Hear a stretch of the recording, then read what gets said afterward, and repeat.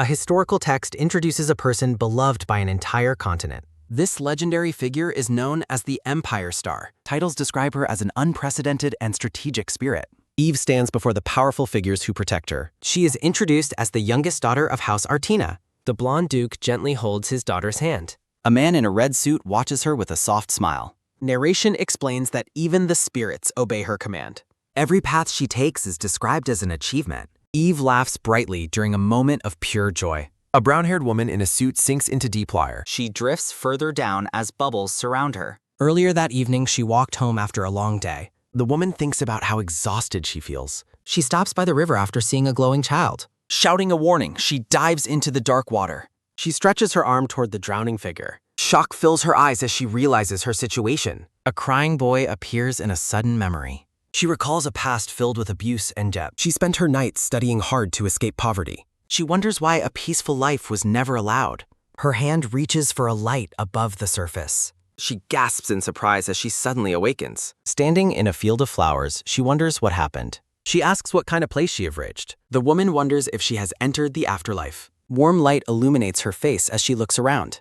A vast garden of glowing purple flowers surrounds her. She lets out a small sound of surprise. She worries that her unpaid debts have sent her to hell. A pained sigh escapes her as she considers her fate. She looks toward a presence in the light. A man with very long white hair appears before her. The white-haired man assures her that this is not hell. She stares up at the tall, ethereal figure. She notes his power and asks for her current location. The man watches her with a stoic expression. She mentions that she was always considered a genius. He explains she reached this place by saving the god. The white-haired man identifies himself as a water spirit. He explains that an aqua spirit escaped into her dimension. She watches a small spirit float through the air. She realizes she gave her life for a water spirit. Disbelief colors her expression as she processes the nins. He asks if the child was saved and healthy. A small, tired smile touches the woman's face. The Spirit King gazes down at her with intensity. He notes that her world no longer believes in spirits. The scene returns to her final moments of sacrifice. A celestial man watches over his spirit.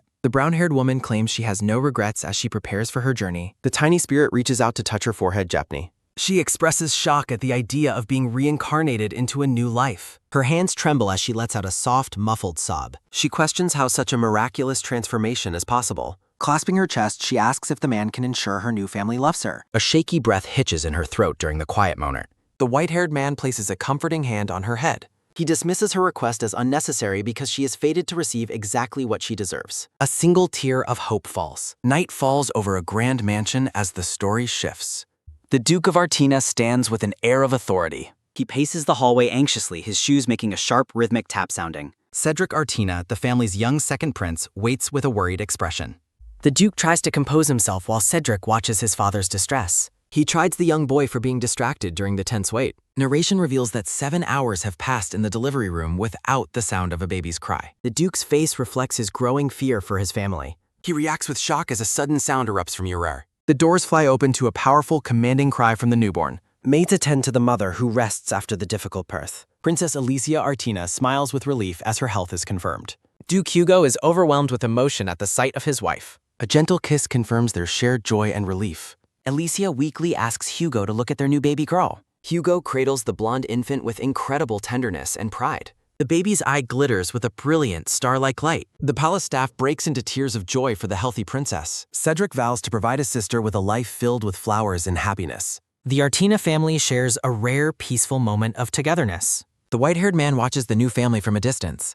He offers a final, smiling farewell as the transition ends. Baby Ivy lets out a bright, joyful laugh. Afternoon light fills the opulent palace nursery. Ivy stares with a serious, grumpy expression. She realizes the reality of her new situation. She boasts about her past life gaming stamina while kicking her legs in frustration. The maids panic, wondering why the baby is making such unusual noises. They conclude she is simply sleepy and prepare her for a nap. Ivy grumbles about the monotonous cycle of eating and sleeping as an infant. She notices that her memories of the past are fading exactly as predicted. Cedric visits his sister's room frequently, checking in with the maid Vivian. He is overjoyed to find his sister sleeping peacefully. He admits he is sneaking around because he skipped his mandatory sword training. Cedric confesses he would rather see Ivy than practice his combat skills. He is struck by a sudden, comical bolt of fear at the thought of his parents' reaction. He gushes to the maid about how Ivy is the most beautiful baby in the world. The group crowds the crib, begging the infant for another cute reaction. Ivy stares back, processing the overwhelming enthusiasm of her new brother. Ivy worries that she might have accidentally let out a small, embarrassing sound under the covers. Cedric gazes out the window, basking in the warm glow of the afternoon sun. Narrative text introduces the various legends surrounding the Artina lineage as told by the household maids.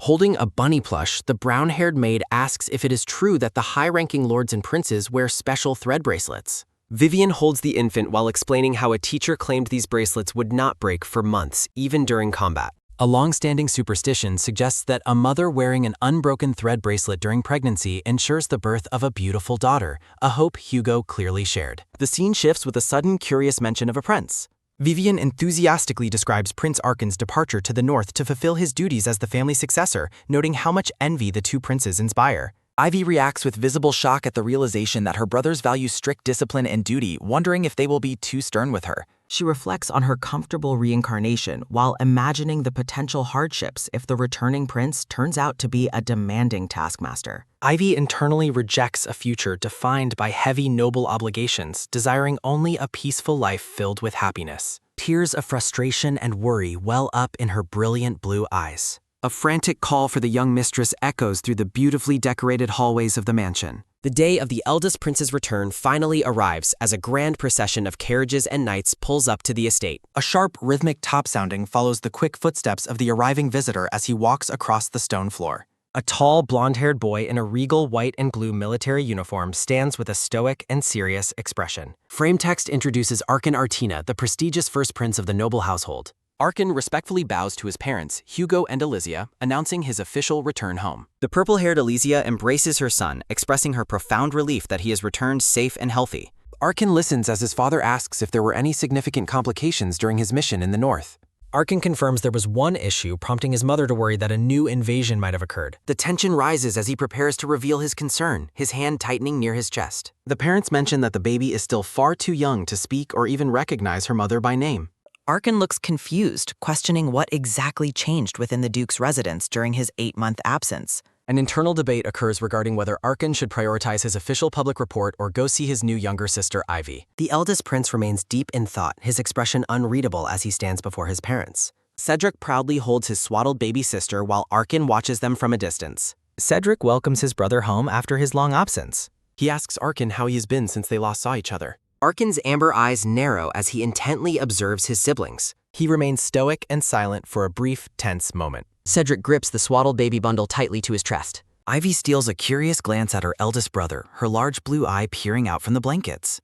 Arkin stands perfectly still in his ornate uniform, the golden tassels of his epaulets catching the light. In a comical moment, Cedric excitedly introduces the baby to Arkin, who looks down with a skeptical gaze while Ivy looks grumpy. Ivy suddenly breaks into a bright and cheerful smile, reaching out her tiny hand. Arkin reacts with wide-eyed shock at the infant's sudden burst of pure joy. Cedric asks if his brother is going to deliver his official report to the Duke now. Overwhelmed by the baby's unexpected cuteness, Arkin grips his necklace and struggles to maintain his professional composure. Night falls over the Grand Palace as the scene shifts to the evening festivities. A lavish feast featuring roasted meats and fine delicacies is prepared on the long dining table. The Artina family shares a rare meal together while Elysia keeps baby Ivy nestled in her lap. Arkin leans in close to Ivy, unable to resist nuzzling the infant as his stoic exterior melts away. A collective gasp of surprise escapes the brothers during the quiet family dinner. Arkin sternly warned Cedric that at only 7 years old, he is still too young to be trusted with hugging Ivy. Duke Hugo looks on with a smirk while Ivy sits on her mother's lap during the formal dessert.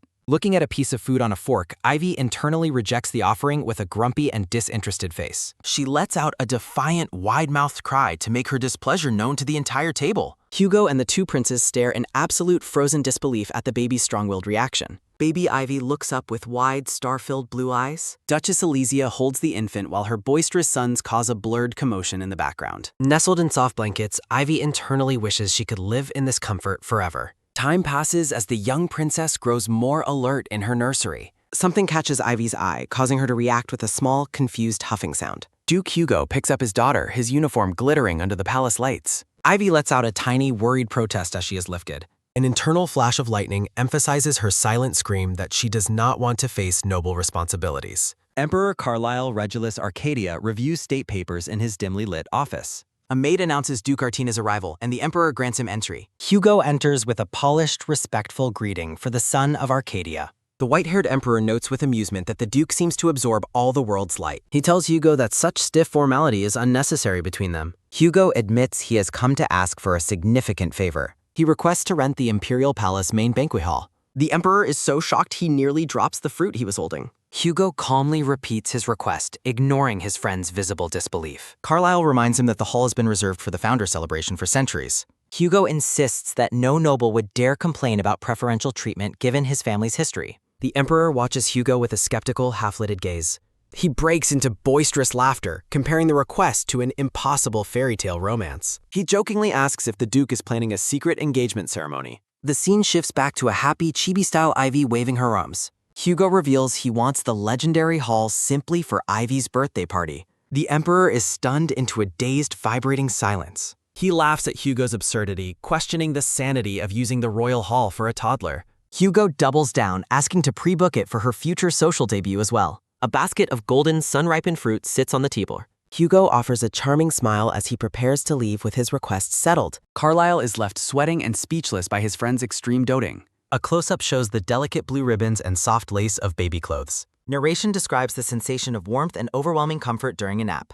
A mystical, flowing energy surrounds a familiar silhouette. The celestial man gazes down at Ivy, asking his little Abelia to call for him soon. Ivy blinks her brilliant blue eyes open, tears of confusion welling up. Still half asleep, she wonders about the mysterious person while drifting through the starry night. Cedric leans over her, his expression soft and full of concern. He apologizes, wondering if he accidentally woke her up. Ivy wonders if the man in her dream was actually her brother Arkin. Gentle hands reach down to lift the blonde infant from her crib. Duke Hugo cradles his daughter, his face glowing with fatherly pride. He kisses her forehead, wishing his precious Ivy a happy birthday. Ivy looks at herself in the mirror, wondering if her maid is a genius or if she is just that beautiful. Vivian the maid claps her hands in delight at how stunning the princess looks. Cedric feels a sudden, comical pressure to focus on his sword training.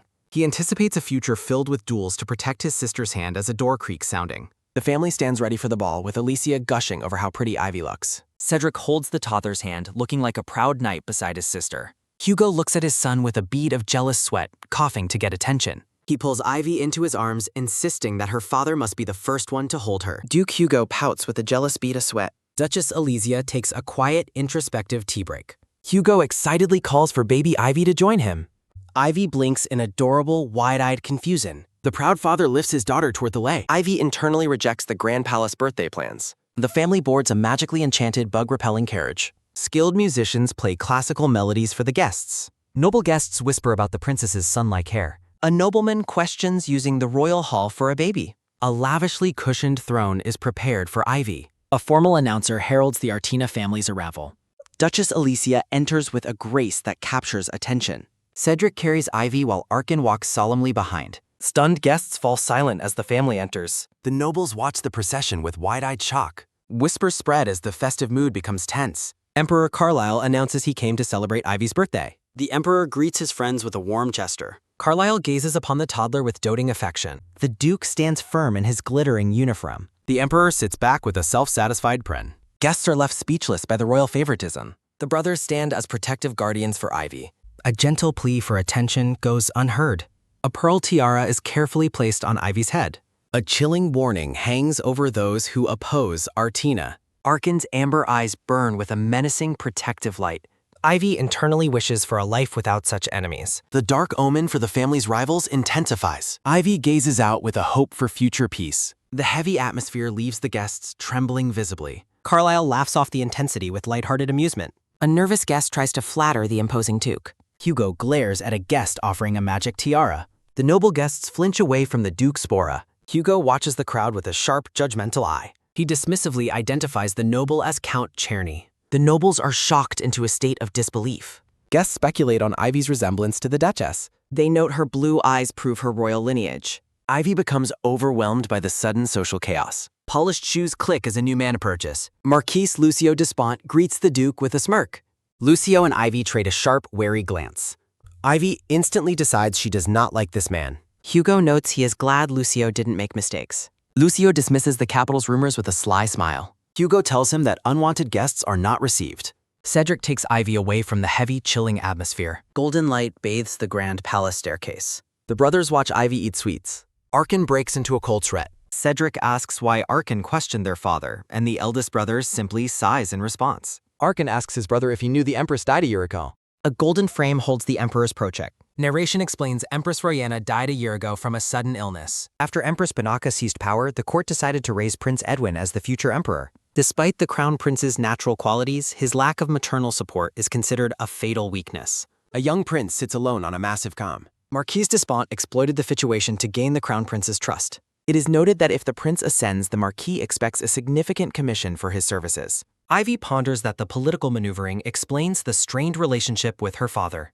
She hopes her young eyes are not playing tricks on her. Ivy is startled by a sudden swirl of magic, shouting out to ask what is happening. A mystical voice identifies her as a human possessing the marks of a king. Ivy watches a small spirit drift by as the presence speaks again. Blue energy gathers around the toddler's chest. She questions if the presence is Bale. Ivy wonders about the identity of the spirit. A long-haired man appears within the water. The spirit jokes about needing to avoid being caught by a fishing rod. Ivy giggles as the playful spirits dance. A soft, inquisitive escapes her lips. Duchess Elysia takes a quiet snack break. A giant translucent hand cradles the child. Ivy realizes she still cannot speak to the spirits. Elements of fire and water converge as a voice from the depths asks to accompany her soul. The toddler clutches her dress as power swells. Her blue eyes shimmer with celestial light. The spirit offers to simply be her companion. The fundamental water spirit accepts her and promises to be her sword and shield for life. The scene returns to the crowded ballroom. Ivy lets out a heavy, tired sigh. She realizes it would be a scandal if anyone knew she just contracted with a spirit and decides to keep it a secret. Ivy turns to look at the guests. The nobles continue their hushed, judgmental gossiping. Duke Hugo stoically prepares for the next confrontation. Cedric glares at those whispering about them. Ivy notices the room's sudden, chilling change. A glowing crescent seal appears on Ivy's Gorad. Narration explains a spiritist bears a seal that usually only spirits can see. A portrait shows the hidden mark of power. During a first contract, the seal burns brightly for 10 minutes, making it visible even to ordinary humans. An ancient tome from Heron Editorial details the rare manifestation of the spiritist's mark. Ivy sits frozen as the light intensifies. A guest calls out in shock at the sight. Ivy wonders what is wrong as a heavy, rhythmic thud-thud echoes through the silent hall. The brothers immediately pull Ivy into a protective embrace. Arkin snarls, demanding to know how they dare look at his sister with such disrespectful eyes. Arkin and Cedric look down at Ivy with concern while a guest warns that her manifestation will be a problem. An outraged noble shouts that the situation makes no sense because the princess only just had her first birthday. A man in a suit points at the toddler and shouts for everyone to look clearly at the spirit seal on her forehead. A gloved fist clenches tightly as a sudden sharp crack sounds. Hugo surveys the massive ballroom from a high balcony. The Duke glares down at the crowd and commands everyone to be silent. A guest questions if the glowing mark on the princess's forehead is truly the legendary seal of a spirit. Carlisle laughs at the irony of a toddler from the Artina family making a spirit contract so young. Hugo watches the Emperor with a nervous bead of sweat on his face. A man's mouth curls into a sharp, predatory smile. Cedric holds the young princess as she finds the entire situation very strange. Arkin warns his father to calm down before he tries to hug the tout. Hugo shouts that there are rumors about the Empire losing the divine protection of the spirits. The brothers look on in surprise as a finger is pointed directly at Ivy. Ivy blinks her wide blue eyes and tells herself to wait for just one moment. She realizes that the Emperor is effectively her father's employer. Carlisle offers the toddler a warm and encouraging smile. Ivy ponders that supporting her father is no different from supporting the rest of her family. She clenches her dress and decides that food is the most precious thing in the world, confusing those nearby. Carlisle reaches out to lift the toddler as a bell sounds with a clear ding. Ivy smiles broadly and resolves that she wouldn't miss the celebration for anything in the world. Carlisle laughs as he lifts the princess, delighted that she seems to recognize her father's friend. The young princess looks up at the boisterous emperor with a curious gaze. He hugs her and asks her to protect the crown prince in the future, leaving Ivy to wonder why he is asking her specifically. Hugo accepts the Emperor's praise with a polite smile while Ivy internally shouts her refusal. Carlisle holds the child and notes that this particular spirit was born after a very long wait. A quiet market street stands empty as the day's trade comes to an end. The scene shifts to the grand mansion at night while a small girl finishes a snack. Alicia gazes out the window at the glowing horizon and notes that the festival has finally started. Hugo stands beside his wife and quietly acknowledges the start of the event. A vision of fire recalls that the scars of the first human war haven't faded, and that spirits are the natural enemies of demons. Hugo looks exhausted and admits that there are many more pending matters for them to resolve. Alicia looks back at her husband with a soft and inquisitive expression. He asks if the Marquis has already made his move, noting he wouldn't be so worried if that were the case. Hugo wonders if he should accompany Abelia, and his wife agrees with his concern. Narration explains that now that her skills have been revealed to the nobility, many more people will try to get close to her. Hugo stares into the distance with a grim and focused expression. Alicia looks at him with surprise and asks what he is talking about. Hugo suggests hiring escorts to defend their daughter while Alicia agrees that the plan is necessary. He asks how anyone would dare threaten their baby's safety as his wife confirms her support for hiring an escort. The Duchess rests her chin on her hand with a thoughtful and weary look. Hugo smirks as he begins to formulate a plan for his daughter's protection. A sharp sword slashes through the air, striking down a green monster. A knight's heavy boot stomps on a defeated demon with a sudden wet thud. Harold, Knight of Artina, mentions he heard they are selecting a companion for the young lady. Dwen, Knight of Artina, swings his blade and flatly declares that he is not interested in the task. A voice asks what fun can be had if there are no demons left to hunt. The knights laugh together in the forest after their battle as Dwen puts away his sword. Alec, Knight of Artina, offers a confident smile as he rests his sword on his shoulder. The Chibi knights ponder their next move with focused expressions, A sharp gaze filled with quiet, calculating intensity. Alec suggests buying a gift for the young lady while his companions question the idea. A firm, resolute hand grips with sudden determination. Alec offers a severed monster head as a possible gift, hoping it pleases the princess. A solitary figure stands amidst the garden as the wind rustles the leaves with a soft whoosh. Hadel rests quietly against an old tree trunk, lost in his thoughts. He wonders what kind of person the young girl will eventually become. A transition screen signals a shift in the unfolding narrative. The story continues as the 6th chapter begins. Narration introduces the formidable order of Knights Artina, known for their peerless strength. Their martial skills are rumored to surpass even those of the Emperor's personal guard. Despite the riches available in the capital, they focus their efforts on eradicating northern demons. There are many other reasons why their reputation remains so infamous. Their return home after 2 years in the north was marked by a significant event. Duke Hugo looks overwhelmed by the mounting stress of his responsibilities. Their morbid hobby involves scavenging the bloody remains of the ancient empire. They are specialists in the brutal task of defeating high-rank demons. In their territory, these knights were considered the ultimate threat. Hadel formally commends the knights for their exhausting and difficult service. Harold joyfully notes how much time has passed since they lost Matt. The knights tease Hadel about finding a romantic partner, though he flatly denies the suggestion. Hadel dismisses their persistent antics with a weary and impatient look. After a decade as a servant, Hadel fears he will lose his sanity if he remains with these eccentric warriors. Dwen asks about the evening meal, leaving Hadel utterly baffled by their lack of professionalism. Alec rushes off enthusiastically as Hadel attempts to maintain order with a frustrated shout. Hadel questions why the Duke refers to these fierce and wild men as dogs. Alec comes to a sudden, screeching halt as he notices something in the path. A soft, unfamiliar voice catches Alec's attention, causing him to turn in confusion. He focuses on the source of the mysterious sound coming from the nearby garden. Ivy blinks her wide, curious blue eyes as she spots the intruders. The toddler stands in the path carrying a small basket filled with fresh berries. Ivy curiously asks the strange man for his identity. The hardened knights are instantly paralyzed by the child's unexpected cuteness. Hadel bluntly warns the princess that these men are completely insane and should be avoided. Ivy tilts her head and tries to process the meaning of the word knight. Alec is struck by a sudden wave of embarrassment and shock as he stares at the girl. The princess struggles to pronounce the word as Harold tries to step forward to greet her. Harold excitedly introduces himself as her future escort while Alec firmly restrains him. Alec offers a gentle and welcoming smile as he looks down at the child. Ivy watches the strange men with a quiet and observant gaze. Sudden and loud noises disrupt the peaceful atmosphere of the royal garden. A mischievous and happy expression crosses Ivy's face as she decides on a game. Ivy holds out a single berry and insists that the knight takes her offering. Alec stares at the tiny gift in his hand with profound and silent shock. Ivy smiles radiantly and tells the knight to be happy as she hugs her basket. Overwhelmed by her innocent kindness, the knights tearfully vow never to return to the cold north. Hugo arrives on the scene and notes that the knights have already made themselves comfortable. The Duke prepares for a formal meeting while a maid stands ready to assist him. Hugo acknowledges their extreme efforts and officially welcomes the order back to the estate. Hand clenches, announcing the knights for time. The order formally announces their return. Hugo watches the knights with bewilderment. Knights question the Lord's strange announcement. Ivy declares there is no date and shouts about fish. Hugo asks for clarification as Alec panics that the Lord is present. Alec begs the princess to repeat her words one more time. Ivy runs and hugs her father. Hugo offers a gentle, loving smile. Alec and the knights are touched.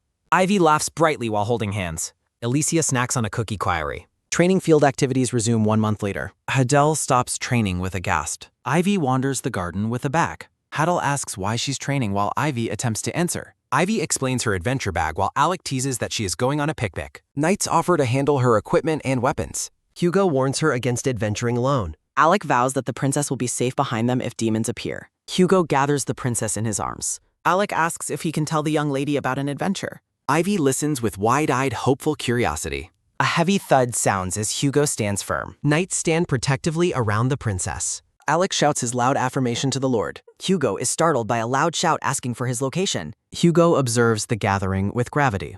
Ivy focuses with intense blue-eyed determination. Alec kneels as the group gathers. Ivy excitedly chooses her guardian knight. Hugo confirms that he has already made his final decision. Ivy walks away with a confident smirk. Alec wails as the young lady passes him by. Hadel lifts Ivy and you a hug. Ivy laughs during the joyful embrace. Hadel quietly murmurs the young lady's name.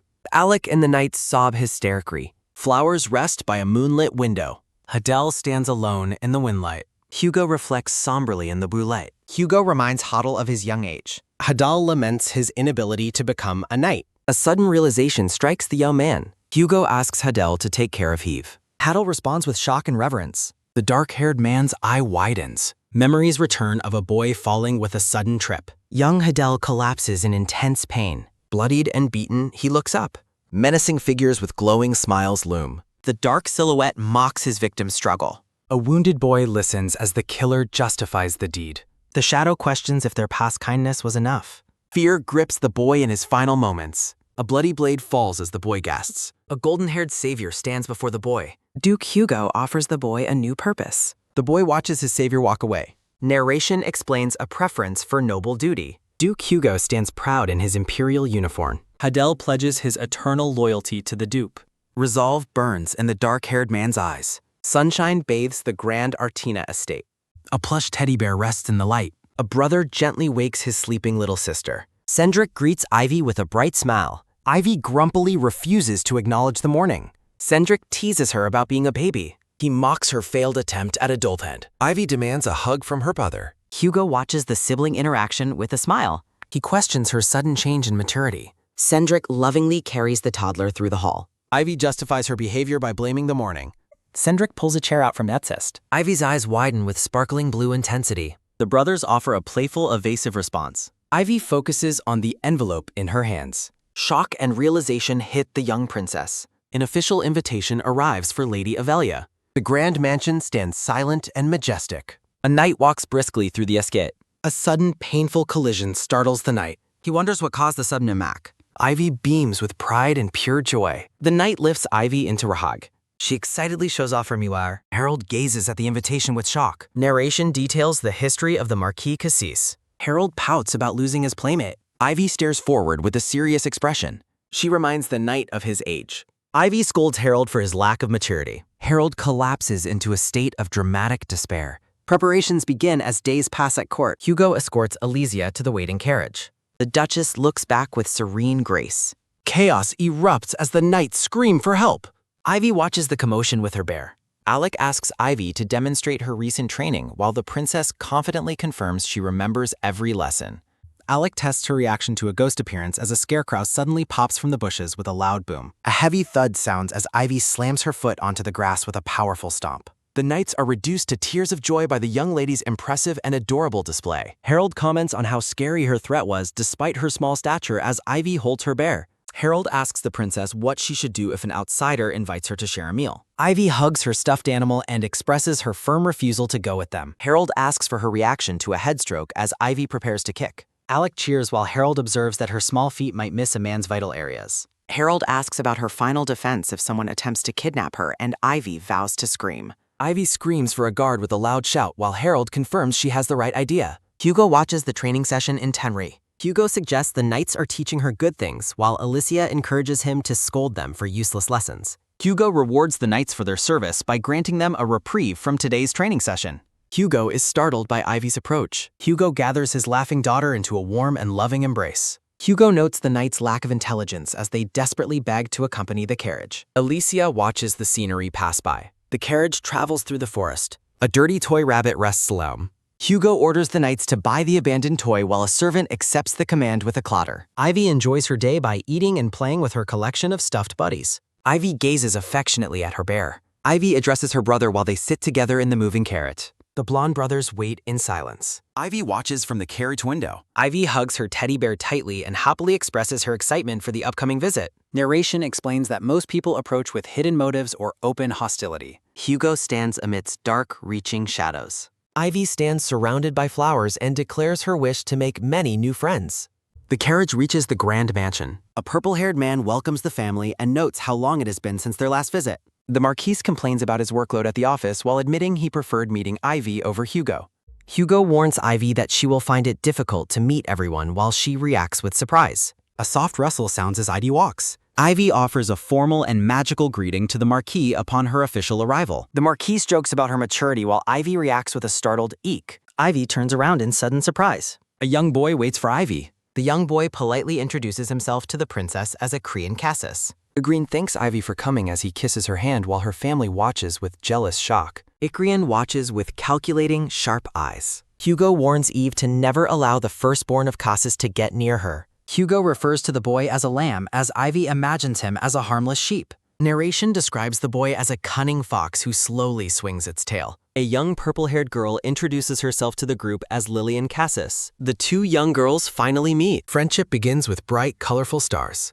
The story will continue very soon. Ivy reacts with wide, surprised eyes. A celebration of newfound friendship begins. The Marquis explains Lillian's loneliness and asks the blonde princess to become her first friend. Lillian looks down with shy hesitation while wondering how she should handle the meeting. A soft rustle sounds as two small hands meet in a gentle, supportive touch.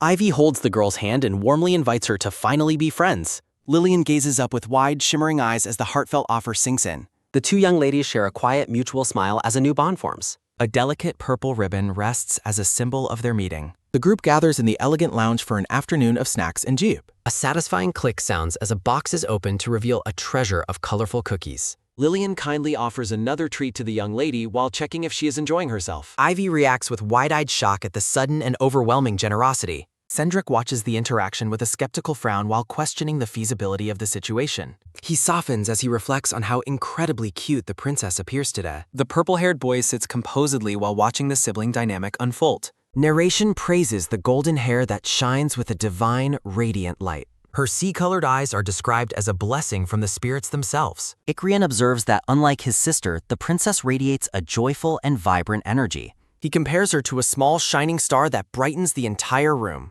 Cendric glares with a dark warning and tells the boy to abandon any wandering thoughts. A slight smirk plays on the purple-haired boy's lips as he faces the hostile brothers. He casually explains his preference for mature women who can lead him rather than young girls. Cendric insists that Ian maintains that mindset and never changes his mind about his sister. The purple-haired boy pities any future suitor who must face these overprotective elder brothers. Arkan slams the table with a loud thud and vows never to approve of anyone for his baby sister. The two girls celebrate their friendship with a happy and affectionate hug. The butler offers a polite bow and prepares to guide the guests to the garden party. The Cassis siblings stand together as they prepare to host their prestigious guests. The Artina siblings walk through the estate with their characteristic grace and presence. A sudden, loud boom sounds as chaos erupts among the rowdy children in the garden. A heavy thud sounds as one girl stares in shock at the messy scene before her. The boys are horrified by the unruly gathering and describe the garden as a total hell. They decide that a rigorous sword sparring session is much better than staying in this chaos. Arkan waves a cheerful farewell and agrees that training is the best idea.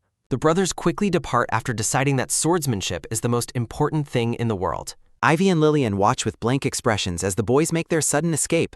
Arkan reminds his sister to stay behind and play safely while he goes to train. Lillian grips Ivy's hand and firmly declares that she will stay right by Eve's side. Akrian is taken aback by his sister's sudden and uncharacteristic burst of confidence. The young girl clings to her older brother in a moment of emotional attachment. The elder brothers warn their younger siblings to call for help if anyone attempts to harass them. A quick tap sounds as Akrian asks if they fully understand his serious instructions. Ivy reassures them not to worry because she has already mastered her own self-defense techniques. The brothers recall her adorable and non-threatening stomp with looks of utter disbelief. Arkan repeats his command for the baby to just call them no matter the situation. The butler watches the family's protective antics with a knowing and gentle smile. The garden guests fall silent as they notice the arrival of the high-ranking children. Whispers spread through the crowd as onlookers wonder if the blonde girl is truly Lady Artina. The two young ladies move through the garden with an air of refined elegance. An observer marvels at how the princess's hair sparkles brilliantly in the afternoon sun. Ivy looks intensely flustered while agreeing to the situation. The blonde princess desperately tries to convince herself she isn't nervous. A heavy thud sounds as Ivy collapses onto the garden bench in exhaustion.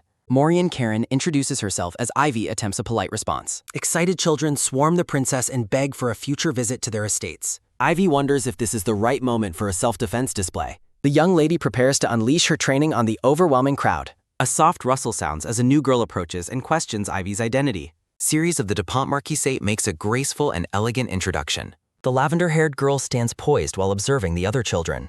Ivy formally introduces herself to the new arrival while seated. Ceres offers a serene smile that hides her true intentions. The girl condescendingly reminds the princess about the proper etiquette for a party. Ivy stares up with a look of pure confusion at the unsolicited advice. Ceres leans in to deliver a lesson she believes the princess lacks. She insists that the princess must stand up when being greeted by others. Ceres laughs and dismisses the mistake as a symptom of Ivy's extreme youth. The blonde princess tries to remember where she heard the name DuPont. She recalls that the sinister marquis from her past shared that same family name. Ivy marvels at the girl's audacity while the image of the marquis looms. The young princess makes a sour face as her opinion of Ceres shifts. Ivy regrets her initial thought that the girl was actually pretty. A sudden crackle of tension erupts as Ivy rescinds her positive feelings. Ceres looks down with a cold and calculating gaze from the shadows. She questions the princess's intelligence for remaining silent after her provocation. Narration reveals Ceres' resentment over Ivy stealing the spotlight since birth. She blames the young princess for taking away her status within the empire. Ceres maintains her false persona while plotting in the garden. She dismisses the princess as a completely plain and unremarkable child. Narration explains that Ceres overheard her father planning the Artina family's downfall. Ceres smiles wickedly while preparing to deliver a cruel piece of information.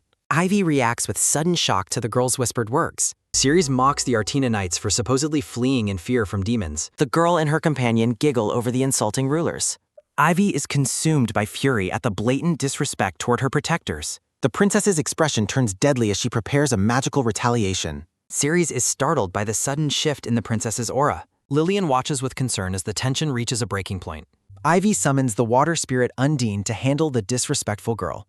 A massive splash douses Ceres as the water spirit carries out the command. The arrogant girl stands drenched and humiliated before the entire garden. Ivy stands her ground and refuses to tolerate any insults against her knights. Ceres shrieks in outrage over the princess's shocking and wet response. A sudden, loud rustle interrupts the confrontation as everyone looks toward the bushes. Darkness creeps through the garden as a low growl echoes through the air. The atmospheric tension thickens as shadows begin to take a solid form. A terrifying and monstrous figure emerges from the swirling black smoke. The creature lets out a piercing scream that shocks the gathered children. The boy identifies the monster as Dantalion as Ivy reacts with confused wonder. Narration explains the hierarchy of the demon world and its various categories. Narration describes the overwhelmingly formidable power of the Remegaton's 72 devils. Lesser demons offer absolute and unconditional loyalty to their high-ranking masters. Dantalions are identified as disobedient demons who were branded and cast out. These outcasts survive by scavenging in the dark corners of the demonic world. These mindless creatures lack intelligence and fear as they hunt everything in sight. A savage and bloody beast reveals its sharp fangs. The blonde princess stands amidst a blinding and ethereal light. A heavy thud sounds as Ivy falls and Lillian cries out in horror. Lillian asks about her condition while Ivy wonders about the sudden situation. A young girl recoils in fear while watching the scene unfold. Two girls look down from the shadows with menacing and cold smiles. Twisted tendrils of dark smoke rise from the garden grass. Ivy desperately attempts to summon her water spirit to defend herself. Her attention is taken by a sudden firm top sounding on the ground. Shimmering tears fill the princess's wide eyes as she trembles. The monstrous beast lets out a piercing scream that echoes through the garden. Ivy reacts with confusion as the creature shrieks in an unearthly tone. The princess shouts in disgust as she prepares to strike the beast. Ivy strikes the monster while shouting a desperate call for her brother. Tearfully, she wonders if any more of the dark creatures remain. A sudden loud boom sounds as a frantic cry for a knight rings out. The massive and shadowy beast lets out another deafening scream. Ivy's eyes glow with a fierce and divine inner light. A tall and protective figure stands as a shield against the darkness. Arkan frantically checks if his little sister is unharmed after the fall. The blonde brother maintains his guard against the encroaching chaos. Arkan panics while asking Abelia if she is truly all right. Ivy lets out a soft sniff while crying out for her brother's help.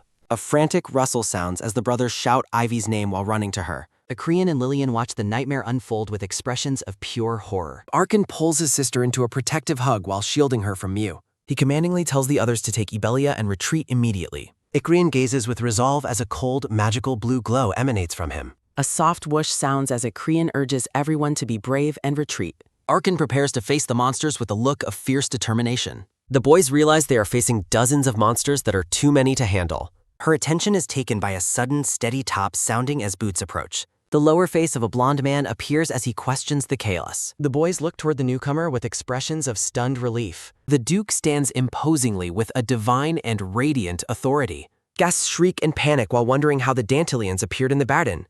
Hugo watches the unfolding situation with sharp and calculating golden eyes. Arkan continues to hold his sobbing little sister tightly in his arms. A painful red bruise marks the young girl's skin from the hall. Hugo expresses cold fury over the threat to his daughter as he draws his blade. A soft oof sounds as a cloud of smoke drifts past the Duke's calm face.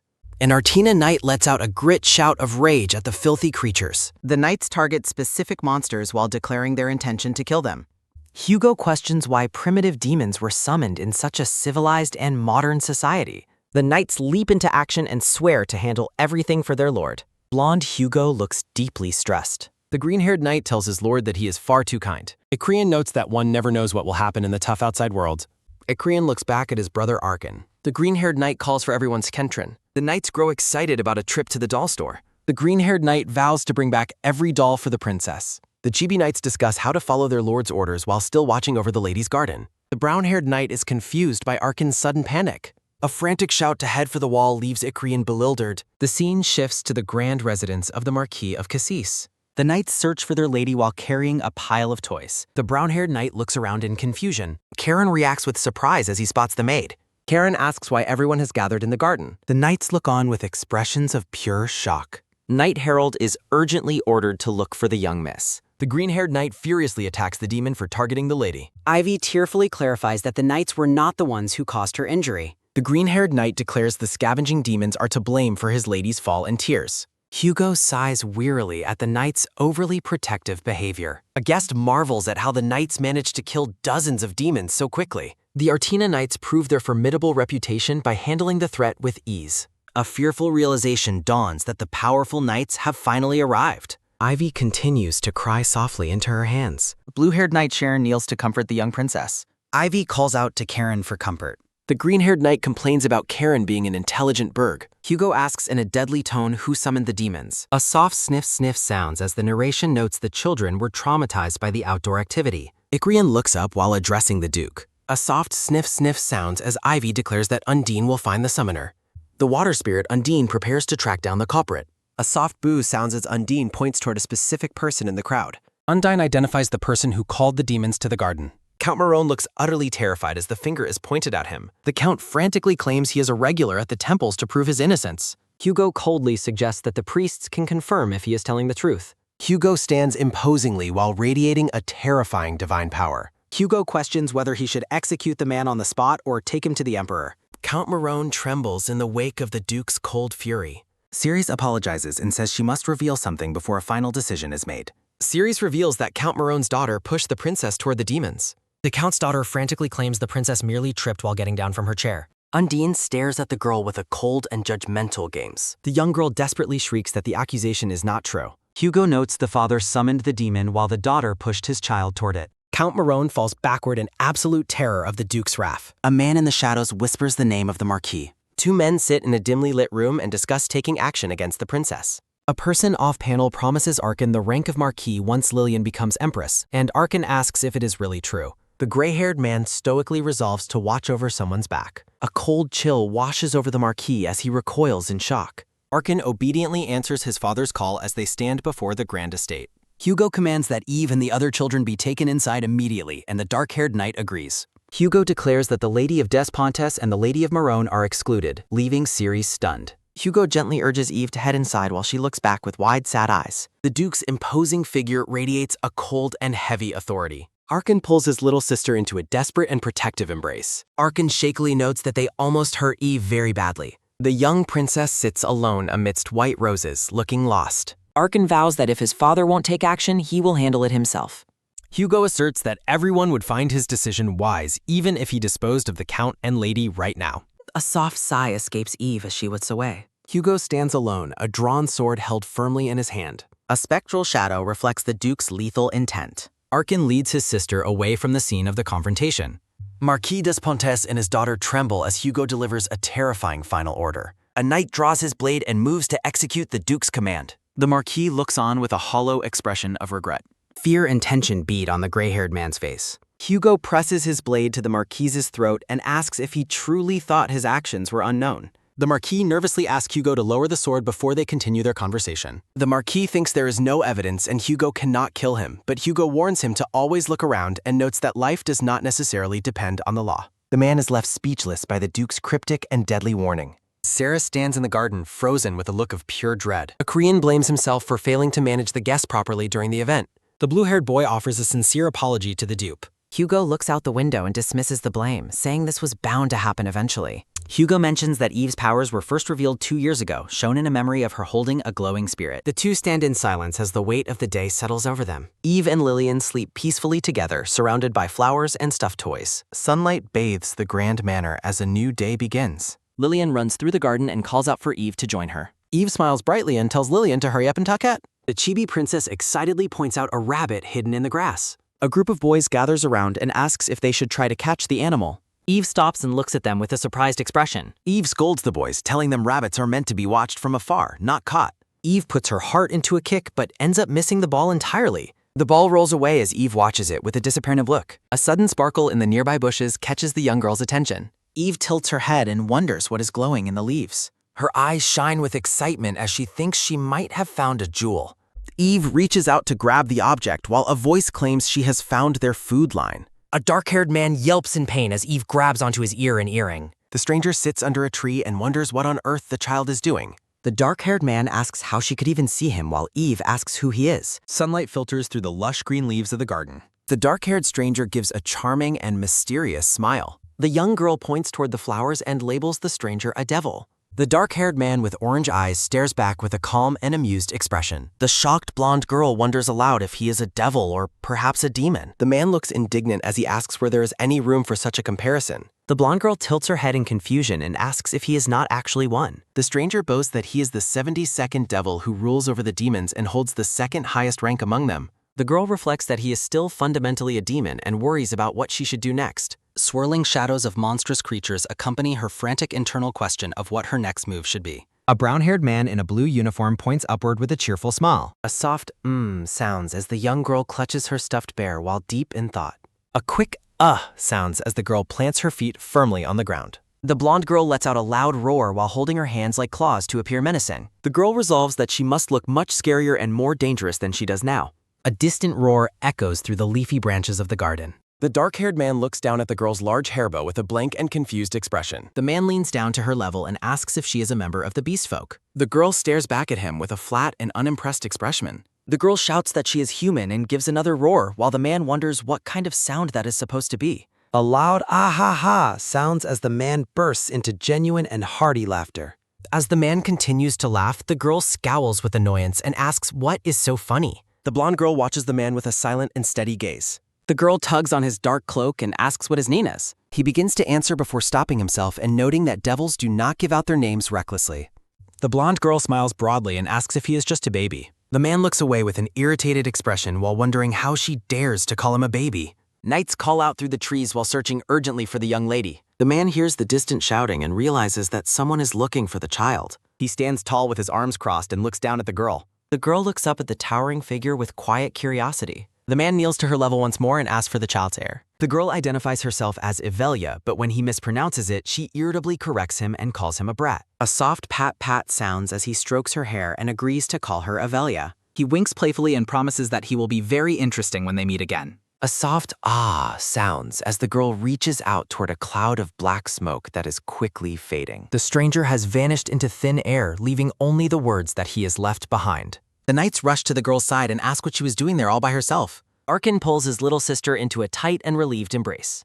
The girl looks away and claims she only saw a baby rabbit, which leaves the boy surprised. She smiles brightly and describes the creature as a very cute rabbit. As they walk away together, the girl's thoughts linger on the encounter and her wish to see the stranger again. The dark-haired man watches them depart from his hiding spot among the tree branches. He smiles to himself as he repeats the name Avelia. He reflects on how he came to investigate the summoning of Dantalions by humans, though the event was less interesting than expected. The man stretches and notes that the chaos ended early, so he decides to take a nap for a while. A sharp ow sounds as the man reacts to someone grabbing onto his ear. The chibi man demands to know who is cowardly pulling his earring and trying to ambush him. The young girl's eyes sparkle with light as she looks up at him with wonder. She lets out a roar while demanding to know why he is laughing at her.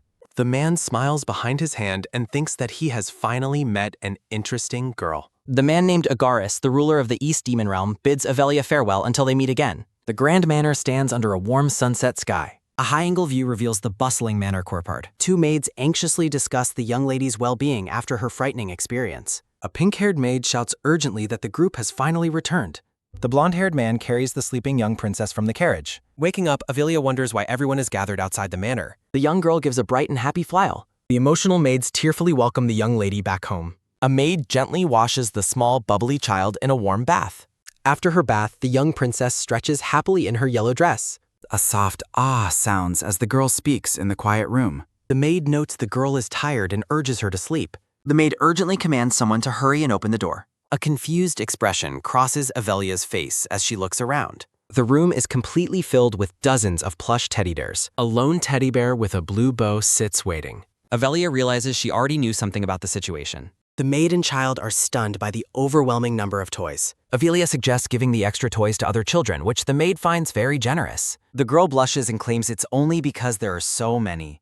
The maid offers a warm and proud smile. Avelia cuddles a large blue shark plush toy. The child clutches her plushie tightly as she pressed off. A tall man with dark hair and bunny ears appears in her dream, claiming he returned because she wanted to see him. Avelia enthusiastically welcomes the rabbit into her dream world. The princess sleeps peacefully, still holding her blue shark. The white-haired king of spirits gazes out over a lake of pink flowers. The name Avelia appears as the princess continues her deep sleep. The king of spirits reflects on his limited experience with the human race. He characterizes humans as greedy and filthy creatures regardless of their status. The Spirit King notes his ability to see the dark essence of human souls.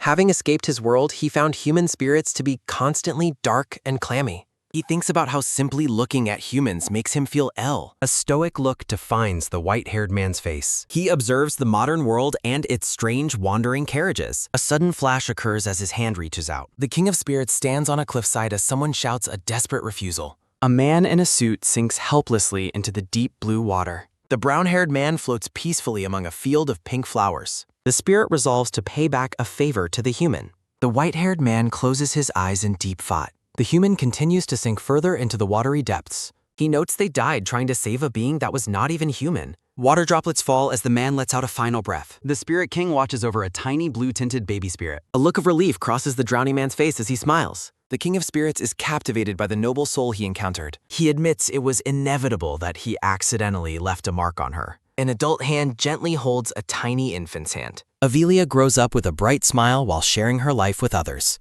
The narrator finds joy watching the child live. A shield represents a new protective purpose. The Spirit King reflects on his immense power while hoping that Avelia will one day call him father. An ominous warning suggests the young lady will be in big trouble today. A lilac-haired girl in a red dress seethes with intense rage. Malicious voices whisper about a plan to act while a rival is nearby. A mysterious question asks what someone was thinking when they approached her first.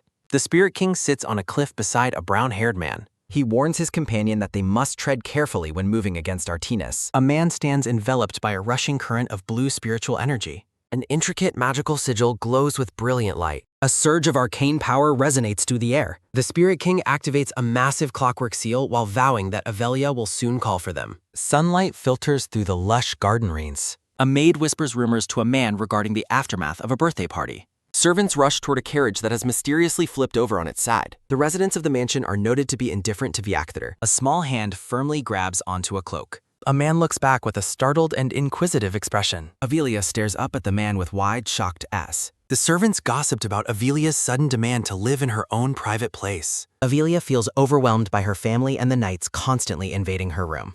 While riding through the woods, Avelia resolves to find a secret base for some alone time. She imagines a cozy cottage surrounded by friendly animals and flowers. Avelia asks Undine why the current surroundings lack the charm of a fairy tale. Avelia jokingly calls the water spirit stupid for stating the obvious about chickens and hens. Undine claims to know a location that is perfect for a secret base. The spirit asks for a promise of safety before revealing the hidden spot. They travel uphill and across water to reach the beautiful place Undine described.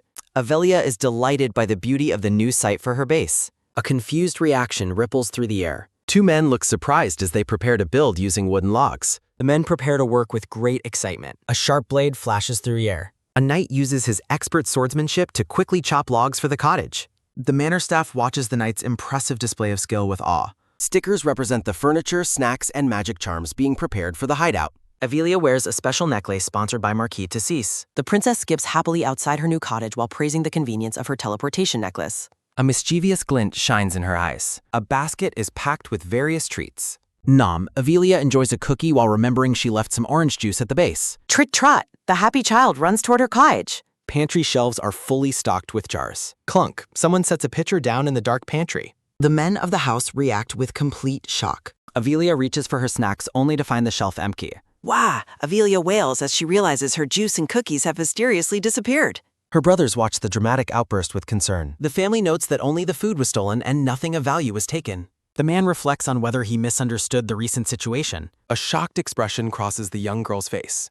Her brothers ask if the food thief is a little piglet. Clink! Avelia clutches a pitcher while lamenting how her peaceful sanctuary became a den of thieves. Roar, the determined girl vows to hunt down the mysterious food beef. Smoke rises from the chimney of the completed forest cottage. With dirt on her face, Avelia prepares for a confrontation. Sparkles highlight the plates of cookies set out as bait. Chibi Avelia imagines herself as a fierce tiger hunting a pig. Avelia waits inside her base with a determined scowl. A tense silence fills the choir room. The girl wonders if she should eat just one cookie. Nom, Avelia enjoys a bite of the delicious bait.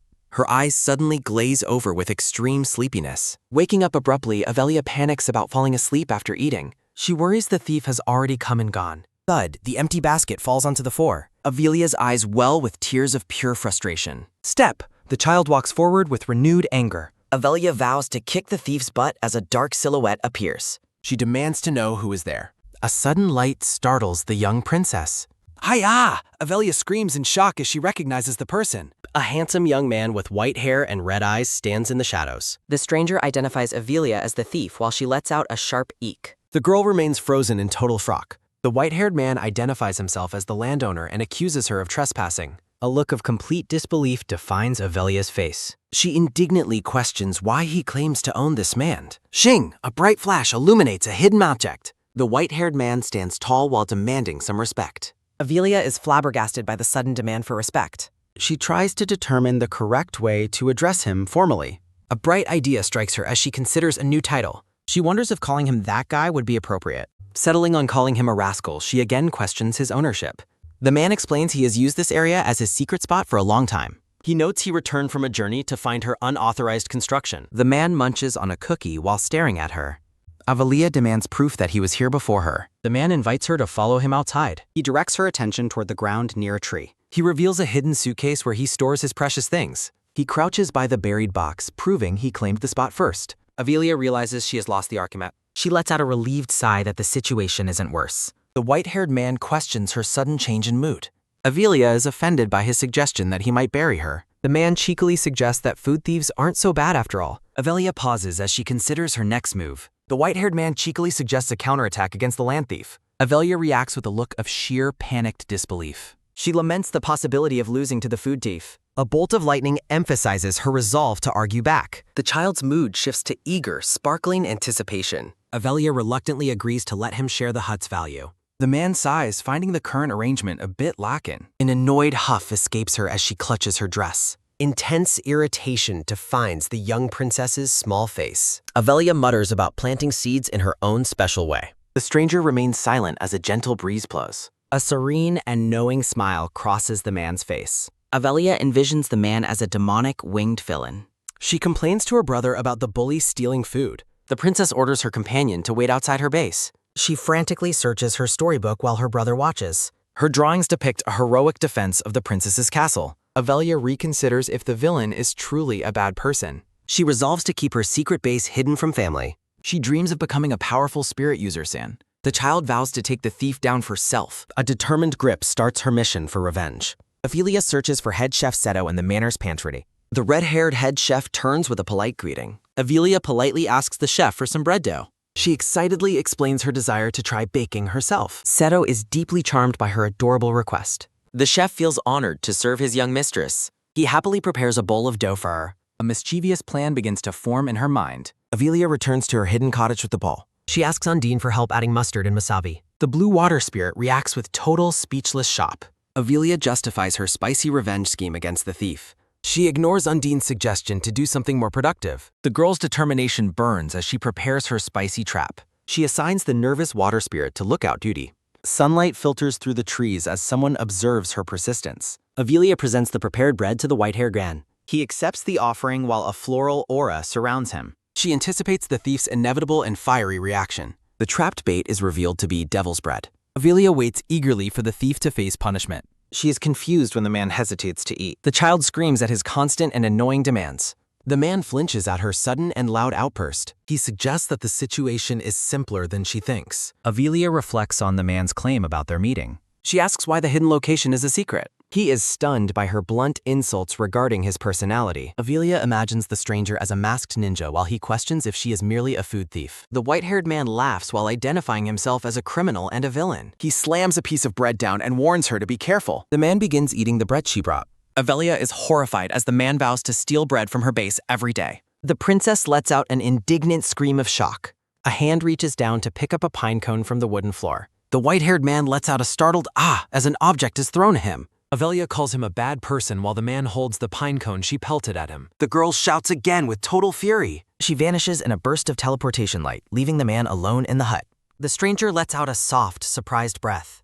He reflects on how the rumors about Princess Artina being well-behaved are clearly false. He looks down at the pine cone resting in his hand. The man thinks to himself that he might have teased her a bit too much. A look of quiet contemplation settles on his face. The man sits in the woods feeding the stolen bread to a group of forest animals. He recalls the princess staying by his side despite his poor treatment of her. He smiles, noting that talking to someone makes him feel like he can finally breathe again. He remembers his childhood trauma after his mother died 4 years ago. Narrative text reveals he is actually the crown prince of an empire. He stands alone in the cottage and thinks about being sorry for his actions. A pensive and melancholy expression defines his profile. A hand picks up one of the bread rolls from the table. A narrative box expresses a wish for them to play together again. The man eats the bread while standing in the quiet pace. He takes another bite of the fac. He suddenly gags with an as the intense spice of the devil's bread hits him. Ophelia's inner voice seethes with anger toward the land thief. The spicy trap roll sits half-eaten on a plate. Back at the manor, Karen asks if his brother is okay as Cedric gags after eating the spicy bread. A close-up reveals an eye widened in sheer care. Ophelia realizes she accidentally took the spicy bread meant for the thief and gave it to her brother.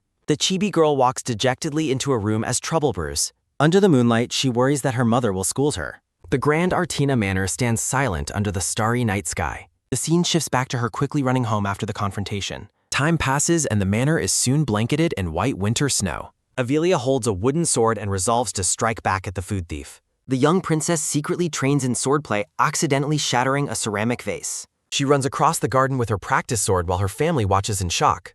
Ophelia sits with her older brothers, Charon and Cedric, and a blue-haired Wonern. The child looks determined while cleaning her wooden practice sword. Chibi Ophelia stands tall and ready on the training grounds.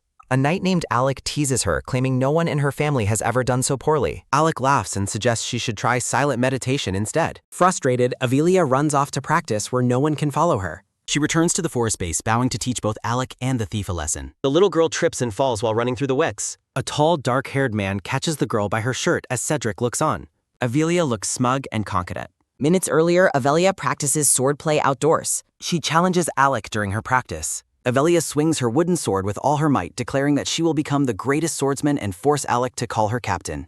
The young princess insists she is serious. A man speaks from the shadows, mocking her poor technique while questioning if her ambition is perhaps a bit too much for her skill level. Ophelia panics, believing the thief has returned. Summoning her spirit companion, Ophelia orders Undine to douse the villain with a bucket of water immediately. A warning voice stops Ophelia's attack, telling her to stop doing things that might get her reverse summoned because it is dangerous. The dark-haired man easily catches the spirit and warns that if something so trivial touches his magic, Ophelia will be the one in danger.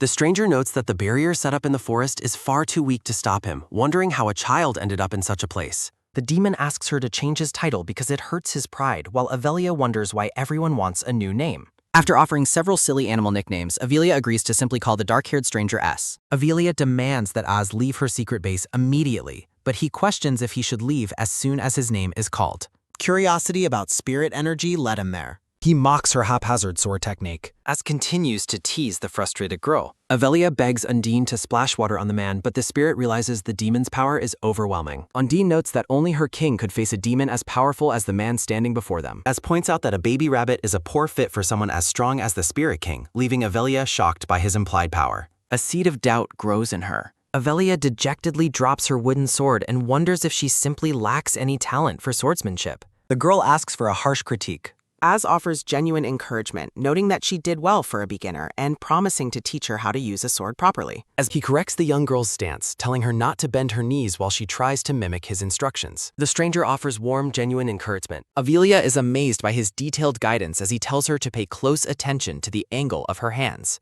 The princess focuses on her training. Praise makes the young girl sparkle. When Az suggests meeting again for more lessons, Avelia reluctantly admits that the arrangement won't work. She explains that her family warned her to stay away from demons because they are greedy and bad-tempered. Az jokingly agrees that demons are bad. Avelia warns him not to become a blood thief who pretends to be kind just to steal her blood, while he finds her comparison to a low-level demon insulting. Az begins to roleplay as a villain while the white-haired man watches them from the safety of a nearby tree. Az playfully roleplays a blood-hungry villain, asking where a sweet smell is coming from, while Avelia shouts for him to stay away. A heavy, deliberate footstep sounds nearby. The playful confrontation reaches its peak. The white-haired man steps out of the shadows, calling Avelia a land thief and noting it would be a problem if someone took her away. Avelia screams as the thief reappears. The young princess panics between two strangers. She looks between her two antagonists. The girl collapses in sheer disbelief. Az confronts the white-haired eavesdropper, asking if he ever learned to respect his elders after watching them gloomily from the trees. The white-haired prince coldly states that there are very few people in the Empire to whom he needs to speak respectfully. Az cheekily notes he isn't one of the Empire's people, prompting the prince to demand to know his true identity. The young girl is completely overwhelmed. Avelia watches in shock as her two thieves begin insulting each other, calling one another a pathetic little thing and a lanky thing. She fears the two will unite. Avelia finally attempts to take control. Az asks Avelia if she has ever been to the Blessing Festival. The white-haired prince listens as Az mentions it will be his first time attending and suggests discussing the event. The little blonde girl beams with joy. A cheerful voice announces that it is time to begin. Az declares that they should focus on having fun from now on. Avelia lets out her cry of excitement. A narrative box notes that the girl is happy because things were resolved as she desired, while the two men applaud her from the grass. The dark-haired man lets out a soft, amused chuckle. Az boasts that no human is better suited than him to recommend the best spots for the festival. He smugly claims to know everything about the Empire's festival while privately thinking this is the perfect chance to ignore the other man and talk in peace. Az tells the princess to ask him anything and ignore the jobless person nearby. Avelia's eyes sparkle as she asks where they should go to get the best view. The man describes the essence of the festival as drinking and eating while imagining a rowdy scene. He recalls watching fireworks and having fun as if meeting for the first time. Az thanks the girl and asks what he should recommend to her first. They consider various options like delicious restaurants, dessert shops, or the Grand Parade. The white-haired man shifts his position slightly. A narrative tag identifies the white-haired youth as the crown prince of the empire. The chibi prince retorts that she shouldn't ask a jobless person who has been roaming since the empire was merely a kingdom. A vein of annoyance pops on the dark-haired man's face. Az thinks to himself that the prince is still being incredibly unpleasant. The white-haired prince reflects on when the man started associating with the land thief. He determines that he will never let the other man do as he pleases. Az complains that he cannot hurt the man in front of the child and tells the human to go about his business, prompting the prince to repeat the word human in confusion. The prince stares with narrow, suspicious eyes. Avelia points at Ace and tells the prince that he is actually a demon who tried to drink her blood earlier, leaving the prince stunned. The prince lets out a skeptical sound while surrounded by cute cat icons. A thought bubble explains his surprise at discovering a demon can exist in the human world without a summoner. The prince's eyes widen in a sudden realization. He considers the demon's distinctive hair and eye color while Az begins to sweat under the scrutiny. The prince asks Az if he is the demon who ended the escalating First Human War. A dark silhouette reveals the stranger's true identity as the ruler of the demon world, a rare entity friendly toward humans. Az smiles and tells the white-haired man that he knows exactly who he is as well. Avelia points an accusing finger at the prince, identifying him as the crown prince and noting he looks just like a food thief. She screams that he is the villain who stole all her cookies and juice while the two men react with shock and embarrassment. The prince asks if the land thief is siding with a demon now, while Ass insults the prince's lack of intelligence and timing.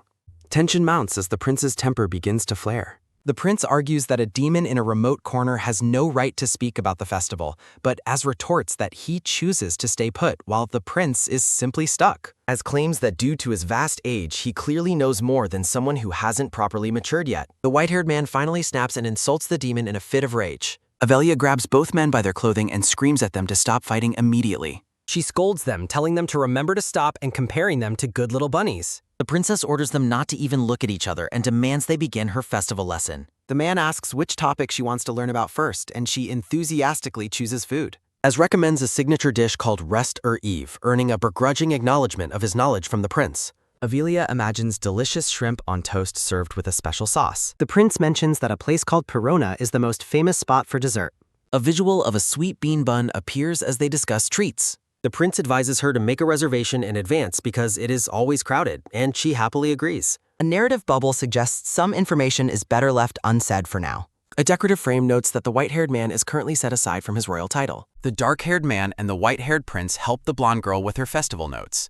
The young princess practices writing the name of a local shop correctly on her paper. Avelia asks her two companions if there is more to the festival parade than simply watching. Prince Louis describes the tradition where special children are chosen to ride carriages and scatter petals. A hand reaches out to catch a glowing pink petal falling from the sky. The prince explains that catching a petal is a superstition believed to bring a year of luck. As draws a specific location on the map suggesting a fountain near the clock tower for the best view. The young princess beams with joy while holding her completed notes and thanking the dark-haired man. A chibi version of the white-haired prince sighs as the lesson continues. Avelia is fascinated by the idea of catching luck at the fountain. The little girl excitedly vows to gather enough lucky petals to share with everyone she knows. She promises to share her luck with the thieves as Az watches her with a soft smile. The dark-haired man asks the princess who her companion for the festival will be. Avelia happily explains that she plans to attend the event with her older brother. Both As and Louis are visibly stunned by her unexpected answer. The girl clarifies that she already made a promise to her brother Cedric earlier that day. A small hand waves goodbye as the princess prepares to leave her secret base. Avelia runs off through the forest, shouting a cheerful farewell and promising to find the petals. The two men stand together in the clearing, noting that the reason for their conflict has departed.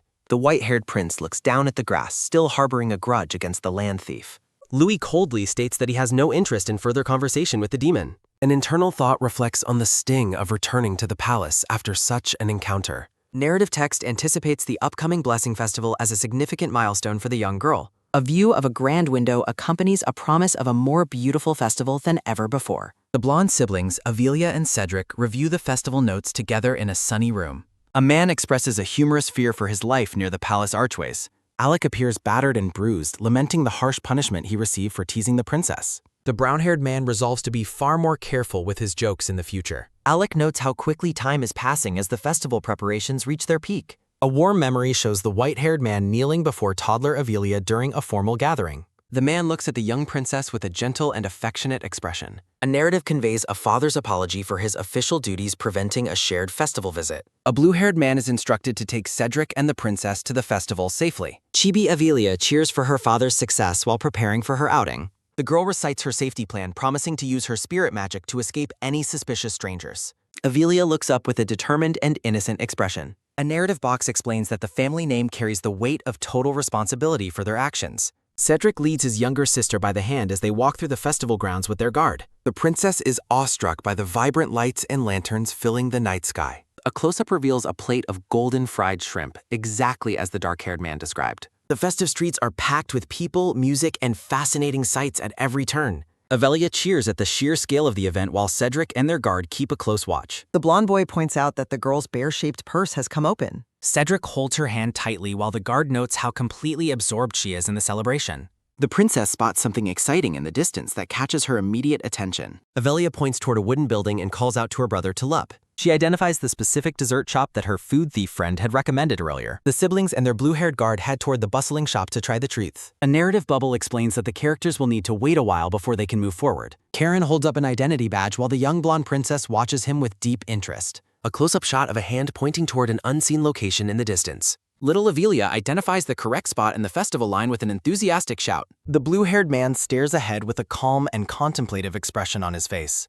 Karen bows deeply while apologizing for a mistake, which the little girl cheerfully accepts. Avelia notes that a festival is good for everyone, while a man in the crowd agrees with her. Glowing lanterns float into the evening sky as a character suggests waiting a little longer for the show. A simple white plate rests on a surface, appearing completely empty after a meal. The blonde siblings and their guards stand together as Avelia raves about the delicious desserts. Cedric watches his younger sister with a soft smile, amazed by her massive appetite. The three companions continue their walk through the bustling festival streets as night falls. The blonde princess lets out a cry of fear as she spots something unsettling in the crowd. Avelia clings tightly to her brother's cloak while trembling from a sudden scare. The girl points at masked performers and declares that they don't look human at all. Cedric and Sharon quickly reassure the terrified girl that the figures are just people in costumes. The blue-haired man offers to investigate the performance to put the princess's mind at ease. Cedric calls out to his sister only to realize with the start that she is no longer beside him. Both men panic upon discovering that the young princess has vanished into the thick cloud. Cedric finally spots his sister standing alone by a fruit stall and calls out to her in relief. The blonde boy scolds Avelia for disappearing while she offers a sheepish apology for wandering off.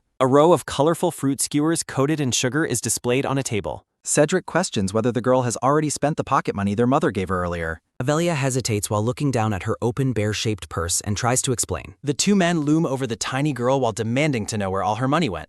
A flashback reveals a man handing a bag of bread to hungry children on the street. Cedric and Sharon look at the girl with surprise as they realize she gave her money to the poor. The blonde boy praises his sister for her noble heart, making her beam with happiness. Karen reflects on teaching the girl social boundaries while refusing her request to use spirit magic in public. The blue-haired man informs his lord that he is going to purchase some water for them. Cedric agrees and tells Sharon to go while he waits behind to buy more food skewers. A thought bubble notes that it's safe for the guard to leave since the princess is right behind him. Avelia gives a happy confirmation as her brother prepares to place their food order. The little princess lets out a sudden grunt of discomfort as something unexpected happens. The girl's expression turns sour as she notices something muddy on her clothes.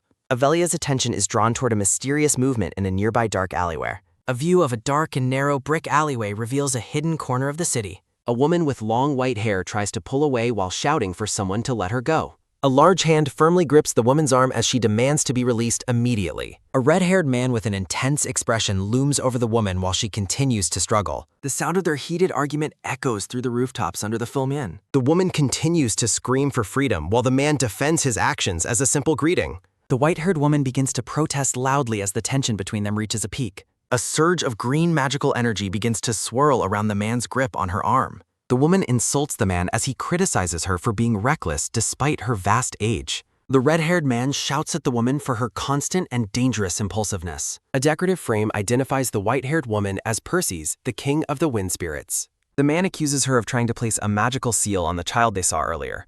Perseus argues for her right to mark others while the man reminds her of what Troy said. The Wind Spirit King remains defiant, insisting that her actions are not a problem for her. The red-haired man begins to speak as a sharp sound rings out. Perseus demands to be released from the red-haired man's firm grip while Avelia watches. Little Avelia angrily points a finger and scolds the man for being a jerk. The red-haired man expresses shock at the girl's bold and unexpected interference during the festival. The princess commands her companion to act while her spirit magic swirls around her. Perseus is immediately overcome with affection for the adorable and brave young child. The man is annoyed to find the girl has followed them this far into the alley. He attempts to convince Avelia that no actual conflict is taking place between them. The red-haired man sternly orders the princess to return to where she came from. Perseus catches him off guard by effortlessly launching him into the air with a magical burst. Avelia is left staring in complete silence, utterly bewildered by the sudden shift in power. The woman playfully dismisses the assault as a simple mistake while the man remains stuck. The young girl instantly bonds with the woman and affectionately calls her big sister. A close-up reveals a sudden magical spark occurring within the young girl's vision. Perseus claims she is only alive because of the girl's timely and heroic intervention. Avelia politely offers her thanks as the two begin to interact more warmly. The red-haired man protests from the wreckage, pointing out he is the real victim here. A loud, involuntary hiccup escapes the princess during the tense and awkward moment. Avelia nervously warns that the man is recovering, but the woman just laughs it off. Perseus reassures the girl that the man is a friend and their fight was play. The man laments that his rough appearance and lack of a shirt make him look villainous. Avelia prepares to leave but expresses concern about the safety of her older brother. The girl notices that her blue spirit friend is trembling and appears to be in pain. The red-haired man realizes that the high-level spirit presence has affected the girl's companion. Narrative text explains that Perseus forced the lower spirit to remain silent to ensure its survival. The white-haired woman stares intensely as she evaluates the small spirit's current state. A thought bubble acknowledges the impressive and unexpected tenacity shown by the lesser spirit. Persis finally gives the blue spirit permission to depart and return to the princess. Avelia looks on with a calm expression as her spirit companion finally relaxes beside her. The woman pulls the young princess into a sudden and very tight embrace. Persis insists on escorting the girl through the crowds to protect her from danger. The red-haired man complains that Persis is ignoring every single instruction he gave her. A close-up reveals a subtle shift in the man's gaze as he watches them depart. The red-haired man watches the pair walk away with a calm and knowing smile. Persis carries the princess toward the festival lights while giving orders to the man. Glowing lanterns fill the sky after the girl parts ways with her new friend. Avelia is scolded by her brother and Sharon for wandering off into the crowd. The girl makes a solemn promise to stay by their side for the rest of the night. Cedric and Sharon vow to follow the princess wherever she wishes to go tonight. The group spends the night visiting and helping many different people at the festival. Gold coins are dropped into the girl's open hands as she shares her luck. Avelia bows deeply while wishing an elderly woman a happy and prosperous new year. The girl sincerely hopes that those in need can enjoy the festival food. A close-up shows the elderly figure reacting to the girl's kindness with a smile. A hooded figure offers to share a piece of wisdom before he departs the scene.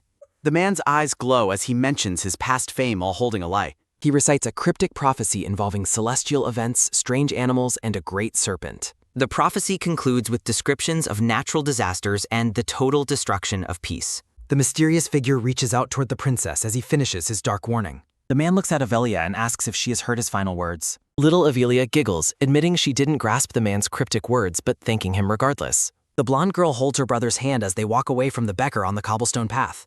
Cedric ponders the prophecy's lack of clarity but vows to shield Eve from any potential curse. The tiny princess beams with excitement while wondering if she will eventually eat the sun. Cedric watches his sister with a warm and affectionate gaze. The blonde boy agrees with his sister's playful and imaginative thought. Large crowds gather in the streets, hoping to catch petals scattered during the festival. Avelia watches the parade in awe as someone scatters flowers over the cheering citizens. A voice suggests letting the young girl simply enjoy the festive atmosphere. The little princess stares upward at the magical display with wide, sparkling eyes. A clear chime rings out as a bell tower glows against the dark night sky. Cedric is mesmerized by the sight of a happy child riding on a man's shoulders. Narrator notes that an unexpected number of citizens have gathered to catch the blessed petals. Cedric reflects on how his perspective has changed, while Avelia ponders a new idea. The girl worries about the consequences of giving away too many of her petals. Karen picks up the princess while noting her greed for petals, but Cedric agrees one bag is enough. Karen offers his stealth skills for their plan, and Avelia enthusiastically agrees to work together. The blonde boy smiles, fully supporting his companion's collaborative spirit. Avelia holds a small wicker basket ready to participate in the festival tradition. A soft thud sounds as the young girl presses her hands together in earnest prayer. A firm clap rings out as Cedric reaches out to join his sister in her request. The little princess pleads for someone to scatter more petals among the waiting crowd. Avelia continues to beg for more flowers while standing with her brother and their guard. A close-up reveals the priest's surprised expression as he notices the young girl being chosen. The priest observes the girl's intense desire to be the blessed child and reaches out toward her. The man decides to grant the young lady her heartfelt wish. The priest invites the little lady to climb up onto the decorated carriage. Avelia hesitates for a moment, beginning to offer a shy explanation. A man and woman in the crowd express their simple wish to collect many petals. The princess stands alone on the carriage, feeling the weight of the crowd's eyes on her. Avelia thinks bitterly about how her companions abandoned her on the carriage instead of helping. Cedric sits on a bench, pleased that his sister's wish was granted, while she shouts her hatred. A steady step sounds as the priest addresses the nervous girl with kindness. The priest suggests she remove her hood to make her wish before scattering the petals. The man encourages the girl to make her wish once her hood is taken off. Avelia stands on the carriage holding a blue-ribboned microphone, looking very small and unsure. The priest smiles down at the child while waiting for her to respond. The girl asks if any wish is possible, and the priest explains the microphone will broadcast her words. A thought bubble decides to let the young girl enjoy the attention of the crowd. The citizens look on expectantly, waiting for the petal scattering to conclude.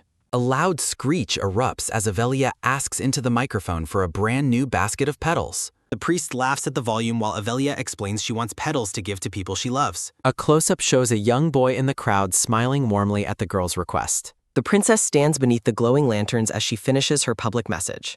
The priest grants her the entire basket in recognition of her role as the blessed child. Avelia joyfully tosses a shower of flower petals toward everyone attending the festival. A boy in the crowd watches the beautiful rain of petals with pure wonder. Cedric and Sharon look up from the ground as the crowd erupts and cheers for the princess. Cedric notes that the petals fall beautifully as if guided by the wind spirit's invisible hand. Narrative text reflects on how Avelia appears truly blessed by the spirits. Persis watches the swirling magical energy with a calm and intrigued expression. Persis decides they have seen enough and tells Ifrit it is time to depart. The festival parade concludes after the princess receives heartfelt blessings from everyone. Avelia finally returns to her grand estate where her family awaits her arrival. The young princess begins sharing her blessed petals with her loving parents. Cedric and Sharon also receive a share of the special festival petals. Avelia joyfully shares her petals with every single member of the household staff. Narrative text notes that there are still some friends who have not received petals. The exhausted little princess sleeps soundly while clutching her favorite teddy bear. A peaceful atmosphere settles over the mansion hallway as the night deepens. A heavy door creaks open as a man approaches a quiet room. A blue-haired knight turns away from a notice after slamming his hand down. He sternly declares to the other knights that their submissive days are finally over. A firm and heavy boot steps forward as the Knight Order makes a decision. The knights discuss their plan to move beyond the shadow of Hugo von Artina. The green-haired knight suggests they change their target to the weakest one, Avelia von Artina. Eve recalls happily sharing her petals with the knights during the festival. Sharon and Cedric listen intently to the young girl's enthusiastic story. The decorated swords appear to sparkle like brilliant dragon scales in the light. Rumors begin to spread about a heroic knight who supposedly defeated a great dragon. A brown-haired knight named Alec attempts to play a trick and scare the princess. A sudden, sharp step rings out nearby as the knight's antics are interrupted.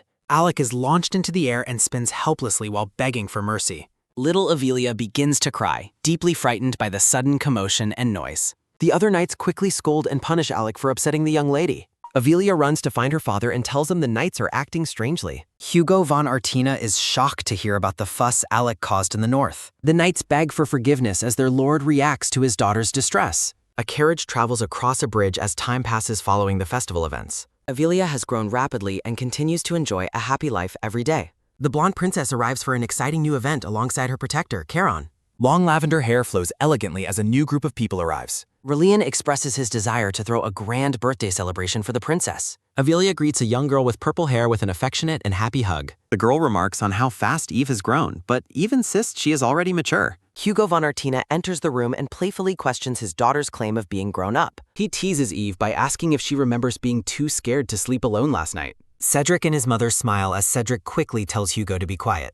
Avelia's mother politely thanks Lady Cassis for the kind invitation to the estate. Lady Cassis insists she is the one who is grateful that they accepted the invitation. The children depart to play while the adults begin their private conversation. Lady Cassis smiles warmly while expressing her appreciation for the young lady's visit. A subtle look of surprise and concern crosses the face of Avelia's mother. Lady Cassis admits that her child still hasn't been able to overcome a painful fact. She explains that ever since a certain child arrived, her child's emotional scars remain unhealed. The pink-haired woman's gaze becomes distant and somber as she speaks of the past. Avelia's mother reaches out a hand as she attempts to comfort her friend. The young purple-haired girl smiles with pure, untroubled joy during the party. A birdcage sits quietly in a lush garden under the bright afternoon sun. The purple-haired girl named Rilian looks away with a quiet and pensive expression. Little Eve lets out a joyful and excited shout as her blue eyes sparkle. A thought bubble expresses deep admiration for the beauty of Rilian's garden. Rilian thinks about how genuinely happy she is that Eve enjoys her home. The blonde princess asks curiously if they will be eating scones for their sack. Eve suggests they keep playing while Rilian watches her with a look of concern. A slender hand reaches out as someone remarks on the lovely weather and breeze. The tiny princess jumps into the air with pure delight among the flowers. Rilian looks flustered and encourages Eve to follow her to a different area. The purple-haired girl asks about Eve's destination while Eve points toward a new spot. Rilian begins to offer a warning about a mess that lies directly ahead. Narrative text reveals the presence of a dirty puddle of water in a pass. Rilian warns her friend that her beautiful dress is starting to get quite dirty. Eve suddenly leaps toward the muddy water, catching her companion completely off guard. A soft splash sounds as the girl's white shoes land directly in the puddle. Rilian watches in surprise as Eve explains her sudden urge to hop around. The blonde girl reaches out a hand and invites Rilian to join her. A close-up reveals Rilian's purple eyes as she experiences a sudden moment of clarity. Rilian reflects on how her own dress was already ruined from the fart. The purple-haired girl smiles warmly and decides to join the messy game. A soft hop sounds as Rilian lifts her skirt and jumps into the mud. Eve giggles playfully while noting that mud has splattered all over Rilian's face. Rilian thinks that everything feels magical and sparkling because of the princess's presence. The bright sun illuminates the tall towers of the massive castle estate. Narrative text ponders the possibility of staying by the princess's side in the future. A shadowy figure of a young girl appears as the narrator hopes for better days. Introduces a girl who often visits the estate as the Marquis's illegitimate daughter. Narrative boxes explain that Nafir's mother was the Marquis's lover and a family heir. A somber funeral scene reveals that Nefer's mother tragically died during childbirth. Narrative text notes that the family could no longer sustain their lingering resentment. Relian meets the white-haired Nefer, who greets her warmly after a long time. Narrative text observes that Relian's internal feelings began to shift during this encounter. Nefer suggests that Relian should start calling her older sister more casually. Relian feels uncomfortable as she watches Nefer confidently roam around the estate. The narrative explains that Relian's gentle nature prevented her from asserting her noble status. The lavender-haired Marquis reflects on the painful facts he eventually uncovered. He recalls his simple dream of his daughter living the life of an ordinary child. A sharp movement sounds as a firm hand is raised to interrupt the silence. Relian's parents look on with expressions of deep shock and sudden concern. Both girls are covered in mud as Relian steps forward to shield Eve. Relian pleads with the Duchess not to scold the princess for their fun. The pink-haired woman covers her mouth as she begins to weep with emotion. Avelia looks surprised and flustered as she realizes they have been caught. Narrative text credits Relian for protecting them from being scolded for the West. The two girls stand together, messy but triumphant, under the adult's watchful gaze. A quiet and peaceful atmosphere settles over the elegant hallway of the mansion. Text mentions a kind suggestion Relian made for Eve following her appointment. The blonde princess sits on a blue sofa, yawning as she struggles with boredom. Eve thinks to herself about finding something fun to do while she waits. Relian's father approaches the princess and offers her a storybook to read. Relian's father presents a special storybook he created personally. The book is titled The Chicks Model and features a simple illustration. Little Avelia reacts with immense joy upon seeing the special gift. Eve expresses her amazement at the moving book while the man asks if she finds it fascinating. Relian's father departs to check on his daughter while encouraging the princess to enjoy the books. He looks pleased and determined as he leaves the room. A soft, quick tap sounds as Relian peeks through the doorway. The purple-haired girl watches from the shadows with a quiet and observant expression. A sudden sharp sound startles Avelia as she continues reading the strange book.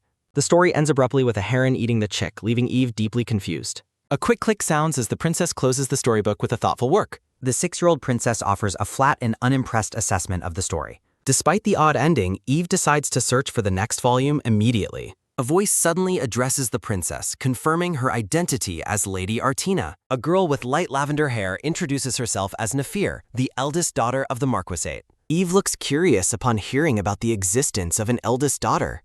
The large doors open wide as a bright light fills the room. Reliant returns and thanks the princess for waiting during her medical checkup. The three girls stand together in the room for the first time. Nefer questions Relian about why she has been hiding away in her lately. Relian remains silent as Nefer teases that her absence is making her older sister sad. The lavender-haired girl suggests joining the younger children for their afternoon playtime. Nefer expresses her desire to chat with the princess while Eve happily agrees. Avelia finishes her task and heads off to find the second volume. Nefer promises to return soon while the princess waves her goodbye. Relian stares at the floor while her older sister tells her to wait a bit longer. A firm, heavy step rings out as Relian quietly accepts the instruction. A soft giggle escapes Nefer as she turns away with a subtle, knowing smile. Reliant's expression remains grim and heavy with unspoken resentment. Nefer happily displays an ornate and beautiful jeweled necklace. Relian stands alone in a dark void while recalling a question about her birthday gifts. A luxurious purple book with a massive red gemstone is shown in detail. Relian wonders about her situation while Nefer mentions their father's instructions for the debutante ball. Nefer suggests that they should dress like twins to look pretty together. A sharp, tense sound echoes as Relian finds the twin suggestion extremely annoying. Narrative text reflects on Relian's frustration with Nefer's claims of sisterhood. Relian's gaze sharpens with a look of deep-seated bitterness and anger. A tight creaking sound accompanies Reliant's grip on her dress. Relian believes the princess would easily give up her book out of kindness. Reliant tells Nefer to do whatever she wants because she no longer cares to bother. The light-haired girl looks troubled as Relian declares her total indifference. A cold light glints in the purple-haired girl's focused and resentful eye. Nefer reacts with feigned surprise, wondering if their father has shared the news yet. A loud, vibrating boom sounds as Nefer suggests Relian might miss her own debutante ball. Nefer claims the Marquis brought her home because he was heartbroken over his other daughter. The lavender-haired girl gleefully announces her plan to officially become the Marquis's daughter. A frantic, rustling sound rings out as Reliant's hands shake in terror. As the cuckoo clock ticks, Nefer calls the difference in their status unfair. Nefer closes her eyes with a serene and contented smile. A soft, sweeping sound follows as Nefer gently strokes Relian's cheek. Relian's face falls in shock. Nefer smiles and promises to become a better daughter for the Marquise. A thought bubble expresses Nefer's intent to take care of the young Duchess. Narrative text claims that Relian must have already known the truth. Relian looks devastated as text notes she is always desperate for love. The lavender-haired girl smiles peacefully. Text declares Nefer will replace Relian due to her uncertain future. Nefer reiterates her plan to care for the young Duchess as Eve watches. A heavy clatter echoes as a book falls. Eve erupts in a fit of sudden, explosive rage. The princess shouts that she will never agree to such a ridiculous adoption. Nefer looks stunned as Eve screams her refusal once more. Nefer realizes her mistake while desperately needing the princess as an ally. Nefer claims the Duke decides on adoption regardless of the princess's opinion. Text states that only the Majesty and Duke's approval matters. Eve decides she can navigate high society without any help. The blonde princess stands her ground with a fierce expression. Nefer lets out a mocking laugh as Relian Lacan. Nefer grabs Relian's wrist and mocks her for relying on the princess. The lavender-haired girl calls Relian weak, pitiful, and unloved. Nefer cruelly suggests Relian is lucky to get attention before she dies. Eve suddenly lunges forward and grabs Nefer by the hair. The princess screams at the brat while Nefer shrieks in pain. Eve declares that Nefer's mouth isn't even worth spitting from. A sharp rip sounds as Eve defends her amazing friend. Eve proclaims Relian is radiant and amazing, unlike the girl she's attacking. The blonde princess is consumed by her righteous fury. The scene shifts to the exterior of the massive Marquis estate. Narrative text reveals the Duchess settled the commotion upon her arrival. Nefer receives a harsh scolding for her behavior during the visit. A white-haired boy looks surprised as Eve finally returns home. Eve explains that her mother scolded her for using violence. The black-haired man expresses pride while the boy suggests being more discreet. The white-haired boy turns his attention toward the princess. He asks if she has been visiting the Marquis site to see Relian. Little Eve looks startled by the sudden question. The princess begins to explain her frequent visits to Relian's home. Eve admits she visits to see the storybook created by her older brother. Relian's father reacts with surprise to the unexpected mention. Eve lets out a confused sound as she looks at the board.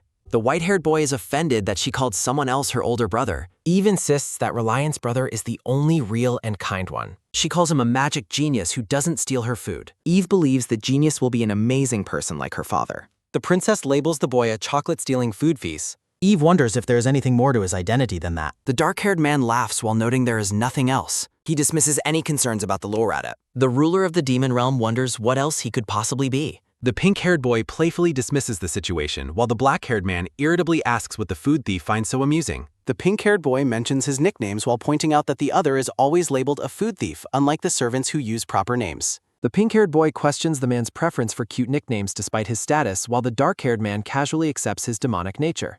A sudden shout of disagreement rings out against the backdrop of a vast blue bird soaring through the sky. The pink-haired boy looks on in shock as a high-pitched sound rings through the air. The black-haired man announces his departure while the pink-haired boy watches him leave. Eve warmly wishes the boy a safe journey as he prepares to leave the escape. The pink-haired boy turns away with a deep blush spreading across his cheeks. Eve reflects on a question she has neglected to ask until this moment. The pink-haired boy pauses as he walks away, glancing back with a curious expression. Eve's blue eye sparkles with sudden realization and curiosity. A light step sounds as she moves closer to the boy. A voice scolds someone for carelessly revealing their name, fearing that the guards might capture them. Eve shouts a question toward the boy as he continues to walk away. Eve explains that her curiosity was held back by a specific, lingering concern. The pink-haired boy is left speechless and flustered by the unexpected declaration. The pink-haired boy jokingly claims to be a villain while questioning why such old jokes are still taken seriously. Eve acknowledges the statement with a simple and determined response. A secret is entrusted to her regarding the crown prince, noting his immense power and the unlikely chance of his capture. A man hands a book to Eve while asking if she can now summon a wind spirit. The black-haired man presents a book of spells to Eve, who eagerly confirms her ability. A soft rustling sound accompanies a thoughtful hum while examining the ancient text. Eve chants a summoning spell for the spirits as a glowing magic circle begins to form around her. Spirits of various elements begin to manifest in the meadow around the pair. The man confirms that the lower spirits appeared at her call, leading Eve to wonder if she is a true magic genius. The black-haired man smiles gently while suggesting that her theory might not be entirely correct. Narrative text suggests that Eve is likely receiving assistance from an unknown external force. The man encourages her to finish reading the text, and Eve happily agrees. A sharp rustling sound accompanies the man's realization that something incredibly powerful is at play. Eve's blue eye reflects the shimmering light of the spirits around her. Eve kneels in the glowing meadow as a wave of magical energy washes over her.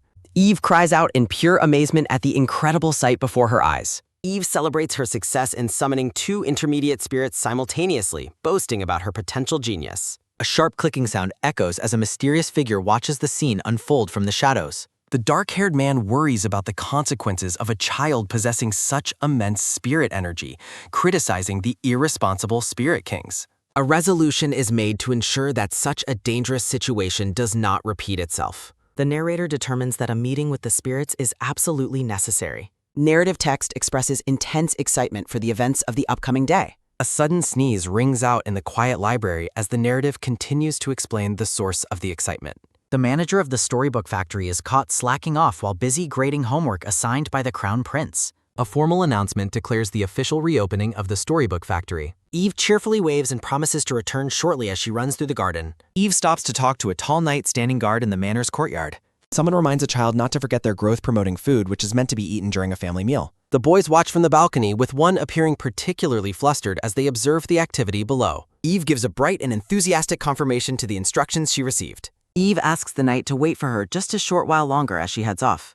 Eve stares at the pages of a storybook with a blank and puzzled look. A series of sharp rustling sounds follow as Eve frantically flips through the pages in disbelief. Eve shouts in frustration upon realizing the storybook ends abruptly before even reaching the halfway point. Eve fumes over the lazy factory manager and vows to teach them a lesson for slacking off while Relian watches in silence. Relian suggests using a book to deliver the punishment, which catches the blonde princess's attention. A determined Eve agrees to teach them a lesson immediately as Relian follows behind with her books. A close-up of Eve's intense blue eye reveals her unwavering resolve. Relian notices a change in her friend's demeanor and asks if something is wrong. Narrative text notes that Relian has become distracted as she sits quietly on the sofa. Eve's voice rings out as she urges her friend to hurry up and share her thoughts. Eve asks if Relian remembers Nafir, the girl they encountered recently. Relian dismisses the girl as a useless assistant and wonders why she's being mentioned. Relian explains that her father's birthday is approaching and expresses frustration that Nefer always finds the perfect gifts. Relian admits she wants to give a better gift than her rival but has no idea what her father would truly appreciate. A burst of heart surrounds Eve as she excitedly proposes they go buy a gift together right away. Eve explains that seeing gifts in person makes it easier to find inspiration, leaving Relian wide-eyed. Eve's tiny avatar appears as she suggests they sneak out without letting the Marquis find out. Relian's tiny avatar enthusiastically agrees as they prepare to depart. A sharp eek escapes the princess as Charon suddenly appears and asks what kind of trouble they are planning. Eve shouts at Charon for startling them, while the knight apologizes to Relian for the sudden intrusion. Charon reveals he's fully aware of their escape plan under the guise of shopping, prompting Eve to call him too sharp. Charon suggests taking knights for protection, but Eve argues that would ruin the surprise and lead to rumors. Charon looks thoughtful and a bit overwhelmed by the princess's stubbornness. Relian reasons that the shopping district is nearby, so the trip should be perfectly safe. Charon ponders the girl's logic as he realizes the district is close to the palace and well guarded. Charon decides they will simply check for the gift and return immediately. The girls run toward the Grand Gate as Eve tells Charon to hurry up and Zraynam. Eve grants Charon a special exception to accompany them as they walk through the estate grounds. Charon smiles warmly while observing how happy the young princess seems during her first simple outing. The atmosphere turns heavy as Charon senses something ominous and wonders what is happening. Dark shadows creep through the alleyway as a narrative thought questions why the path has become so dark. The girls freeze in fear as a massive burst of dark energy erupts and Charon calls out to Relian. A sinister man with a terrifying grin and sharp fangs emerges from the oppressive purple mist. Charon stares at the intruder with a look of pure shock and growing dread. Narrative text emphasizes the impossibility of such a presence appearing in a narrow alley. A hand firmly grips a sword hilt as purple energy swirls violently around the alley. Charon commands the princess to take Relian and return to the Marquis residence immediately. A purple aura explodes as Charon is caught in the midst of a violent struggle against the unseen foe. Charon shouts for the girls to hurry and run as they look back in terror. A desperate apology is offered to the knight as Eve and Relian try to flee from the overwhelming dark power. The mysterious attacker lets out a mocking pox. A booming ha ha ha follows as the villain mocks a character named Artina for running away in fear. Sharp purple energy slashes through the darkness as the confrontation intensifies. The villain mocks their attempt to flee while monstrous shadow figures begin to manifest. Relian calls out for Eve as a glowing magic circle forms, and the princess summons Siliphae and Undine. Eve commands the water spirit Undine to take Relian to safety as the magical tide rises. The camera focuses on Eve's feet as she stands atop the glowing seal and prepares to call upon her next ally. Eve stands defiantly in the alley with a massive green eagle soaring behind her. The villain realizes that Eve's ability to command mid-level spirits is the reason he was ordered to kill her. A brilliant white flash erupts as Charon pleads for the princess to flee the danger. The crazed assassin lunges forward with his sword, determined to strike down his young target. Charon warns that the enemy is far beyond a normal knight's capability and urges Eve to escape. As Charon begs her to leave, Eve stands her ground and delivers a sharp command to stop. Eve questions what kind of master would abandon their knight and run away as she addresses Charon. Charon desperately calls out to the young lady as the situation grows dire. Eve's feet step firmly on the ground as she commands Charon to protect her. Eve stands determinedly before a glowing magic circle, ready to face the threat. Eve recalls that dealing with a rabbit-like demon requires the power of a spirit king, though she remains resolute. Eve's eyes sparkle with an intense light as a sudden realization hits her. A dark aura fills the alley as Eve resolves that she and Karen will find a way to prevail. The villain lets out a bone-chilling laugh as he mocks his young targets. The sinister man questions if their resistance is merely overconfidence while orbs of dark energy float around him. Karen looks on in terror as the attacker scoffs at the idea of a rookie knight and a barely trained spirit master being enough to stop him. A blood-red proclamation declares that only a spirit king is worthy of standing against such a powerful foe. Eve cries out in horror as the green eagle spirit, Salafe, is struck by a violent surge of energy. A sharp sound echoes as Eve's expression shifts into one of deep concern and mounting fear. A pained breath escapes Eve's lips as she stands alone amidst the swirling dark mist. Narrative text explains the agony of a spirit's reverse summoning backlash. The villain mocks the ease of his hunt while Eve collapses to the ground, coughing blood. A purple energy-clad sword is brandished as a cruel reward for the girls, making the assassin's job easier. Eve glares at her assailant with blood on her face, realizing the true danger of her opponent. The assassin looms over a defeated Charon, his purple aura choking the life from the alley. A sinister promise is made to deliver a painless death as the darkness thickens. A rapid clatter of hooves sounds as a horse gallops frantically across the path. Rillian urges her horse forward, her face set in a look of desperate urgency. Rillian races toward the distant manor, desperate to bring help. Two noblemen stand in a grand hall, unaware of the tragedy unfolding outside. A door is flung open as someone demands to know the nature of the urgent problem. The blond man's eyes widen as he hears about an incident in the shopping district alley. A wounded knight is helped into the room as he reveals that a demon has attacked the young ladies of the Marquis and the Duke. The noblemen rush to Charon's side, asking if the battered knight is all right. A moment of paralyzing shock passes as the weight of the news sinks in. The Duke demands to know what has happened to Eve as he clutches the injured knight's shoulder. Charon remains silent, his face pale and eyes full of regret. A formal report explains that one girl was able to escape safely from the demon thanks to Eve's intervention. Rillian stands trembling in the center of the hall, overcome with grief and guilt. A close-up reveals a gaze filled with sudden, blinding fury. The knight describes the intruder as a demon unlike any seen since the Great Demon War. A fist clenches in rage as the group realizes they must summon defectors who understand this new threat before Eve is lost. The Duke formally adjourns the meeting and orders the Imperial Knights to focus entirely on finding Eve and searching for the defectors. A stern command is issued to the Imperial household to use any means necessary without hesitation. The young prince looks on with an expression of profound worry for his friend. Dark energy swirls around the girls' hands as they realize the horror of the situation. A desperate plea echoes through the darkness, begging for someone not to proceed. Eve recoils in terror, crying out for the villain not to come any closer as her spirits fail her. Salafe screams as the eagle spirit is torn apart by a violent purple blast. A sharp snap sounds as the dark energy constricts even further. The villain extends a mocking hand, feigning a request for help. Eve is dwarfed by a massive, shadowy hand as she begs for someone to save her.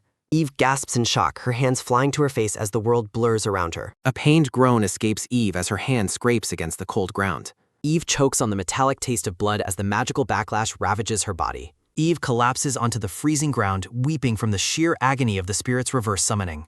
Eve lies defeated on the cold ground, her inner thoughts revealing she has no strength left to escape. Snowy mountains loom over the desolate wasteland as Eve wonders if she can truly find a way out. A tall shadow falls over the girl as she resolves to at least stay mentally sharp. A cruel grin spreads across the blue-skinned assassin's face. Zephyr looms over Eve with a mocking greeting, claiming he was worried she had already died before he could finish his job. Eve struggles to move as Zephyr explains he brought her here to kill her while she's still breathing, as it would be unfair for her to die on her own. A pained ugh escapes the girl as Zephyr scoffs at her struggle, telling her not to waste her effort since death is inevitable. The assassin explains that his goal is to claim a reward for her death and that failing would put his own life at risk. Eve defiantly warns him that her family and friends will make him pay for his actions. Zephyr remains unfazed and admits he's glad he brought her to this place after all. His red eyes glow as he expresses a sadistic desire to gouge out Eve's blue eyes after tormenting her. Eve trembles as Zephyr promises to break her bones one by one just to see the light fade from her eyes.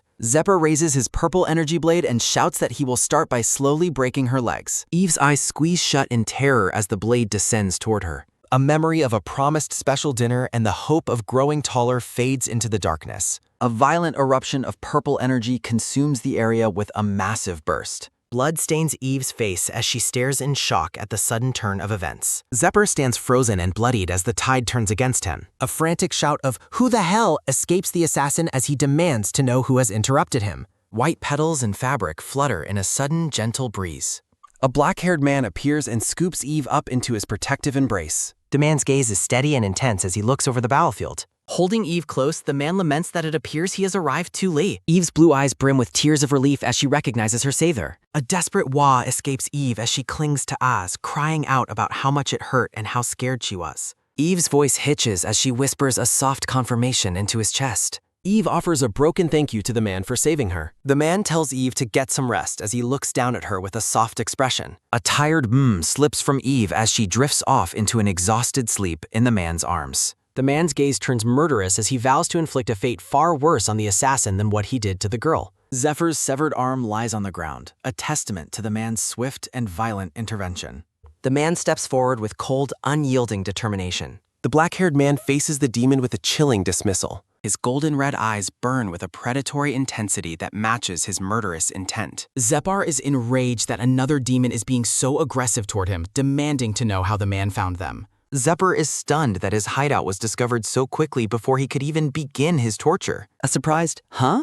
escapes the assassin as he is shocked by the man's overwhelming power. The man looks at the sleeping child and claims that he is simply a very capable individual. He explains that his specialty is finding whatever a young child has lost or desires. A blonde-haired boy yells out the word demon in a distant, snowy memory.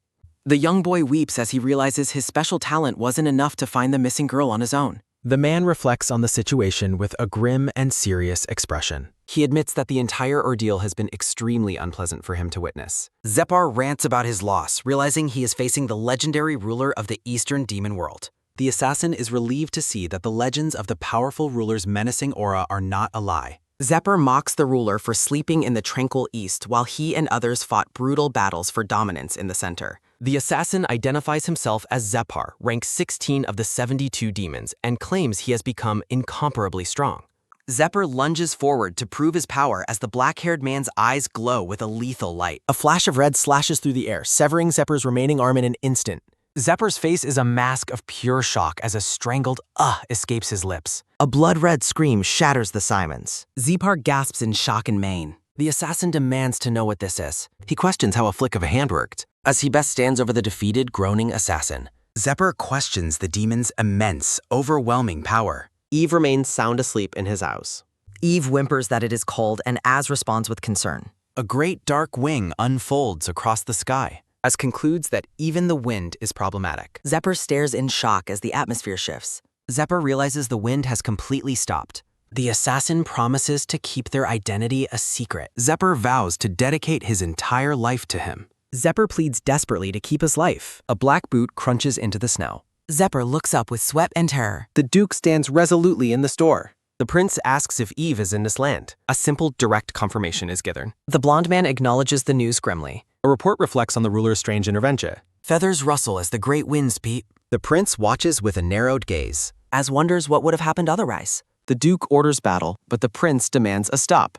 The Duke asks if he is holding the princess. The prince frantically demands to know where Eve is. Az explains that he naturally saved the girl. The prince shouts Eve's name in relief. The Duke is overcome with sudden, silent relief. The demon ruler stares back with intensity. The group meets in the barren wasteland. The Duke begs for his daughter's return. The two men face each other silently. Az tells him not to worry, admitting it's unlike him. He mentions the demon's rule regarding rewards. Black feathers drift slowly through the air. The man's golden red eye burns with intent. The Duke reacts with confusion and doubt. Chibi figures argue over who is friends with him.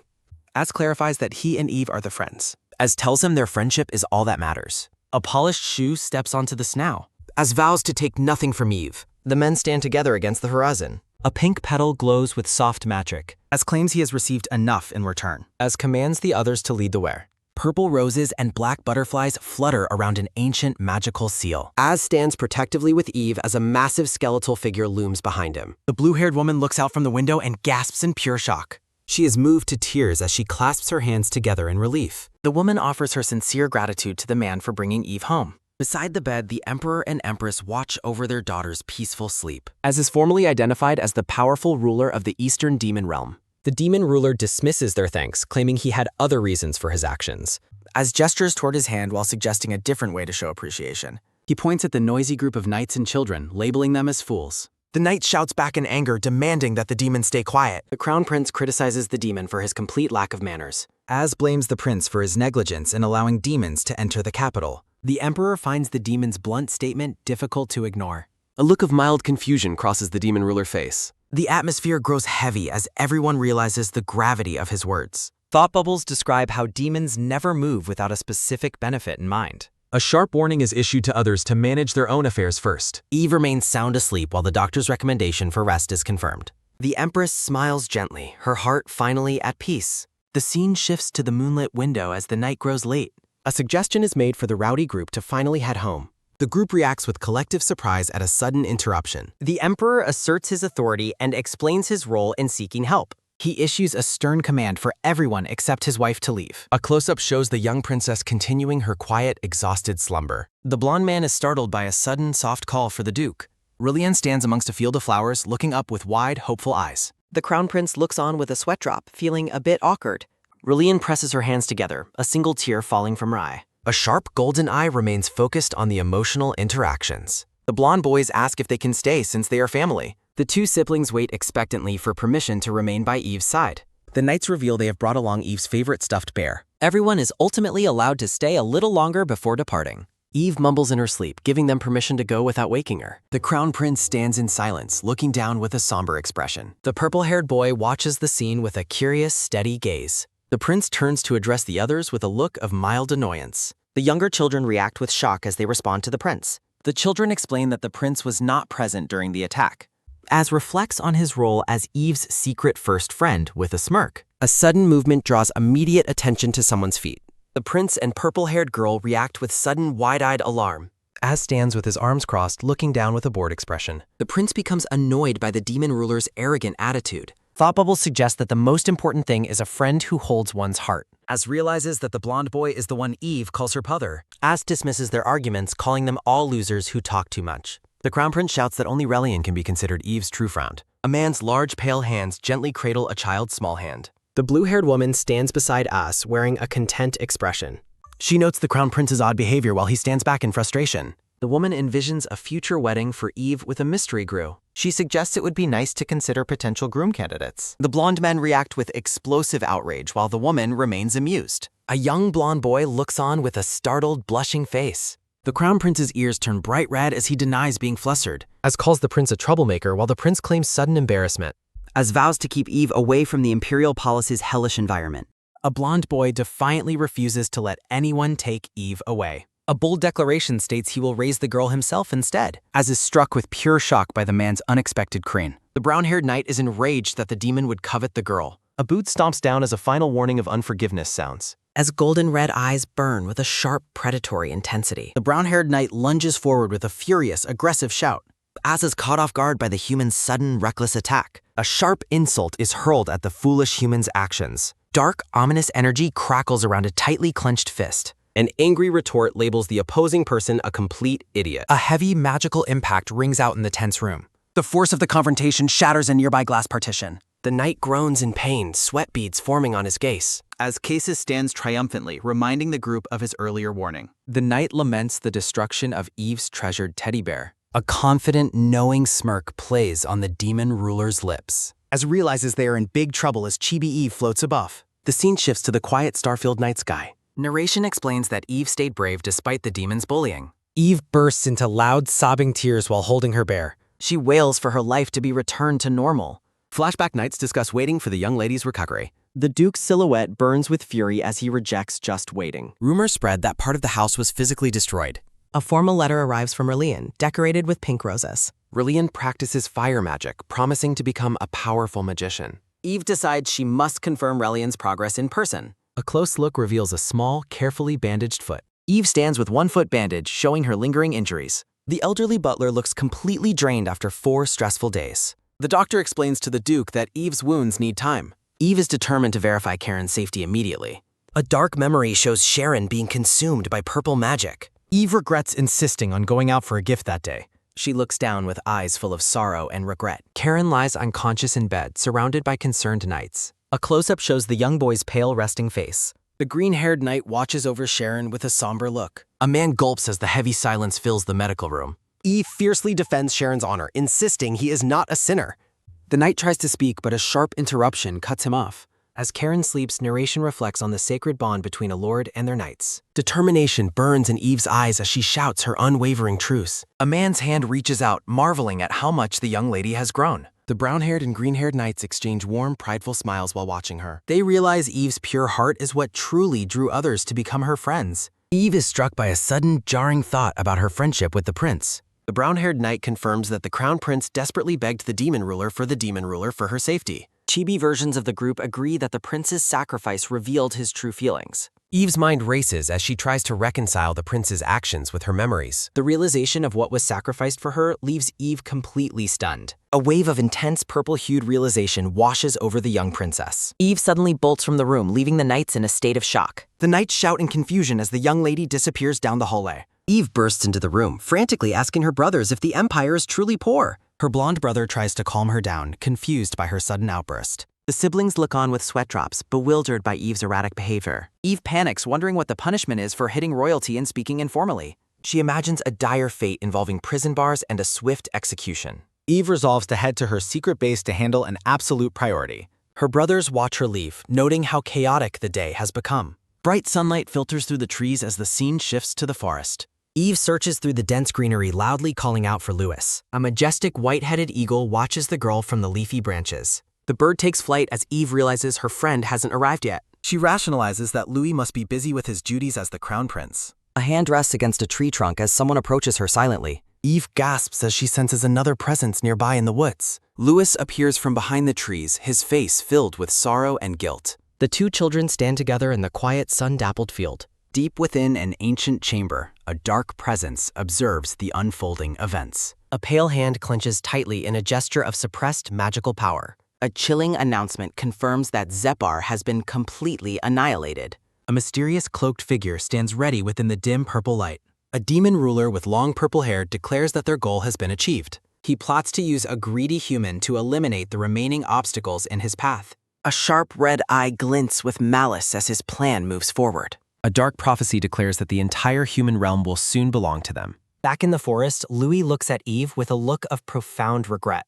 The children remain locked in a moment of tense, silent interaction. Louis recalls his constant secret worry over whether Eve was doing well. He sits alone in his royal study, looking out the window at the distant trees. Dark wings beat against the bright green canopy as the scene shifts. Eve looks up at the prince with wide, searching blue eyes. Louis offers her a sad, gentle smile as he finally faces her. A small finger points directly at the target of Eve's sudden anger. Eve shouts at Louis, accusing him of keeping his true identity a secret. She demands a final confirmation of whether he is really the Empire's crown prince. Louis looks down in shame while a box labels his past actions as foolish. The girl's confusion echoes across the bright, sun-filled sky. A hand clenches into a tight, determined fist. Louis watches Eve, acknowledging that despite her young age, her identity as an Artina is an undeniable and important fact. Eve reacts with wide-eyed Kamadosak. As she looks at her friend, Eve wonders if she's now required to address him formally as the crown prince. Louis reflects on his royal title, lamenting that he had hoped to spend more time with Eve simply as her friend before his status came between them. The grand architecture of the palace serves as a backdrop to Louise's realization that in this empire, everyone sees him only as a tool for power.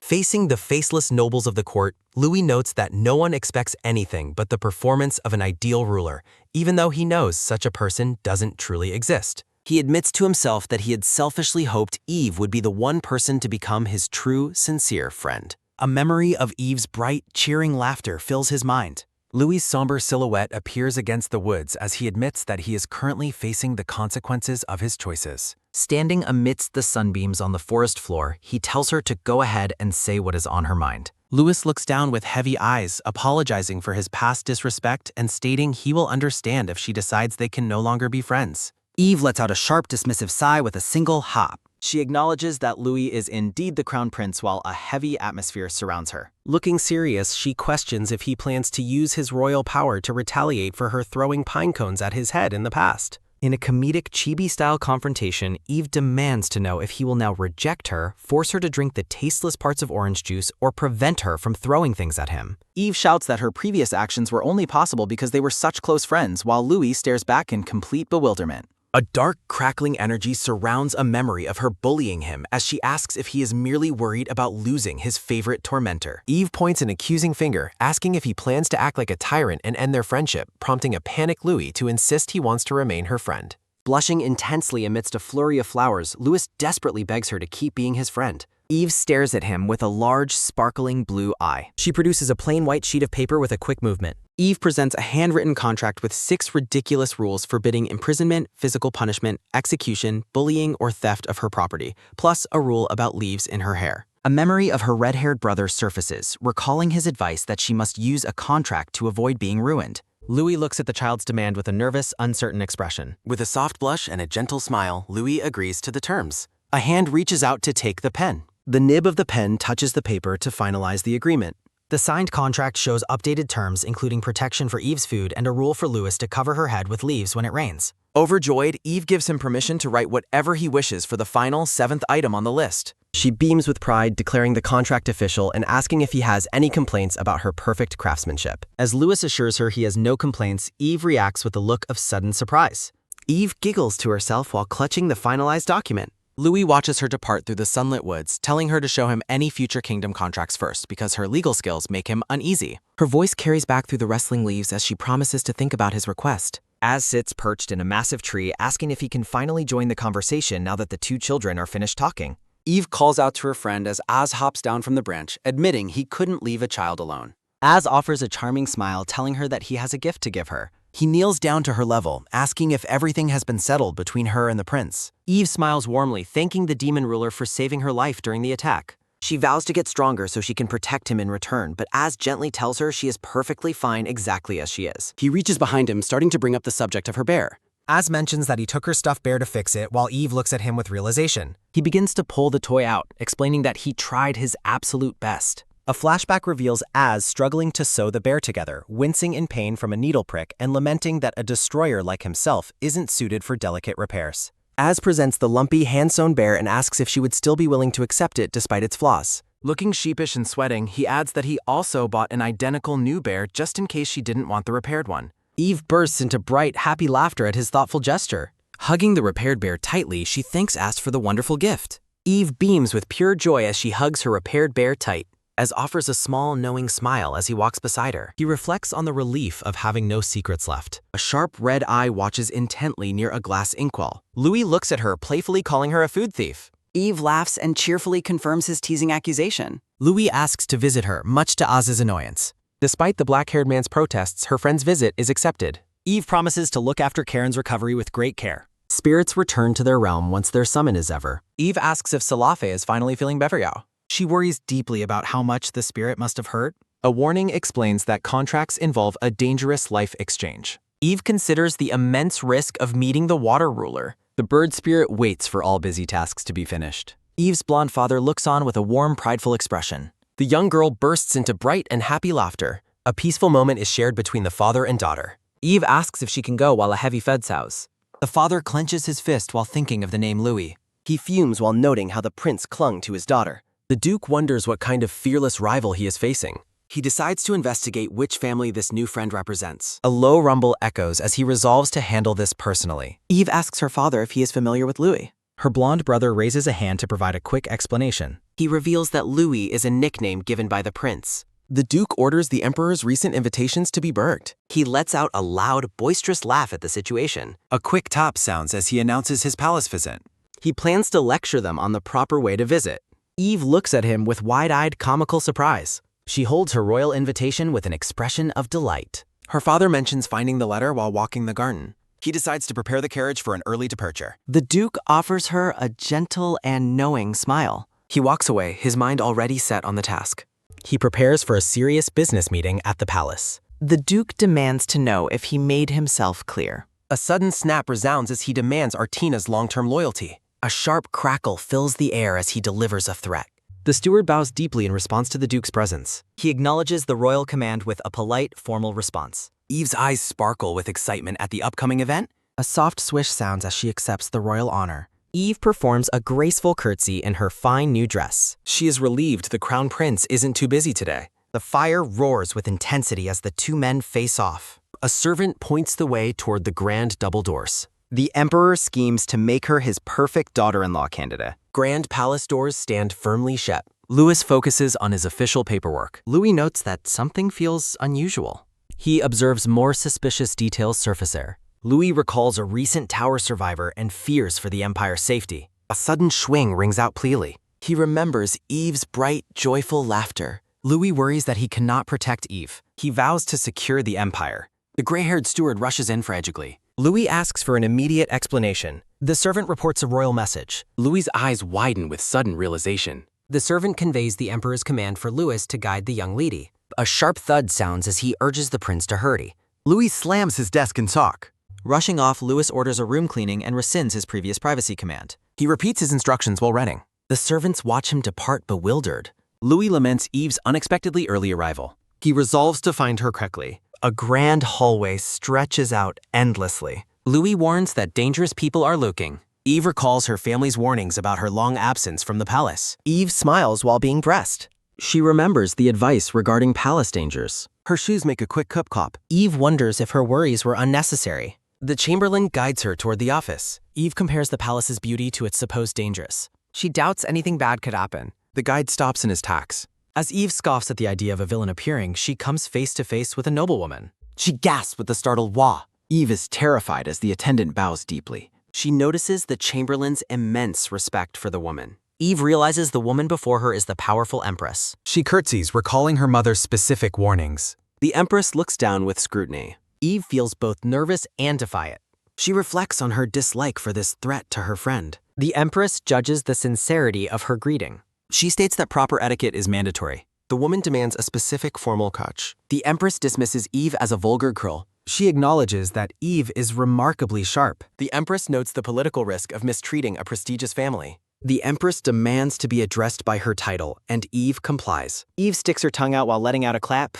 Eve confirms her knowledge of the empress's true nature. Thoughts turn toward bringing him down and refusing to show respect, admitting that a specific slight was left out on purpose. The empress asks the young lady where she might be headed, and Eve explains she is taking the opportunity to explore the palace since she arrived with her father. The noblewoman watches with a cold and calculating expression. When the empress notes the palace is too vast to explore alone, Eve internally begs to be let go as she begins to feel sick. Reaching out a gloved hand, the Empress mentions that fortunately a solution is available. A white-haired boy in a dark uniform stands behind the Empress. The white-haired youth is formally introduced as Prince Edwin. Eve and Prince Edwin share a tense and silent look. A startled wah escapes Eve as she wonders what is happening amid the tense atmosphere. Surrounded by sunflowers, Prince Edwin asks the Empress what she is talking about. The Empress explains that because he is leaving for an inspection in the north soon, meeting opportunities are rare, while Eve looks on with visible distress. Eve thinks firmly to herself that she has no need for someone like this boy. The prince's eye narrows with an intense and hidden weight. The air turns heavy with unspoken and dark intentions. Eve's thoughts fixate on the unsettling nature of the prince before her. With a charming but hollow smile, Edwin invites the young lady to come closer. He offers to personally show her around, but Eve reflects that, unlike Louis, his gaze is just unsettling. Beads of sweat form as Eve feels a deep sense of dread from the doorway. She recoils from his presence, thinking it is far too dark and ominous for her liking. A sudden, sharp gasp leaves her as a hand reaches out toward her. Edwin claims he was searching for her because of a previous promise they shared. Louis suddenly intervenes, angrily demanding they stop handling the young lady so carelessly. Relief washes over Eve as she calls out Louis's name. She appreciates the help, but feels this is a situation she must handle by herself. Fearing the Empress will find fault with her friend, Eve prepares to take charge. Swirling water spirits manifest around the blonde girl as she focuses her power. Louis sternly expresses his hope that such disrespectful behavior will never happen again. He warns that threatening royalty with a weapon is punishable by death and asks if the young lady dares to threaten them. A voice notes that the term weapon implies a tool, but spirits are living beings and cannot be considered such things. Louis turns his back on the other prince and walks away. Louis and Eve stand together as the sun shines behind them. He pointedly wonders what would happen if Duke Artina were to learn about this interaction. A heavy and grim silence falls over the Empress. She suggests that if the boy apologizes, the young lady will not pursue the matter any further. Clenching his fist, Edwin stiffly admits that it seems he owes an apology. Eve politely declines the tour offer, citing that she already has a prior engagement. She hopes to see them again on a better occasion, and the royalty curtly accepts her departure. Louis leads Eve away, suggesting they find somewhere else to go as she agrees. Looking back with venomous anger, Edwin whispers a call to his mother. He admits he underestimated the girl and acted recklessly, apologizing for the failure. The Empress looks on coldly, stating that he is not the one to be blamed. She considers the consequences if the girl refuses to support a prince without backing. Slamming a chess piece down with a sharp click, she resolves to take what they want by any means necessary. Back in the sunlit garden, Eve vents her frustration about the obstacles that prevented her from greeting the food thief properly. She's impressed by the size of the food thief's house while Louis agrees to start their tour. The black-haired chamberlain asks where they should go first. He suggests showing her His Highness's office while addressing Lily. The man winks playfully, promising the office is a magnificent space she will surely like. Eve remains lost in her own thoughts while walking. The chamberlain asks if she really just referred to the crown prince as a food thief. Eve stares at Louis in a moment of awkward silence. Eve inquires about the history of a specific name. She panics internally, wondering if she accidentally voiced her nickname for him. Eve fears being imprisoned if she uses the food thief nickname in public. She laments a major flaw in her otherwise perfect contract. The white-haired boy remains determined not to be sent to jail unfairly. Louis asks why she is whining like a frightened puppy. Louis stands tall in his ornate blue and gold vest. He invites her to follow him to a new location. Louis promises there is much more to show her. He pauses, looking thoughtful with his hand to his chin. Eve is impressed by the size and contents of Louis's office. She is amazed by how impeccably clean the large room is. A joyful wah escapes Eve as she marvels at her surroundings. Small bear patterns suggest that such cleanliness is a possibility. Louis admits the room was a complete disaster just moments ago. Louis plans to reward the staff for their quick cleaning efforts. Louis calls out her name in the quiet room. He gazes at her with a gentle and patient expression. Louis suggests it is time to visit another area. Text notes the vastness of the palace's many attractions. The sun shines brightly over the grand dome-topped palace. A decorative stone pillar stands amidst the garden greenery. They pause to observe knights practicing their swordsmanship. Eve swings a training sword with a vigorous swish. Gourmet plates of steak and vegetables are prepared for them. A sharp pinch sounds as Louis squeezes her cheek. Eve rubs her flushed cheek, complaining that it still hurts. Eve's head becomes comically stuck in the balcony railing. Louis admits this was a highly unexpected turn of events. He tells her that blaming the railing is a bit extreme. Louis smiles knowingly as Eve looks away in embarrassment. Eve eagerly suggests they stop talking and finally go eat. They enter a massive glass greenhouse filled with red roses. Louis offers to cut her steak while she hands him her plate. Eve's eyes sparkle with admiration as she watches him. She smiles brightly, feeling genuinely happy. Louis asks if she enjoys the flower called the bleeding heart. A golden fork holds a perfectly cut piece of meat. Louis takes a bite of the steak with a satisfied look. Eve watches him with an unreadable, wide-eyed stare. Louis presents her with a plate of neatly sliced steak. Eve accepts the food with a brief, quiet response. Louis lets out a confused, as he watches her. He wonders why she always samples his food before her own. Louis bluntly asks if she is secretly a food beef. Eve stammers while trying to come up with an explanation. She claims she was only checking the food for poison. The white-haired boy thinks about how he cannot bear to lose a friend again. Louis wonders how he could possibly say what he is thinking. Eve claims she will only take a tiny piece while Louis simply agrees. A white fountain stands in the greenhouse. Something special is coming. Bleeding hearts fill the preparant space. A deer's ear twitches slightly. A joyful wow escapes the brill. Several deer rest in the meadow. A careful step onto the grass. Eve meets a deer face to face. The creature gently nuzzles her hand. Petting the calm forest animal, she is amazed at how gentle they all are. Edwin watches with a slight blush. Edwin remarks on the beauty of the sight. The chamberlain begins to comment on the location. Eve continues to play the pier. The chamberlain agrees that it is truly beautiful. A sudden sharp squeak startles Eve during her plan. Something moves within the tall grass. Eve wonders if she found a baby deer. Her eye widens in sudden shock. The others react with a confused and startled look. A fast blur of green motion. Eve holds a small red preacher. She presents the little winged creature to her father. The fox sleeps peacefully in her haunts. Edwin warns the Duke about the nature of the beast, and the blonde man acknowledges him. An intense gaze watches closely. All creatures deserve care, regardless the size. The red fox creature looks sheepish. Eve firmly orders that it be returned to the forest. The Duke is visibly distressed. Eve admits she was mistaken about her earlier feelings. The Duke laments that his daughter would look at him with such cold eyes while Edwin smiles. Heavy regret hangs over the pause. Memories of a blue-haired woman. Narrative text explains that Eve and her mother decided to care for their creature together. The resulting consequences begin manifesting. The red fox sits grumpily along. Eve holds the creature up high. The black-haired man introduces the fox to the girl as a new friend. He finds the little girl to be an annoying brat. He orders her to hand it over immediately. A sharp escapes her as she refuses to let him hurt the creature. He claims they are just trying to befriend one another as babies. He notes a noise that reminds him of their first meeting. The fox is baffled by what are you saying. The creature lets out an acute RRR toward him. The man's eye fills with shock. The fox trembles after its roar. A close-up of the red creature accompanies a thought noting that dragons supposedly went extinct long ago. The black-haired man agrees that while dragons in picture books look tough, this fluffy one is quite different. A person's chest is shown adorned with a red gemstone pendant and white lilies. Eve watches in shock as her father walks away while holding the small red creature. Eve tells him not to be mean to the puppy because it's still healing, but he argues it isn't a dog. A small hand tightly clutches the dark fabric of a cloak. Eve looks up with an intense and pleading expression as she tries to reach forward. The man admits he doesn't mind being called a rabbit, but insists the creature might actually be dangerous. The black-haired man looks down thoughtfully while mentioning the creature's aura. A diagram explains that demonic power is called dominance, while dragon power belongs to the past. The creature's screech is a loud crying as the man notes its ambiguous existence force is unlike dragons he knew. Eve clenches her dress and laments that everyone keeps telling her to throw her puppy away. Eve stands with a determined and slightly angry look on her face. Eve reaches her hand out toward the red creature. A close-up reveals the sharp, slitted orange eye of the red creature. A close-up shows the intense, glowing orange eye of the black-haired man. The man scoffs at the sight of the world's strongest creature flailing around so ridiculously. The red creature opens its mouth wide and emits a sharp cry. The man smiles and suggests that since the creature is her new sibling, it needs a name. Louis looks on with a bewildered and questioning expression. The man suggests Heelbow and Louis suggests Dustball, but Eve yells at them for their terrible choices. Eve happily hugs the red creature close to her. The man and Louis stand in the forest while the red creature sits on the path. The man questions if she knows the name's meaning and scolds Louis for poor palace management.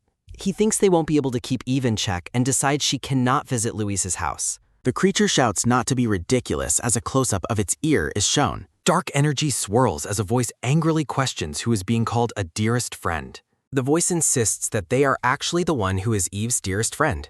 A shadowed figure with long red hair stands amidst dark smoke. The man and Louis react with shock as the voice declares that neither of them are her friends. A small, pale foot steps firmly onto the dirt ground. A red-haired girl appears, stating her savior is her sister and not their friend. Memories of Eve breaking a vase and getting her head stuck in a railing appear. A text box notes that her father didn't mind her mistakes as long as they were within limits. The black-haired man smiles with his eyes closed while Louis looks worried behind him. Eve hugs the red creature as her father notes his perspective changed after seeing this beast. Eve explains she brought the injured creature from the forest for treatment and credits Louis for helping.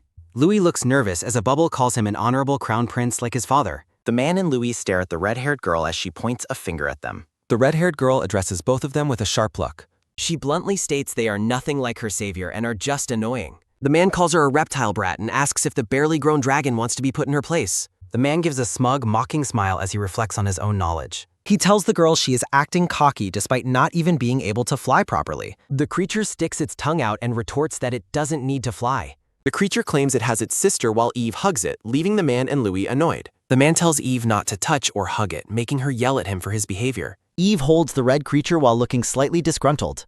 Eve insists Enriel is her little brother and tells them not to bully him over something trivial. The red creature looks up with wide eyes as a white cloth is pulled back. A thick meat roast tied securely with rope. Eve gleefully notes that the creature requires frequent snacks. As Eve feeds the beast, the black-haired man grumbles that only good things happen for the brat. He notes that the creature only arrived because of Louis. Louis is told that the responsibility for the creature is now his. The man admits that since the creature won Eve's favor, he cannot remove it. Louis resolves not to let the young creature act so smug. A sharp reptilian eye narrows in sudden reaction to the touch. Louis insists that young ones must drink milk to grow up healthy. A lighthearted conversation follows about past eating habits and dietary restrictions. Eve looks skeptically at Louis while he gives her a cheerful smile. The creature indignantly refuses the milk, recalling its survival on far worse meals. The black-haired man reacts with confusion as the creature begins to glow with heat. A startled ack escapes Eve as she watches the unexpected change. The creature transforms into a red-haired girl and demands some me. The girl stares forward with a quiet and intense gaze. Surrounded by lilies, the red-haired girl asks if she may call Eve her sister. Overwhelmed by the request, Eve reacts with visible excitement and joy. Eve invites her new sister home for a celebratory feast while the man scowls. Eve reflects on legends of divine beasts bringing siblings and says goodbye to her loneliness. She proudly considers how she found her own sibling all by herself. The scene shifts to the grand and many-windowed mansion of the duchy. Guards point their blades at the small red-haired girl as she stands nervously. A soft mom escapes the child as she looks down with a lonely expression. Edwin senses the creature's powerful aura and recognizes its presence before them. He declares his intent to uncover the true nature of the dragon species. Eve playfully rejects her father's serious tone with a happy smile. Edwin is taken aback by her sudden and carefree interruption. Eve announces the child is her brother and that they no longer need divine beasts. She explains she learned this from the rabbit who has lived a very long time. A thought bubble questions why the child was allowed entry into the duchy. The blue-haired woman kindly invites the little one to come and sit. She expresses her wonder at the child being such an extraordinary being. The red-haired girl quietly agrees to join her on the cots. Eve and the girl sit together while the blue-haired woman watches. The woman admits there are things she still does not understand. She gently asks Edwin to stop his interrogation of the child. The red-haired girl looks down and softly admits that she was hung. She describes her place of birth as a very dark and unknown location. A tight grip on fabric accompanies her confession of not knowing her origins. She recalls being the only one of her kind in that darkness. The shadows of the past loom over her memories as the scene darkens. She mentions that occasionally humans would find her in her hiding place. She reveals that while some fed her, others subjected her to terrible experiments. A comforting hand reaches out to provide the girl a sense of security. She recalls the moment she finally gathered enough magical power to escape. Looking away with regret, the red-haired girl offers a soft apology. Edwin deduces that she used rare spatial teleportation magic to flee the experiments. A warning notes that casting such magic without coordinates can tear the body apart. He wonders how the child could have performed such a reckless act instinctively. The blue-haired woman looks down with a sorrowful expression. A close-up shows the intricate pattern of Eve's dress. Enril offers a warm, toothy smile toward her savior. An ancient map is consumed by a column of fire. A text box explains the world was overrun by criminals. 3 mysterious hooded figures stand amidst swirling shadows. Edwin lets out a sharp and skeptical scoff. The woman questions the reason behind Edwin's hesitation. She suggests arming themselves immediately while Edwin urges her to stay calm. Edwin asks for a plan to address the situation. Eve sleeps soundly while snuggled close to her red companion. Edwin remains silent, lost in a moment of deep thought. Edwin warns that their child could be facing serious danger. The woman gazes affectionately at her sleeping goner. A soft tap echoes as she steps forward. Eve calls out to Enril with a cheerful voice. A quick twitch from a furry ear follows her call. Enril stands tall with a quiet and determined gaze. Eve leads Enril by the hand through the grand hallway. Narrator declares they will never part with their new sibling. Louis and another boy watch the girls walk away. Enril looks back with an intense and curious expression. Enril tells Louis she is leaving for the day. Louis reacts with utter shock at being called her brother. A loud shuffle rings out from the library shelves. Eve addresses Enril as they search Thorim. Eve mentions a hidden treasure within the mansion walls. Eve claims to have discovered something much more entertaining. A close-up reveals a handwritten letter about an invitation. A soft light illuminates Eve's thoughtful face. Eve decides that treasure hunts are no longer necessary. Eve lets out a happy cheer while holding the paper. Edwin flatly rejects the request to take Eve along. He offers her anything else but refuses her company on this trip. Eve tearfully asks for an explanation for his refusal. A purple banner with a golden dragon flies in the sky. Edwin's gaze becomes sharp and full of hidden intensity. Text explains that traveling as an envoy limits his protection. Eve looks down, dejectedly clutching at her checkered skirt. Eve calls out for her father in a quiet, sad voice. A sudden swoosh of air accompanies the grasping hand. Edwin vows to kill anyone who might threaten her safety. He asks Eve if she remembers the stories about powerful people. Eve reacts with a sudden and energetic cheer. Edwin hopes she understands the reason for his difficult choice. He insists his decision is purely for her own sake. Eve huffs and looks away with a disgruntled expression. She mutters a wish for just one adventure before she grows up. A startled gasp escapes her as she sees something unexpected. A heavy thud lands on the floor as a boot steps down. The black-haired man suggests it is the Duke's duty to help his precious daughter broaden her horizons. Edwin scowls at the demon's arrival while little Eve watches the confrontation with wide-eyed curiosity. Edwin resolves to order the knights to block the demon's entry even more strictly. Edwin dismisses the demon, telling him to leave immediately if he only has nonsense to spout. The black-haired man crosses his arms and mockingly asks who claimed Eve had nobody to protect her. He leans in with a smug smile, advising the Duke not to get in his way. Edwin asks if he is truly serious, and the man simply confirms his intent with a blunt answer. The man smiles and asks Eve if they are heading for the Harventa Empire as planned. Eve turns to Enril with a cheerful blush, asking if her new friend will be joining them. A voice from the other room grumbles about being called a baby rabbit while ordering everyone to leave. Beyond the continents of Arcadia and Harventa lies the Gate, a technology that enables instantaneous spatial movement. Because national defense requires the gates to be far from capitals, envoys find long horseback travel a nuisance. As a bright ta-da rings out, The man and the white-haired boy watch the hallway in anticipation. Eve gleefully announces that she took the initiative to pack all the travel bags herself. A sudden muffled "save me" echoes from an overstuffed trunk that the man stares at in confusion. After a thorough sorting of the overly packed luggage, the journey is finally ready to begin. The man holds a red book with a puzzled look while a spirit hovers playfully behind his shoulder. He tells Eve to forget about that particular book, promising to share more interesting parts of history. Eve gasps in surprise. On their final night together, the group enjoys learning about the history of the Harventa Empire. Night falls over the Duke's grand residence, marking the end of their preparations. Edwin looks down at Enriel and addresses her directly as a dragon. He warns her to keep her wings hidden in Harventa because it is unfriendly to non-humans. Edwin stands tall in his formal uniform, his gaze steady as the group prepares to depart. Enriel listens in silence. Edwin warns that if his feelings for the child change as she grows, he will cancel their arrangements. A stone statue stands wreathed in flowers. The blue-haired woman looks on with a soft and supportive smile. The gray-haired man watches the departure with a calm and dignified expression. As Eve cradles the small red dragon, she is told the peace between the empires rests in her hands. A commander rallies the crowd to salute the envoys, crying for eternal glory to the empire. An unprecedented envoy group of 20 people, a great demon, and a dragon sets out on their mission. Sunlight filters through the lush green leaves of the forest as the envoy travels. For 2 days, the journey is interrupted by bandits who unsuccessfully demand their surrender with loud laughter. A monster repeats the bandits' threat, causing the white-haired boy to mutter his annoyance. Eve's eyes shine with wonder. A surprised thought bubble wonders if they have already arrived at their destination. The group arrives at Hugo, the site of the massive and ornate gate in the Arcadian Empire. The black-haired man lets out a weary sigh of relief, glad to have finally reached the gate.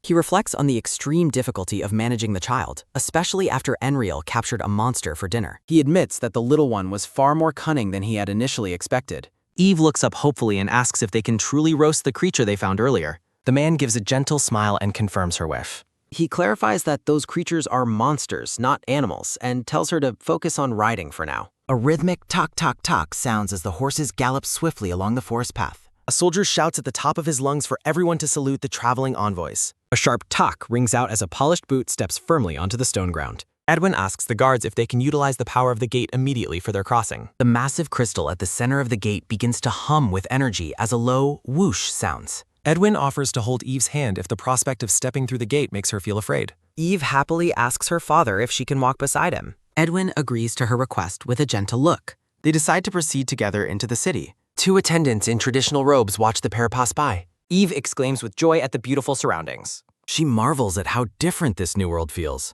The black-haired man watches the scene with a serious expression. Eve notes the calm elegance of this foreign land. A quick tap sounds as Eve excitedly proposes they begin exploring. The guide offers them a comfortable place to rest for the night.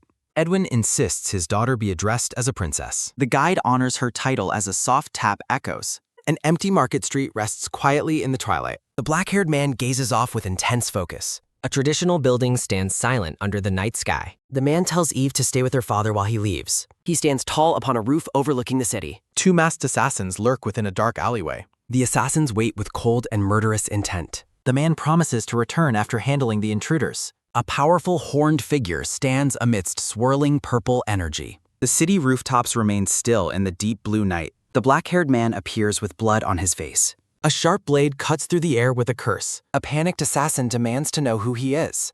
The assassin is terrified by his power, but the demon remains indifferent. A bloodied hand grips a knife as its owner trembles. Fresh blood stains the stone ground beneath the mirror. He resolves to do whatever is necessary for his goals. Sephilia reacts with wide-eyed surprise at a sudden arrival. A heavy tap sounds as a boot lands on the floor. Sephilia, the Emperor of Harventa, appears with a stoic presence. The demon informs the Emperor he has come to collect a debt. Sephilia expresses shock at his emergence from the demon realm. He acknowledges her status as the ruler of the Eastern Demon Realm. Sephilia remembers that every demonic favor carries a heavy price. She offers him anything except her life or empire.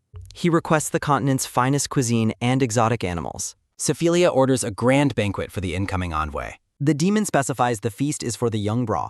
Sephilia accepts whatever price he asks for her nation's survival. She commands his requests be fulfilled as a top sounds. He declares his intention to join the traveling delegation. A text box notes the demon left the office last night. A narrator observes the demon has changed from his emotionless past. Sephilia looks toward the future with a determined gaze. Eve sleeps soundly, unaware of the night's events. Edwin prepares for the arrival at the Imperial Palace. Sephilia greets Duke Artina after his long journey. The black-haired man watches the blonde girl sleep in his arms while reflecting on her identity as the famous Duke's daughter. Sephilia smiles warmly as she remembers her past days as a comrade in arms with the Duke. She rests her hand on the table, finding it fascinating that the Duke's stoic and dull nature has never changed. In a playful memory, the red-haired Empress asks the blonde Duke why he still refuses to join her service. The Duke remains silent as the Empress notes that she doesn't actually need to conquer him to earn his loyalty. Sephilia looks back with a curious expression, questioning the true meaning behind his unwavering stance. As Eve sleeps, a vision depicts the blonde Duke and a blue-haired spirit master as the continent's most powerful figures. Enriel, the red fox, stretches lazily while the narrator describes a perfect alliance bound to a demon and a dragon.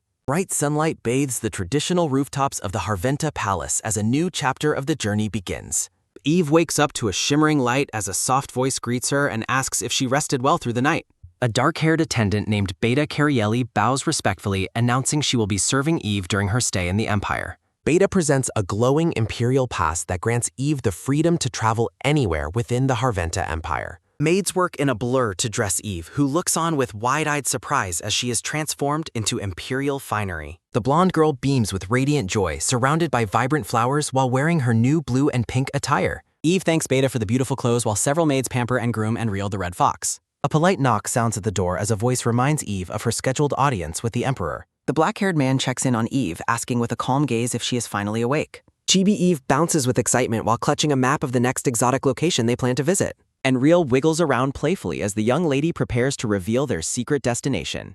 The group prepares to visit a legendary garden specifically designed to suit the eccentric tastes of the Harventa Emperor. Eve cheers and raises her arms in the air, eager to use her new pass to see the gardens immediately. She tells her black-haired companion that she hopes the garden is even more beautiful than the forest where they first met. The man ponders privately, skeptical that pretty is the right word to describe the wild preferences of the human ruler. He continues his train of thought, reflecting on the peculiar and untamed nature of the emperor. The pair approaches a massive stone archway that leads into a lush and seemingly wild wilderness within the palace grounds. Eve pauses in confusion, wondering if this overgrown and rugged forest is truly supposed to be a palace garden. Her confusion turns to absolute delight as she finds the wild, untouched beauty of the greenery to be incredible. Eve dreams of having her own secret base as the black-haired man watches her enthusiasm with a quiet, observant gaze. She anticipates a grand adventure, completely unaware that someone is watching them from the thickets. The bushes rustle loudly as a hidden presence prepares to confront the newcomers. A dark-skinned hand pushes through the thick foliage, ready to make a sudden move.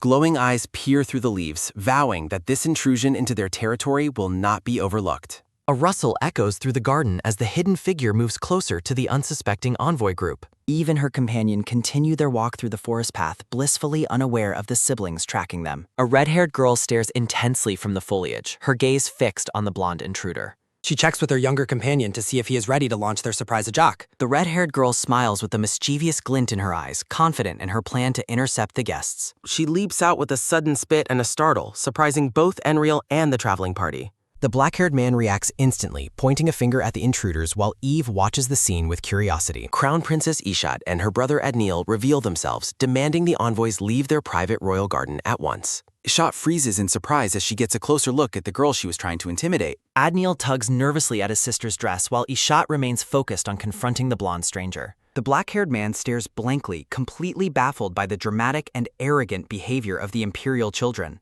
Ishat observes Eve's appearance and concludes she must be the daughter of the Duke from the rival empire. The red-haired girl introduces herself as the Crown Princess and presents her shy younger brother, Adniel. Eve offers a polite greeting and identifies herself as Averia Artina, the official envoy from the Arcadia Empire. Ishat looks taken aback, finding that the girl's actual personality is far different from the insufferable image she had expected.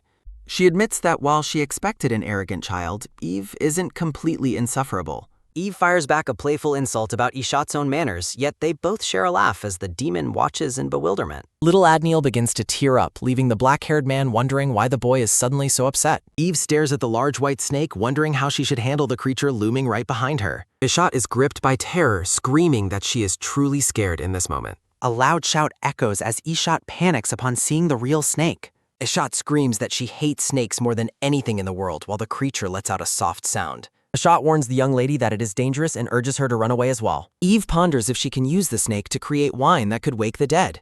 She continues her internal debate, wondering if snake soup could cure even incurable diseases. Eve suddenly grabs the snake and lifts it triumphantly into the air. Eve explains that snakes are excellent for one's health and taste great as she carries her prize. The blonde girl beams with pure joy while holding the captured snake. Ishat reflects on how everything changed the moment she saw Eve's bravery. Ishat stares at Eve with sparkling eyes, exclaiming that she is unbelievably amazing. Ishat begs Eve to be her friend while the black-haired man watches the sudden bond with total bewilderment. The man's eye twitches with annoyance as he watches the girl's interaction. The black-haired man carries Eve away, declaring that the friendship is not happening while her father, Edwin, agrees. He resolves that they cannot allow the root of this problem to continue any longer. The scene shifts to the palace as he decides they must take care of the cause of the issue. A brush moves across paper with a soft sound as a message is written.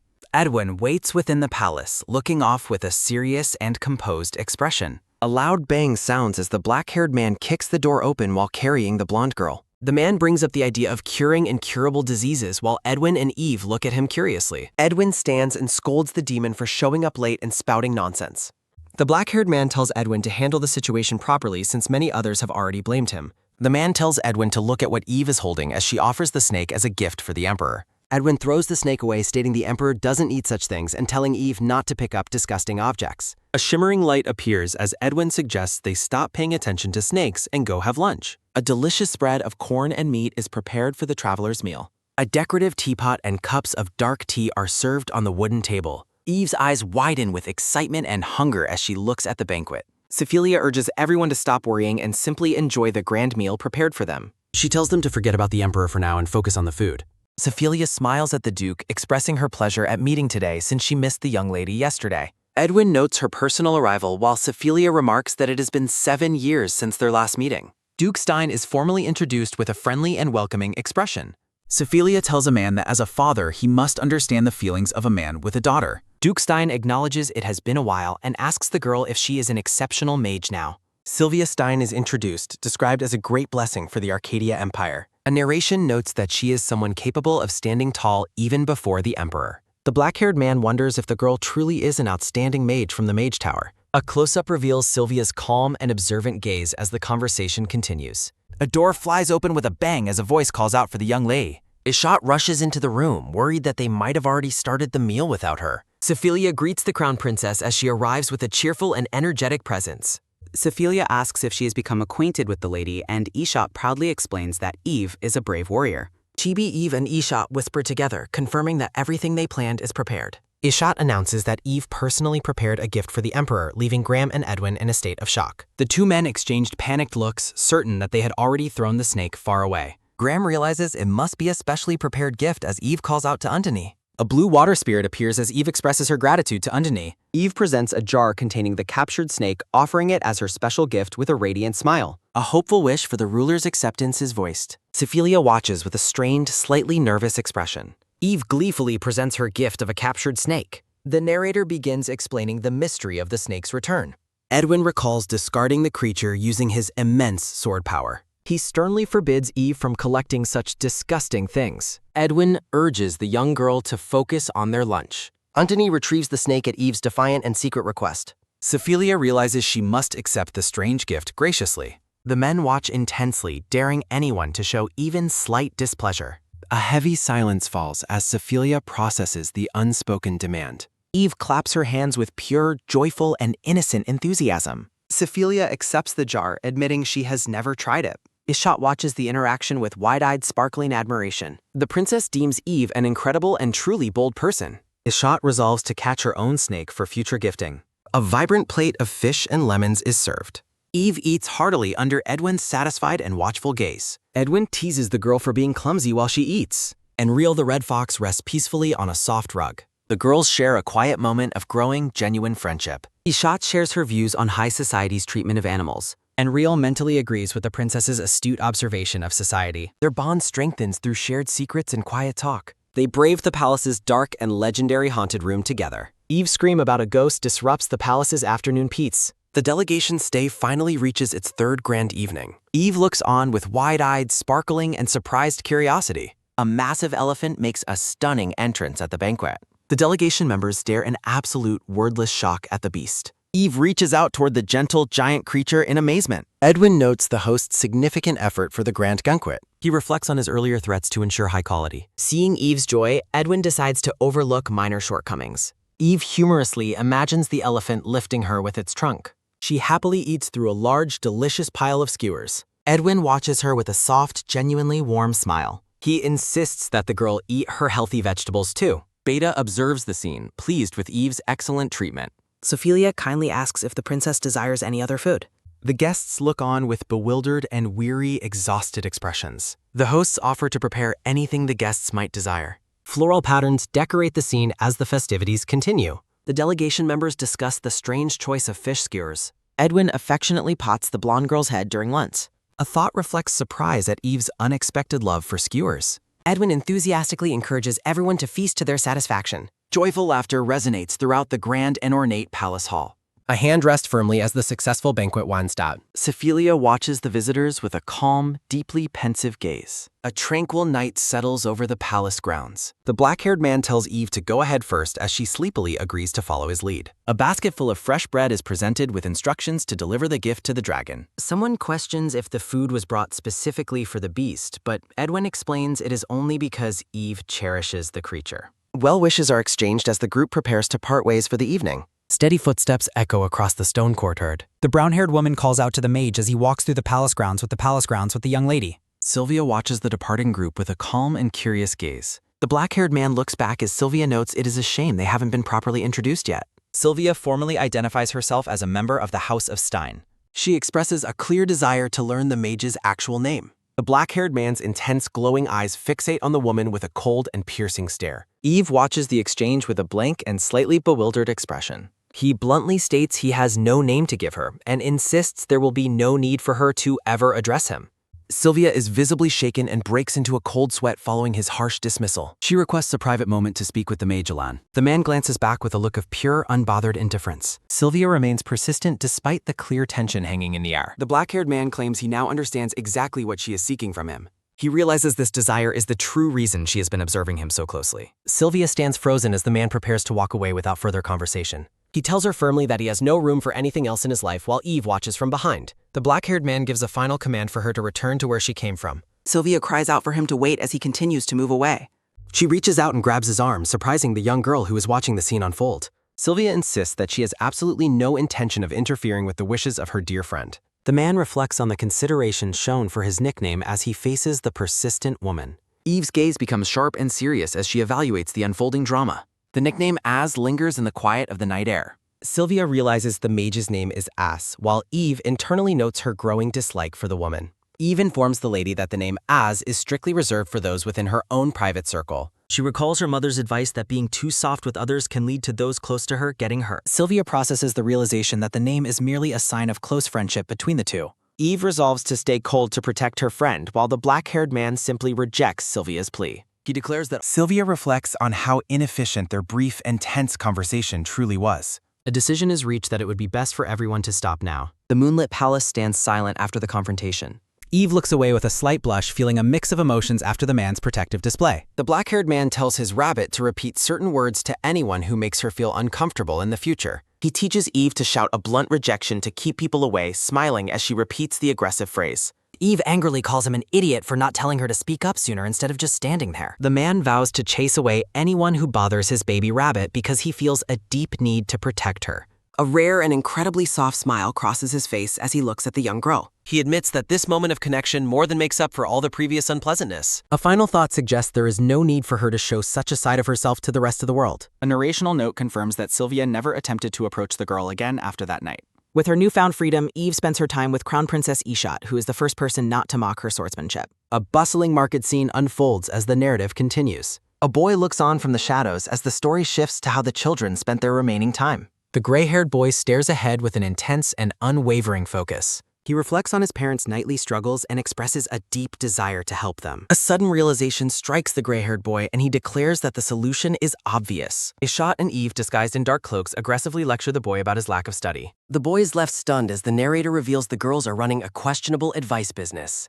He pays the 5 krone, thanking them for the strangely insightful perspective they provided. Enlir the red fox rests beside their sign as Ishot calls for their next customer. The girls are horrified to find that their hard-earned profits are incredibly meager. Eve and Ishot fret over having only 14 kron left for their shared dessert budget. Eve's blue eye sparkles with a new and determined thought as she stares ahead. The narrative notes her painstaking earnings while she plans to ask her father for gold coins. She decides to request a currency exchange from her father to boost their available funds. The delegation's visit concludes successfully with the final purchase of a gift for the Emperor. Chibi Eve is overcome with sadness at the thought of leaving her new friend. Chibi Ishot looks equally devastated, tears welling in her eyes during their final moments together. The two girls cling to each other, wailing loudly about how much they will miss one another. Sophia and Graham observe the emotional parting, amazed by the girls' fast-growing bond. They stand together in the palace, watching the girls' tearful goodbye as the visit ends. Sophia expresses hope for a future reunion, and Graham finds the idea agreeable. Edwin listens as Sophia apologizes for the behavior of others during their stay at the palace.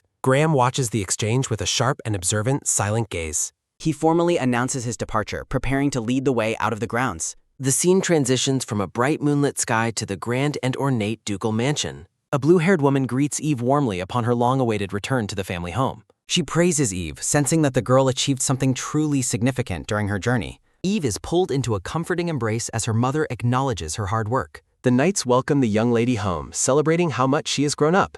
Eve stands amidst blooming flowers, her elegant dress signifying her return to high status. The brown-haired knight Eden enthusiastically agrees with the celebratory atmosphere of the return. A knight wipes away a joyful tear, deeply moved by the young lady's successful return. Narration mentions a legendary reputation capable of reviving the fallen from the battlefield. Edwin looms behind the knights with a terrifying aura, silencing their boisterous celebration. A weary sigh echoes through the room as candles flicker in the quiet evening. Hands are clenched together in a tight and strained grip of intense anxiety.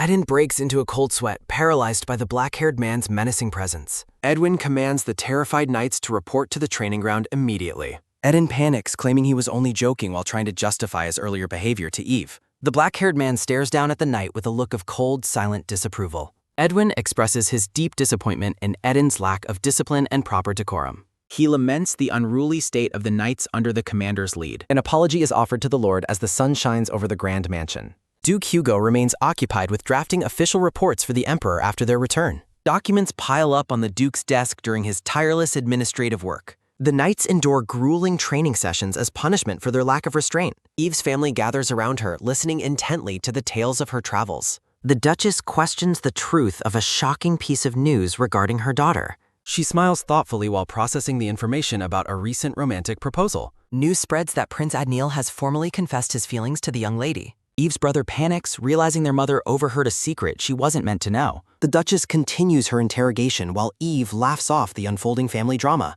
Thoughtful anticipation fills the air as someone wonders how their mother will react to the upcoming news. A playful mental image shows a red-haired person in a suit beside a blonde girl wearing a bridal gown and holding flowers. The Duchess's calm and enigmatic smile is briefly glimpsed. Sophilia's expression hardens as she notes that a certain woman clearly hasn't learned her lesson and is now targeting her daughter. Duke Hugo and the young man sweat under Sophilia's terrifying aura as she regrets not letting her enemies suffer more in the past. A sharp tap sounds as the Duchess closes the door, informing the men that she is taking Eve aside for a private talk. Vivian the maid offers a cheerful and warm greeting. Eve appears in a lovely green dress, her spirits high as she prepares for the day. The young girl whispers to Vivian, promising to share the secret advice her mother just gave her. A steady footstep echoes as Duke Hugo approaches the door in the grand hallway. He enters the room and asks Eve if she is finally ready to depart. Eve turns to her father with a bright and energetic smile. A sharp crack sounds as Eve aggressively declares her intent to crush any boy who dares to bother her. Hugo is stunned by her newfound ferocity while Sophia blushes, and they both acknowledge she was a very fast learner. The Duke announces their departure for the palace while the maid and Eve share a humorous misunderstanding. Hugo lifts his daughter into his arms as they prepare to head out. The Duke and Duchess share a warm, affectionate look as they walk together. A dull thud sounds as the scene shifts to the Emperor sitting at his desk. Hugo greets the Emperor with a respectful bow, expressing his gratitude for the audience. He formally requests that the Emperor review the important reports regarding the delegation's significant accomplishments. The Emperor admits that his own curiosity about their success was too strong to wait. A simple confirmation reveals that the final report was completed just the night before. Hugo listens intently with a grave and serious expression. His hand reaches out protectively toward his daughter. He emphasizes his duty to protect those close to him, especially his young daughter. A dull thud echoes through the training hall. Adniel trains relentlessly with a wooden sword, his face covered in sweat and determination. He shouts at a wooden training dummy, mockingly asking why it is staring at him. The pink-haired boy reflects on the expected timing of the delegation's official report. A sense of growing frustration hangs in the air over the lack of contact. Chibi Adniel whacks the dummy repeatedly, demanding to know exactly when Eve will be arriving. He continues his aggressive interrogation of the inanimate wooden doll as a silver-haired man observes from behind. The Emperor clears his throat and informs the prince that the delegation has finally returned. A sharp gasp of surprise escapes Adniel as he hears the news. He delivers one final frantic strike to the training dummy. The Emperor remains silent as he watches the boy's intense reaction. Adniel turns toward the man, looking flushed and eager. The Emperor asks if there is a particular problem bothering the young prince. He gestures for Adniel to follow him as they head toward the visitors. A look of pure, unbridled joy spreads across the boy's face. A rhythmic step sounds as a polished boot crosses the floor. Eve begins her report with a cheerful and unsuspecting tone. Adniel is struck by a wave of shock as he hears the girl's next words. Eve reveals that the Prince of Harventa has formally asked her to marry him. She proudly finishes her summary with a salute and a bright laugh. A dark and murderous aura surrounds both Hugo and the Emperor as they process the news. They internally fume at the audacity of a foreign brat proposing to their precious treasure. Eve blinks in confusion at the sudden change in the room's atmosphere. Adniel joins the adults in a dark, unified vow that such a marriage is absolutely forbidden. They decide to immediately contact the Emperor of Harventa to put an end to the situation. Prince Louis looks on in sheer astonishment. A hand clenches into a determined fist as someone resolves to take action. A sudden, sharp tap echoes as a command is given to reach out to the crown princess immediately. The grand and ornate palace stands tall under a clear sky. A silver-haired man discusses the prince's lack of restraint with the blonde-haired emperor while they contact the Empress of Harventa. Louis is momentarily stunned into silence by the unfolding conversation. Sephilia appears via communication, expressing her shock at the news of the marriage proposal to Eve. A wave of confusion washes over the young prince. Sephilia fumes with a dark aura, declaring her intent to discipline her brother for his audacity regarding Eve. Louis is surprised to find an unexpected ally in the crown princess. A soft, clearing huff sounds as Louis admits he has come to appreciate the girl's unique charm. The silver-haired boy smiles softly, confirming his newfound understanding. Eve is left wide-eyed and flustered by a sudden realization. A loud, surprised shout rings out over the mention of a secret hideout shared with Eve. Louis blushes while recounting his personal visits to her home, drawing a sharp rejection from the listener. He drifts into a dreamy daze, surrounded by a floral atmosphere. Lost in thought, he covers his mouth while reflecting on the memories. A decorative mirror reflects the intent to visit the Arcadia Empire in the future. Eve looks down with a serious and contemplative gaze. She breaks into a bright and joyful laugh, thanking her dearest friend. A crystal ball sits on a table in a quiet room. The boy's eye reflects a deep and intense focus. Ishat sits across from Louis during a meal while a narrative note labels someone a land thief. A brilliant and blinding golden light streaks across the scene. A shimmering glint appears in a sharp, observing eye. The sun sets behind the massive and majestic imperial residence. Delicate purple bellflowers sway gently in Mapres. The two children enjoy an elaborate lunch together in the garden. Ishat notes the time and prepares to take her leave. The planned quiet afternoon in the garden is interrupted. Louis sighs wearily as he mentions the impending arrival of the former emperor. Ishat is shocked to learn that the former emperor is their grandfather. She questions Louis about this family secret with a look of pure bewilderment. Ishat stares ahead with an expression of intense curiosity. She calls out for her parents as she approaches the grand mansion at night, her return surprising her mother and father. A quick tap-tap sounds as the Emperor and Empress greet their daughter. The blonde girl stands elegantly amidst a garden of yellow roses. Ishat eagerly asks her parents about the whereabouts of her grandparents. Her parents are taken aback by her sudden and direct line of questioning. They gently tried to delay the explanation, claiming she is still too young to understand, leaving her in a daze. The young girl's expression turns somber as she wonders if her grandparents are gone. The blue-haired woman smiles kindly, deciding it is better to tell her the truth now. Carlyle prepares to share a difficult and deeply unpleasant story from their past. The mother pulls her daughter into a comforting embrace as the tale begins. A heavy, wet splash sounds as a sword lies abandoned in the pouring rain. A young boy stands alone in the downpour, a single tear tracing down his face. Dark clouds hang heavy in the sky, hinting at the intertwined fates of her parents. A complex and mystical pattern marks the mention of the tragic land of Bertashan. A flock of black crows takes flight against a grim and stormy backdrop. The narrative reveals Bertashan as the first territory to be devastated by the demon invasion. The blonde boy stands alone in the rain. Rain falls steadily from heavy clouds. A cold rain douses the estate grounds. A vacation ends in a sudden tragedy. Blood splatters across cold stone graves. Hugo remains silent in his deep grief. A hand reaches out toward the boy. The retainer begs the boy not to look at the gruesome remains of his mother and brother. A heavy splash sounds as the blonde boy insists on seeing his family despite the warnings. Tears stream down the young boy's face. Hugo stares at the palace, determined to witness the truth with his own eyes. The story shifts into chapter 44. He realizes the retainers were right about the horrific state of his parents' bodies. Hugo works tirelessly at his office desk. A soft scratch sounds as he clenches his pen, consumed by a burning desire for revenge. The blonde youth draws his sharp blade. He trains relentlessly in all weather conditions. 7 years pass in the cold. A flicker of fire reflects in his eye. Hugo becomes the youngest swordmaster to manifest a flaming aura on his blade. He sets off alone toward the land of demons to fulfill his vengeance. A red blade slashes the dark air. He strikes down a monstrous creature effortlessly. Standing amidst the carnage, he vows to slaughter every demon in his path. He travels through a desolate, barren wilderness. A sudden, sharp gleam fills his vision. He cuts through his enemies without amputation. A blue-haired woman watches him closely. She calls him a demon for his blood-soaked appearance and questions his purpose in their territory. Hugo scoffs, pointing out that she looks just as blood-covered and monstrous as he does. He questions why any human would be found alive in this desolate, demon-ruled land. A long silence hangs between the two.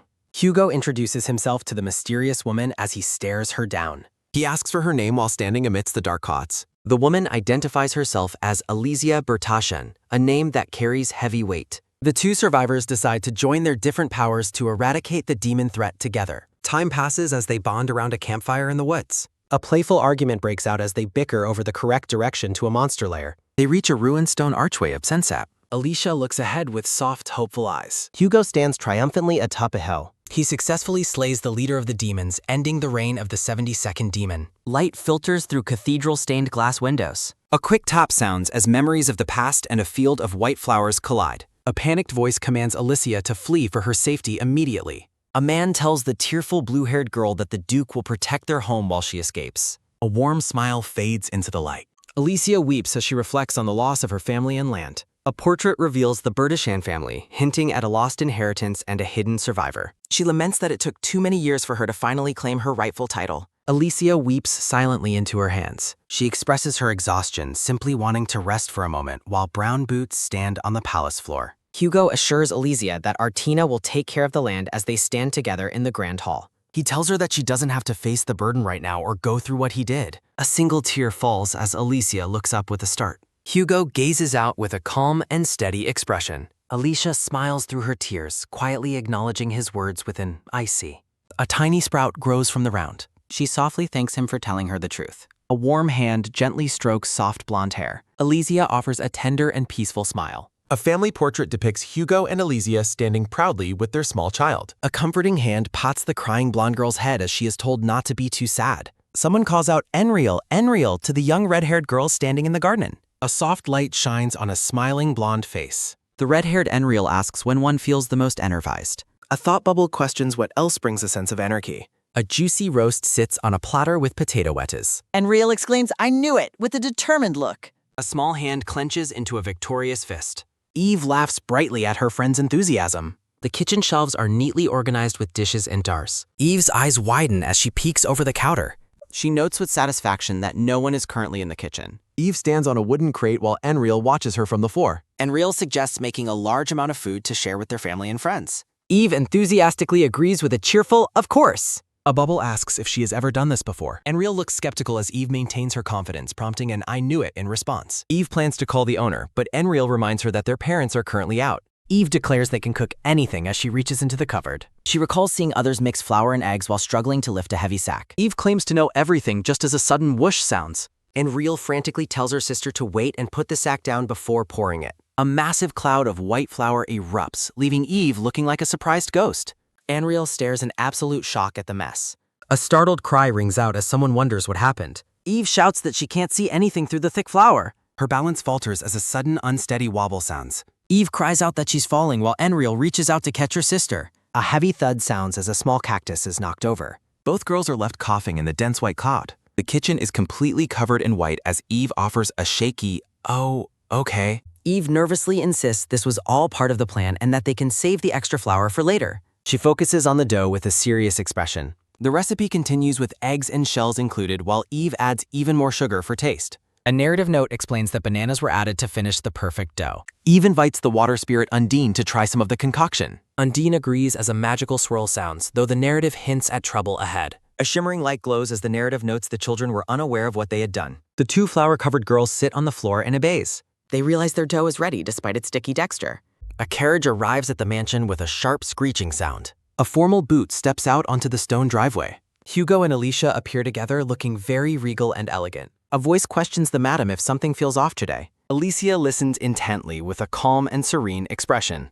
Hugo asks what is meant by that as Alicia notes the house feels unusually quiet. A strange feeling precedes the sudden click of a door opening. Eve walks gracefully through the grand, ornate hallway. Small hands carefully present a green gift box tied with red ribbon. Eve proudly announces that she made these cookies herself. The mother gasps that little Eve baked cookies herself, while the father calls it the most precious gift he has ever received. The cookies appear as lumpy, unappetizing brown balls in the box. A heavy, tense silence falls over the two parents. Louis worries about an impending stomachache as he looks on. The household staff fears that everyone in the mansion is doomed. Alicia forces a nervous smile despite her internal panic. A hand reaches out with great hesitation toward a cookie. The mother suggests giving her cookie to her husband since it is their daughter's first batch, but he refuses and insists she have his instead because he wants her to be happy.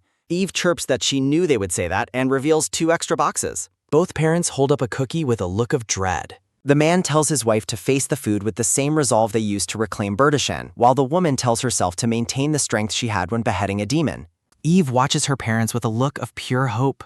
She wonders what they will say about her very first cookie. The water spirit Undine investigates a cookie resting on a palm. Undine holds the large cookie with a look of curiosity. A magical swirl of water follows the spirit's movement. Eve prepares to share her gifts with her friends. Small hands grip the gift boxes tightly with determination. The blonde girl stares ahead with a focused expression. An eagle watches the grounds from a sunlit tree branch. Eve walks down the path toward her secret base. A heavy creak sounds as the wooden door is pushed open. Eve stops in the doorway with a look of surprise. A man expresses his gratitude for the hard work representing the Empire in Harventa. Louis mentions he brought orange juice while Carlisle invites the visitor to eat despite the modest preparation. Eve responds with a cheerful shout. She offers her own gift boxes to the two boys. Carlisle notes that demons generally dislike sweets and wonders if the Crown Prince would be interested in something so simple. Eve insists she made the cookies herself because she truly wanted to give them to him. Carlisle and Louis both accept a box while thanking her for the treat. Carlisle smiles warmly and tells everyone to enjoy the food. He asks if she has been visiting neighboring countries in this house all this time. Eve stands frozen with a startled and bewildered expression. Eve agrees and notes she cannot even visit her rabbit's house, prompting Carlisle to ask why not. Carlisle expresses confusion, questioning if rabbits even have houses to visit. A bead of sweat rolls down as he looks on tensely. He questions why anyone would think he doesn't have a house. A hand slowly swirls the red liquid inside a wine glass. Hugo watches Eve and wonders what she is thinking after hearing her previous odd question. Eve apologizes, explaining she read that demons are homeless, which makes the two boys question her logic. Hugo is annoyed that his high-ranking status is being compared to a wandering low-rank servant. He vows to change their perception of his living standards to avoid further misunderstandings. His gaze sharpens with intense determination. Hugo reflects on the difficulty of bringing a human child into the dangerous demon realm. The grand hall stands empty and regal. A sharp click sounds as the large doors are pushed open. A silver-haired man named Marbus arrives, formally asking if Hugo requires any assistance. Hugo turns his head to address his subordinate. He inquires about a previously assigned task, and Marbus confirms it is almost finished. Pleased, Hugo decides to personally oversee the next phase of the mission starting tomorrow. While Hugo expresses his confidence, Marbus appears visibly strained as he accepts the orders. Marbus looks on with a bewildered expression. He tries to voice a concern but is quickly interrupted. Hugo holds one of the lumpy cookies, prepared to eat it. Terrified by the appearance of the food, Marbus mistakes the cookies for a dangerous assassination tool. He lunges forward in a panic, identifying himself as he attempts to intervene. Marbus insists on throwing the cookies away, but Roneve interrupts and offers to take care of them herself. A pink-haired woman is startled by the sudden confrontation. The woman, Roneve, suggests she should take charge of the suspicious items instead.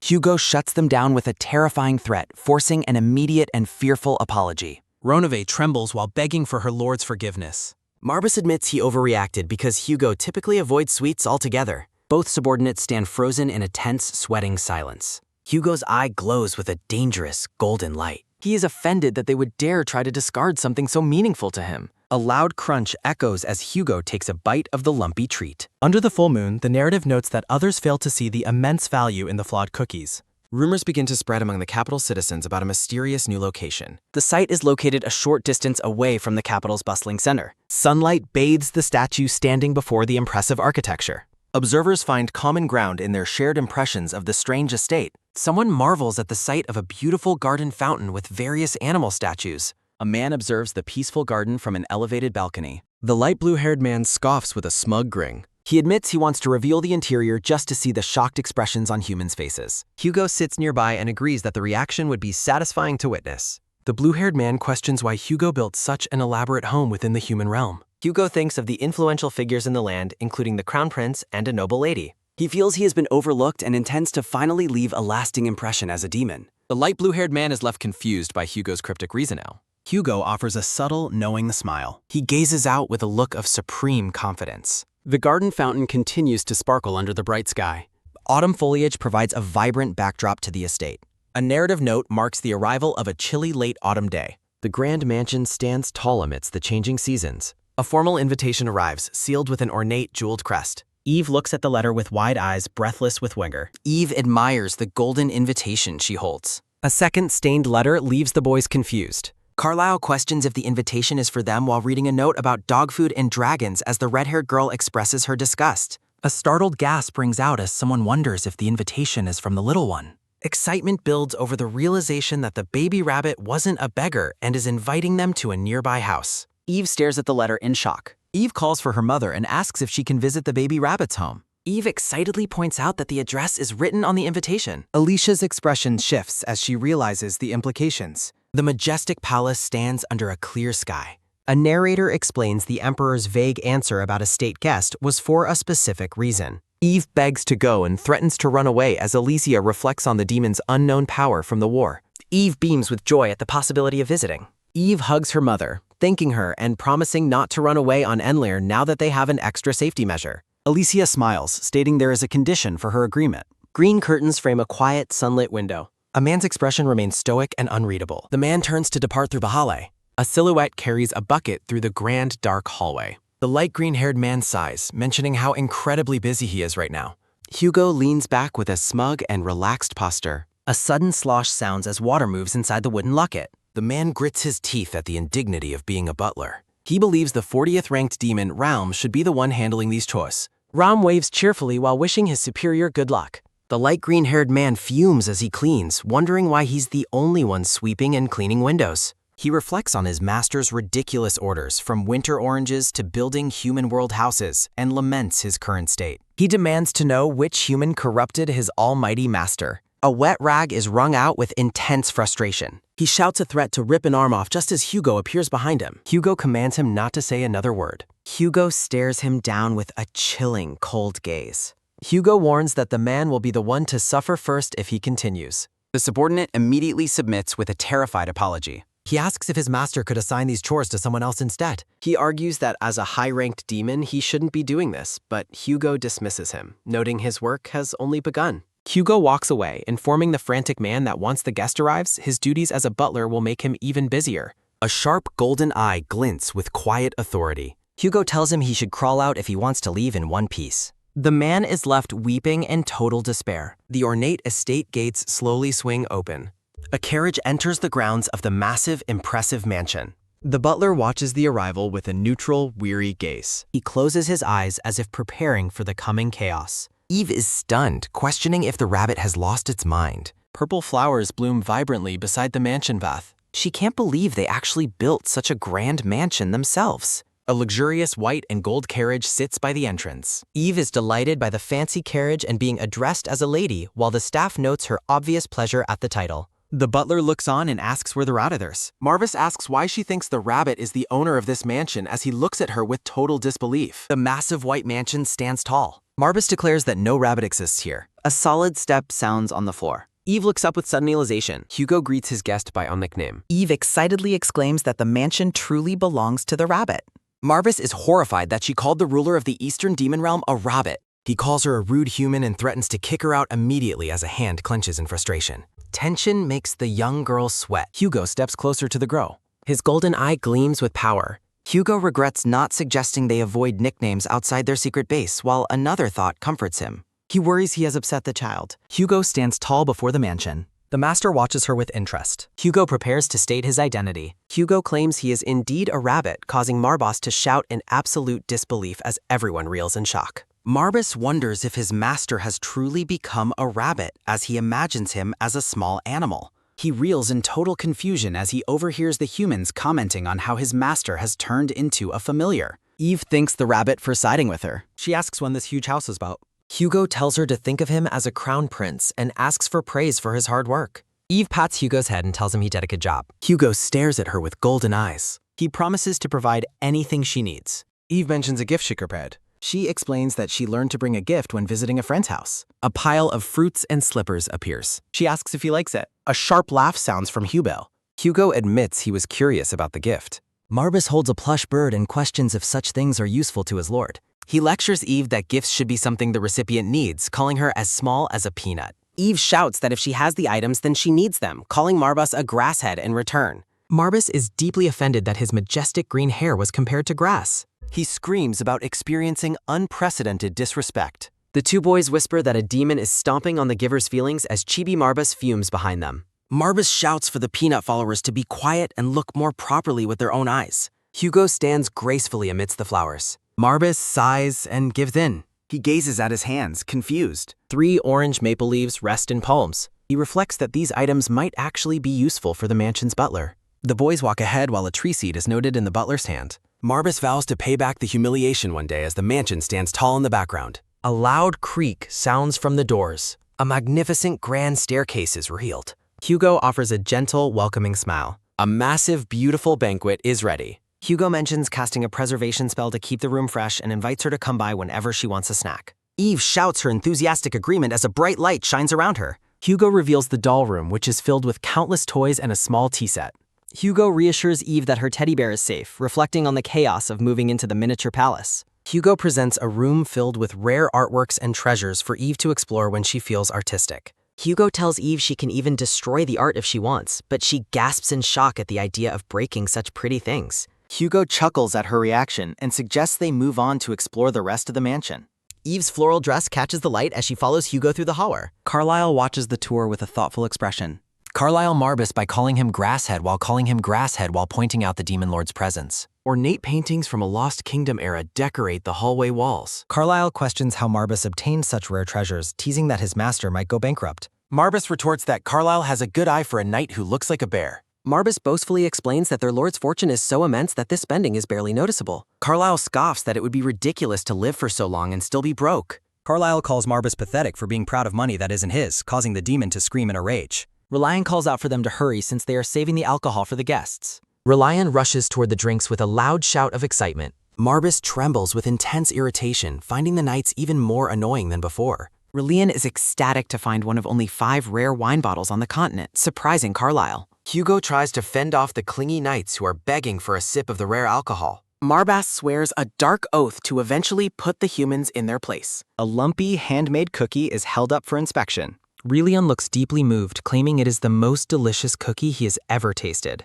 A loud crunch sounds as Carlisle eats, while Reliant insists the sound doesn't match the praise. Hugo suggests casting a preservation spell on the remaining cookies to keep them fresh. Hugo promises Reliant a salary bonus for his loyalty, while Reliant ponders the laws of magic. Reliant praises Hugo's care for trivial magic, though a voice notes he is acting like a sly fox. Reliant falls silent when Hugo asks for the real reason behind his sudden interest in magic. Reliant admits he is secretly teaching someone magic and needs funds for expensive books and tools. Hugo agrees with Reliant's logic that it is always wise to keep a hidden card. Reliant reflects on the dangers surrounding the Marquise's daughter and the need to hide her abilities. A mysterious silhouette appears as the narrative notes Reliant's desire to become a secret asset for the lady. Hugo prepares to hand over a heavy pouch of gold.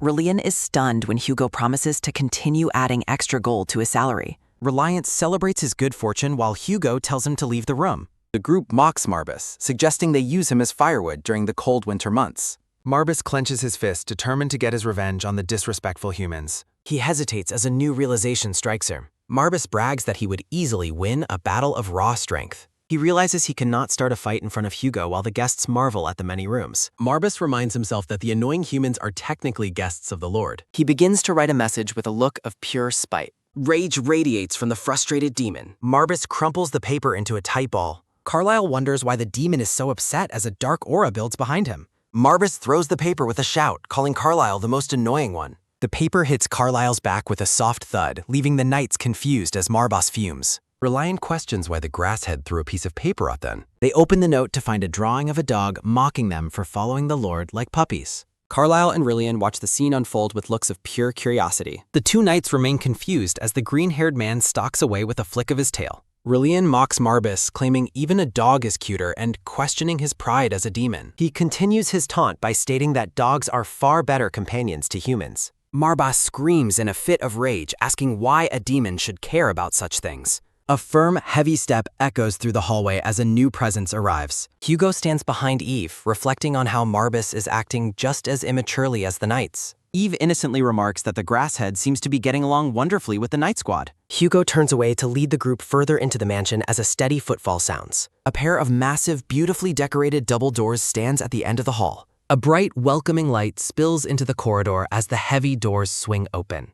Hugo turns to Eve with a calm expression and asks if she enjoyed the third floor. He mentions putting extra effort into the decor here and asks for her honest opinion. Hugo looks down at the child and offers to change anything that isn't to her liking. Eve is visibly stunned, waving her hands as she insists that everything is absolutely fine. She reflects on how much prettier this place is compared to others, touched that it was built for her. Eve marvels at the sheer number of rooms provided for her, finding it hard to believe. Hugo offers a gentle, slight smile as he confirms her thoughts. He explains that each room has a unique theme so she can choose one based on her mood. Eve is overwhelmed with surprise, frantically assuring him that she wouldn't want to change a single thing. She expresses her delight, mentioning that the entire experience feels like a wonderful dream. The small red familiar narrows its eyes, looking incredibly irritated by the happy atmosphere. Hugo suggests they visit one final location before concluding their tour of the mansion. He recalls her passion for swordsmanship and reveals he has prepared a dedicated training ground. Relian rushes toward Hugo from the background, shouting with excitement about the new facilities. Rillian begs for a sparring match, but Hugo flatly refuses and tells him to stop being a nuisance. The knight pleads desperately for just one match while Hugo's irritation reaches a boiling point. Hugo asks Eve to wait for a moment, his dark aura flaring as he prepares to settle the mother. A loud clashing of metal sounds as swords meet in a sudden, fierce duel. The sounds of a struggle echo from behind the doors as Eve and the familiar wait. Sudden shouts of surprise and pain ring out from the training room as the fight continues. A low groan sounds as the one-sided battle reaches its swift conclusion. Reliant sits defeated on the steps, telling Eve that the Night Squad clearly needs more practice. A quiet voice offers a simple, knowing confirmation in response to the knight's failure. A sharp, predatory grin with fangs appears in the shadows, hinting at a hidden scheme. The red familiar gloats internally about finally being separated from the Lord to deal with the girl. He reflects on Eve's talkative nature and her annoying habit of never losing an argument. Chibi Marbas decides that delivering a mental shock is far more effective than a simple scolding. A massive, furred paw slams into the ground with a powerful, heavy thud. A voice calls out to Eve as she turns her head, her eyes wide with sudden realization. A colossal, dark silhouette looms over the small girl, casting a long shadow as a low growl sounds. Marbas transforms into a giant, majestic lion and asks how it feels to see his true majesty. The lion leans in close, claiming that no one who has seen this form has ever lived to tell of it. He asks if she is frightened, though a bright light begins to emanate from the girl. The great beast stares her down, waiting expectantly for a reaction of pure terror. A sudden, cheerful laugh breaks the tension as Eve looks up at the massive creature. Eve points out that despite the transformation, the top of his head is still grass-colored. Marbas is speechless with offense, unable to believe he is being mocked during his grand reveal. The demon returns to his human form, slumping over in total humiliation after his plan backfired. Marbas refuses to transform again, feeling completely humiliated by the experience. Eve covers her mouth while giggling at the demon's reaction. Marbas looks deeply annoyed as he sweats from the Sves. Eve holds her wooden sword high, challenging Marbas to a duel. Hugo watches the interaction with a neutral, calm expression. Eve prepares her strike while Marbas and Hugo wit. Marbas scoffs, doubting that a stick can leave even a single scratch. He arrogantly claims he will dodge effortlessly and mock her attempts. A close-up reveals Hugo's focused gaze on the training ground. A bright flash marks a sudden shift in the atmosphere. Hugo commands Marbas to stop moving and simply accept the coming hit. A sudden gasp of surprise sounds as someone realizes what's happening. A sharp smack sounds as Marbus cries out to his lord. Marbus protests Hugo's order to stand still while being attacked. Eve looks on with a confused and curious expression. Several quick smacks sound as Marbus pleads for a moment's peace. A frustrated shout echoes that the situation has become too much. A swift impact lands with a sudden, heavy thud. Marbus yells out in pain after another strike lands. Marbus admits that Eve's precise strikes toward his joints are remarkably accurate. Marbus claims there are things only adults understand while fleeing Eve. Hugo stands with the red familiar perched comfortably on his shoulder. Hugo's golden eyes reflect the intensity of the morning light. Mocking laughter and cries of surrender echo from the training field. The red familiar considers using the girl as its own personal servant. The small red creature wears a satisfied and determined look. Hugo's attention is drawn to the familiar with a questioning glance. The red familiar lets out a cheerful, high-pitched cry. Hugo asks why the familiar is suddenly concerned with his happiness. The familiar expresses a grand desire to build its own mansion. It reveals it only possesses the meager earnings from a past trip. Hugo responds with a dry, skeptical laugh at the familiar's ambition. Hugo suggests the creature should stick to its natural demonic instincts. A quick snap sounds as Hugo points a finger upward. Hugo describes the classic demonic tradition of hoarding treasures in hidden caves. The red familiar is entranced by the idea of massive wealth. Eve cheers with excitement despite failing to land a single significant blow. Marbus laments the loss of his pride as a great demon. Eve calls out to the grass-headed demon to get his attention. Relian asks if he is being challenged while drawing a glowing blade. Marbus stares back with tears of pure frustration in his eyes. The duel escalates into a massive swirling cloud of dust and energy. Eve watches the chaos unfold with a surprised and wide-eyed blank. Hugo wonders if his eyesight is failing as the combatants move too fast. Eve rubs her eyes and asks Hugo for the mansion's name. Hugo questions the need for a name while Eve insists on one. Hugo offers a gentle smile and tells Eve to name it herself. Eve's face brightens with an enthusiastic and joyful expression. Eve proudly claims to be an expert at giving things names. Hugo watches the little girl with a soft and contemplative look. Eve beams with pure joy. Hugo's golden eye glows warmery. An intricate clock marks the night. The grand mansion glows in moonlight. A chandelier illuminates the dark room. Mealtime begins for the baby Mabbit. A hand lifts the silver cover. Eve watches the reveal with anticipation. Eve is amazed by the unique Demon Realm dish that perfectly suits her tastes. Hugo notes the meal might be unusual as he serves the meat and asparagus. Relian admits the food isn't bad as the knights eat. Gold utensils rest the sack of meat. A beautiful rose pattern adorns the table. Eve savors the wonderful, rich flavors. Eve teases the eating, grumpy demon. Hugo serves plates to the dinner guests. Eve looks content after her meal. The group shares a lively gunner. A magnificent carriage awaits at night. They bickered like young children barout. Eve twirls happily in her chest. Relian bids everyone a cheerful farewell while Hugo remains silent. Eve receives a sudden, thoughtful gift. Eve looks at the present in awe. Marbus demands his gift back in a fit of frustration. Eve gives the demon candy and requests he speak more kindly next time. Eve playfully threatens to tell on him if he continues being mean. The carriage departs in sparkling light. Eve smiles contentedly out the window. Relian asks if everyone enjoyed themselves, while Carlyle enthusiastically confirms. A cheerful, happy confirmation rings out. Memories of happy adventures flash by. Eve reflects on her in life. She hugs the red familiar affectionately. Eve excitedly claims that playing and eating have become her new dream. Epilogue reveals Hugo took Marbus candy. Hugo demands Marbus hand over the candy since the girl is happy. The illustrator thanks the loyal readers. The first part of the story concludes. A blonde boy takes Eve's gift as a loud wah sounds in protest. The mansion stands tall and bright. Eve finds peace among the flowers. Light sparkles through the tall window. Eve looks up with wide eyes. A handsome blonde man smiles chatly. A lilac-haired woman stands with a man. Royal crests signify a noble lineage. The blonde boy looks at her. A blonde man vows to help his sister with anything except imperial work. Eve sits comfortably surrounded by her family. Narration declares a vow to fulfill every wish of a precious little sister. The blonde girl laughs with pure delight. The lilac-haired woman anticipates eating delicious food every day. A sly, knowing grin appears on the girl's face. The girl's thoughts are filled with gifts and brags. Eve celebrates with her arms raised in celebration. The lilac-haired woman laments the girl's unexpected priorities. The woman imagines how perfectly a cat's life would suit her. A boy praises avoiding work while a woman reacts in shock. The lilac-haired woman looks stressed as she breaks the slide. Finding a true passion for the girl becomes a priority. The grand mansion gleams under the bright daylight. Various documents and wax-sealed letters sit on the desk. Hugo's golden eyes narrow with intense, sharp focus. Hugo wears a red cape as someone addresses His Majesty. Hugo questions, dragging Eve into a serious strategy meeting. The meeting is delayed until the princess finally attends. Hugo laughs, blaming others for keeping the princess hidden. The lilac-haired woman giggles behind her hand. The woman notes Hugo's consistency while he questions its value. A cheerful, quick laugh sounds as Hugo notes his careful habits as time passes. A hand reaches for a plate of sweet donuts. A blonde man in blue offers Eve some snacks. Eve eats happily as the man watches with a smile. A sharp, quick smack sounds as a hand strikes them out. Hugo explains that the Western Army has been surrounded. Hugo warns that the isolated troops are out of supplies. The lilac-haired woman listens with a deeply concerned look. The woman identifies routes while a man confirms the fortress. Hugo describes how easily the enemy could destroy supply carts. He grimly predicts the knights will eventually starve. The group discusses the courier's report and potential sacrifices. Hugo firmly refuses to sacrifice his valuable knights as bait. The blonde girl listens carefully to the ongoing discussion. A small hand is shown in a sudden gesture. Eve slams her hands on the table with determination.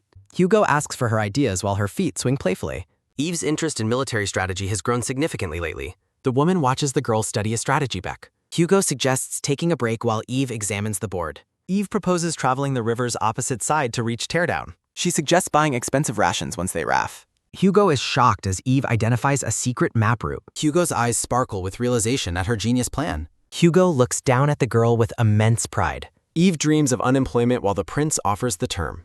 Hugo grins as he acknowledges the girl's ambition. Hugo promises a gift while Eve reacts with shock. A joyful, high-pitched cry sounds as gifts are happily welcomed. Hugo offers to introduce Eve to his former sage teacher. Eve looks horrified as the blonde man describes a teacher who never leaves. Eve is devastated that her cleverness ruined her dream of being lazy. The meeting shifts toward a new and more pressing issue. Hugo rejects the suggestion to leave early due to an urgent matter. The group learns that alchemists are currently trapped within the valley. Eve mistakenly calls the location the Potato Tower with a confused look. The blonde man corrects her while Eve asks for more details. He explains the tower's history as an alchemist research facility. The Duchess describes the tower's fall into darkness and forbidden acts.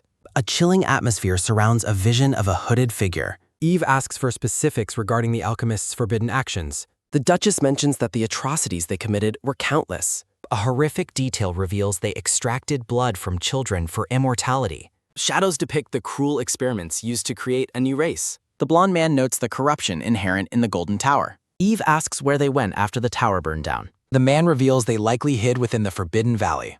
He explains that the entire valley is now overflowing with quintessence. The man confirms quintessence is the source of the alchemist's car. A narration identifies quintessence as the fifth element of life. A hooded figure stands cloaked in a swirling purple fog. The man describes the massive amount of energy as being incomprehensible. Hugo decides to prioritize reconnaissance while their hostility remains indirect. The Duchess stands solemnly beside Hugo during the strategy session. A look of deep distress crosses the Duchess's face. Eve connects the alchemist's cruelty to the dragon flying near her home. A report describes the last living dragon as being severely abused. A small pink dragon curls up in a vulnerable state. Hugo wonders what ultimate goal drove the alchemists to such extremes. The Duchess and the blonde man share a moment of silence. The Duchess explains that Eve treated the creature like a younger sibling. The group shares a lighthearted moment as the man agrees with her. Dark, vengeful thoughts begin to cloud the little girl's mind. Eve becomes enraged at the thought of those who hurt her brother. Eve stalks away, fuming with anger toward the Forbidden Tower. Eve continues her internal rant about the monsters who torment children.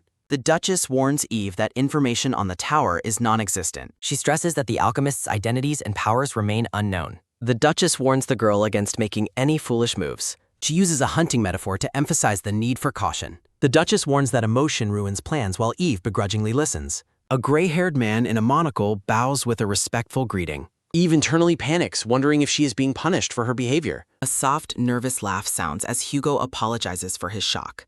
A sharp, quick tap sounds as the older man steps forward. The man kneels before Eve with a polite and formal air. He asks if Eve has forgotten him after their long absence. A subtle, knowing smile plays on the older man's lips. Eve stares back at him with wide, shocked eyes. Eve forces a joyful smile while claiming she remembers him perfectly. The gray-haired Marquis wears a smug, satisfied expression. Eve proudly asks her mother if her warning was perfectly firm and non-emotional. The Duchess sighs while Hugo gives Eve a 0 rating for Fren. The Duchess questions the Marquise's reason for visiting the palace that day. Bowing respectfully, the Marquis reports a surge in demon activity in the northern region. Hugo dismisses the claim, noting the absence of jungles on his front lines. The Marquise praises Hugo's warrior pride while Eve internally cheers for her father to crush him. The Marquise explains that his house will also be dispatching knights to assist. He reveals powerful barrier stones that he personally crafted for the mission. The Duchess notes his sudden willingness to use precious alchemy for the cause. He insists he only wishes to contribute since previous efforts were insufficient. The Duchess offers a mocking compliment while Eve complains about her ears bleeding from the fake sincerity. Hugo asks the Marquis out of curiosity. Hugo questions if the Marquis's alchemy was learned at the infamous Golden Tower. The mention of the tower shocks Eve. Clenching Hugo's cape, Eve demandingly asks what he just said. She recalls how her little brother suffered and struggled to breathe in pain. Pure rage fills Eve's eyes as she thinks of those who hurt her brother. Eve glares at the Marquis with murderous intent, suspecting his past. The Marquis questions if he is actually being suspected by the royals. Shadows stretch across the palace hall. The Marquis reveals that he was the one who led the army against the Golden Tower. He recounts burning the tower and presenting the heads of his own mentors to the king. The Marquis warns against vague assumptions while Hugo reluctantly accepts his word. The group watches the Marquis depart. A young lilac-haired girl performs a graceful curtsy. The lilac-haired girl introduces her brother Rickard while he greets the group formally. Eve hides, annoyed by the arrival of two more unpleasant people, while Hugo asks their business.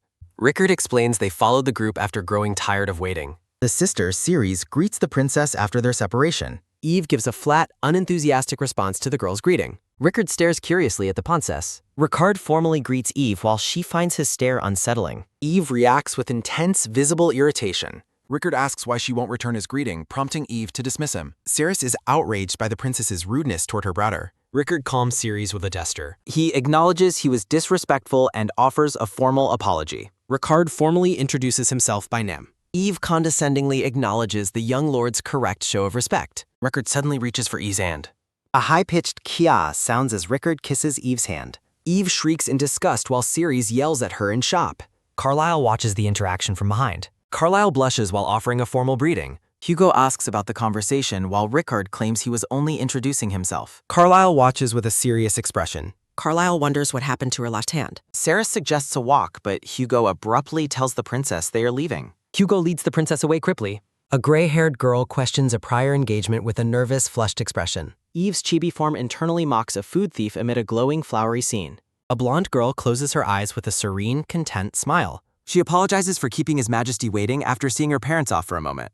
Carlisle suggests leaving while Eve asks if it is okay for her to go. A blonde girl walks away with a determined, quick pace. A dark silhouette clenches its jaw, muttering that this isn't fair. Resentful thoughts linger on how naturally the princess stands beside him just because of her status. The grand facade of a palatial mansion stands tall in the soft light. A blonde girl smiles brightly while bitter thoughts about missing chances surface. A shadowed figure narrows its eyes with a chilling command to just wait and see. Ambitions swirl as she imagines taking the princess's spot as the duke's daughter. She confidently declares that the princess's coveted position will naturally become hers. Carlisle leads Eve through the grand palace hall while asking where she wants to explore. Carlisle ponders her request while she playfully calls him a food thief. Eve reacts with utter confusion and irritation at his nonsensical response. Carlisle explains it is break time while promising to show her a place she will love. Carlisle watches her go with a slight, weary sweat drop. Eve's chibi form sighs while expressing genuine worry about the country's future. A golden statue of an angel stands luminously upon a grand altar. Carlisle invites her to look around the imperial treasury while Eve stares in shock. A sudden realization hits her that she was worried for nothing. Eve dances joyfully, noting how much wealth could feed generations. Carlisle proudly claims he will be capable of everything once he inherits the throne. Carlisle stares intently at something, noting that it is truly pretty. Eve stands still with a soft blush, her attention captured. Carlisle explains that all the treasures here hold magical power and special abilities. He points out that the one she picked has absolutely no power at all. An open jewelry box reveals a sparkling blue gem necklace and matching earrings. Carlisle dismisses the legends as mere rumors while Eve insists it is the prettiest regardless. She finds the name Liberation of Sin to be quite cool. Carlisle argues the name is worthless because sin cannot be easily liberated by anyone else. Eve fumes with a red face, telling the food thief to stop picking on her choice. A soft, warm light glows as a gentle smile appears. The sun shines brightly over the sprawling, ornate palace grounds. Carlisle kneels formally, addressing his father with a personal request. His father clears his throat while agreeing to hear the request first. Carlisle questions the difficulty while his father notes their lack of understanding regarding the object. Carlisle bows his head, acknowledging his father's words with a simple confirmation. The prince's father recoils in absolute shock at a sudden, outrageous declaration. Carlisle dramatically sprawls out on the floor, declaring he is going on strike from his princely duties.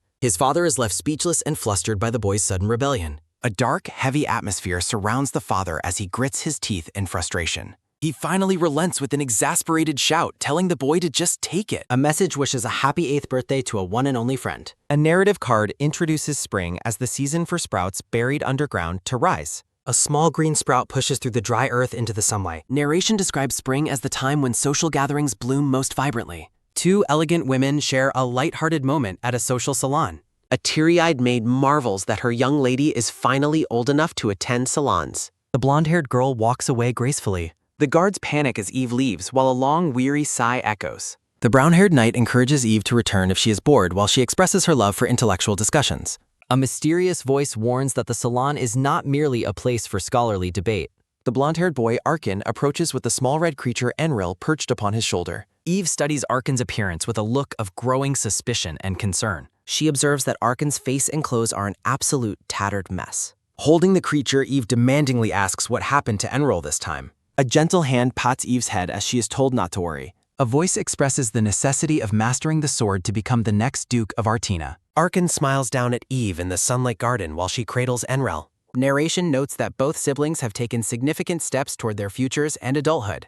The lilac-haired girl, Ceres, expresses her intense fury that the Artina family continues to overshadow her social life. Ceres vows to shine at the salon belonging to Marquis de Fonte as long as the princess stays away. A voice questions the lack of accessories crafted by a specific jeweler. Ceres looms over her trembling maid, who offers a tearful apology. The maid presents a rare red diamond hairpin, hoping the precious accessory will satisfy her lady for the day. Ceres confidently believes that no one will ever stand higher than her. Surrounded by luxury, Ceres declares herself the true princess and imperial lady within the salon walls. She basks in the imagined admiration of others, believing everyone is eager to earn her favor. A dark, satisfied smile plays across Ceres' face. She reflects on how sweet the taste of power truly feels. A group of noblewomen gather at the salon and exchange polite greetings. One woman leans in, asking if the others have heard the latest scandalous news.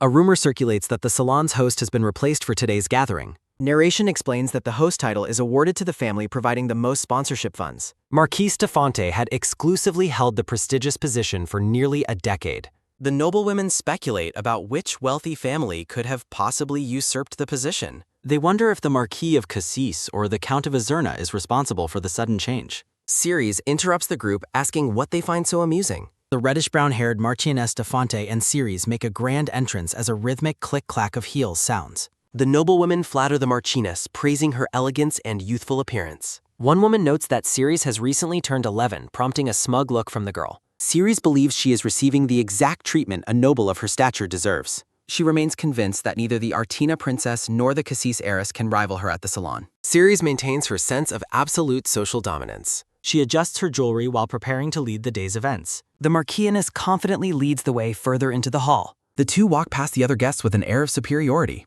The Marchioness suddenly stops in her tracks, visibly stunned by an unexpected sight. A countess in a purple gown greets them, asking if something is wrong. The countess offers a hesitant and nervous apology to the Marchioness. She begins to explain a difficult situation to the Fonte ladies. Ceres reacts with wide-eyed shock and utters a single word of disbelief.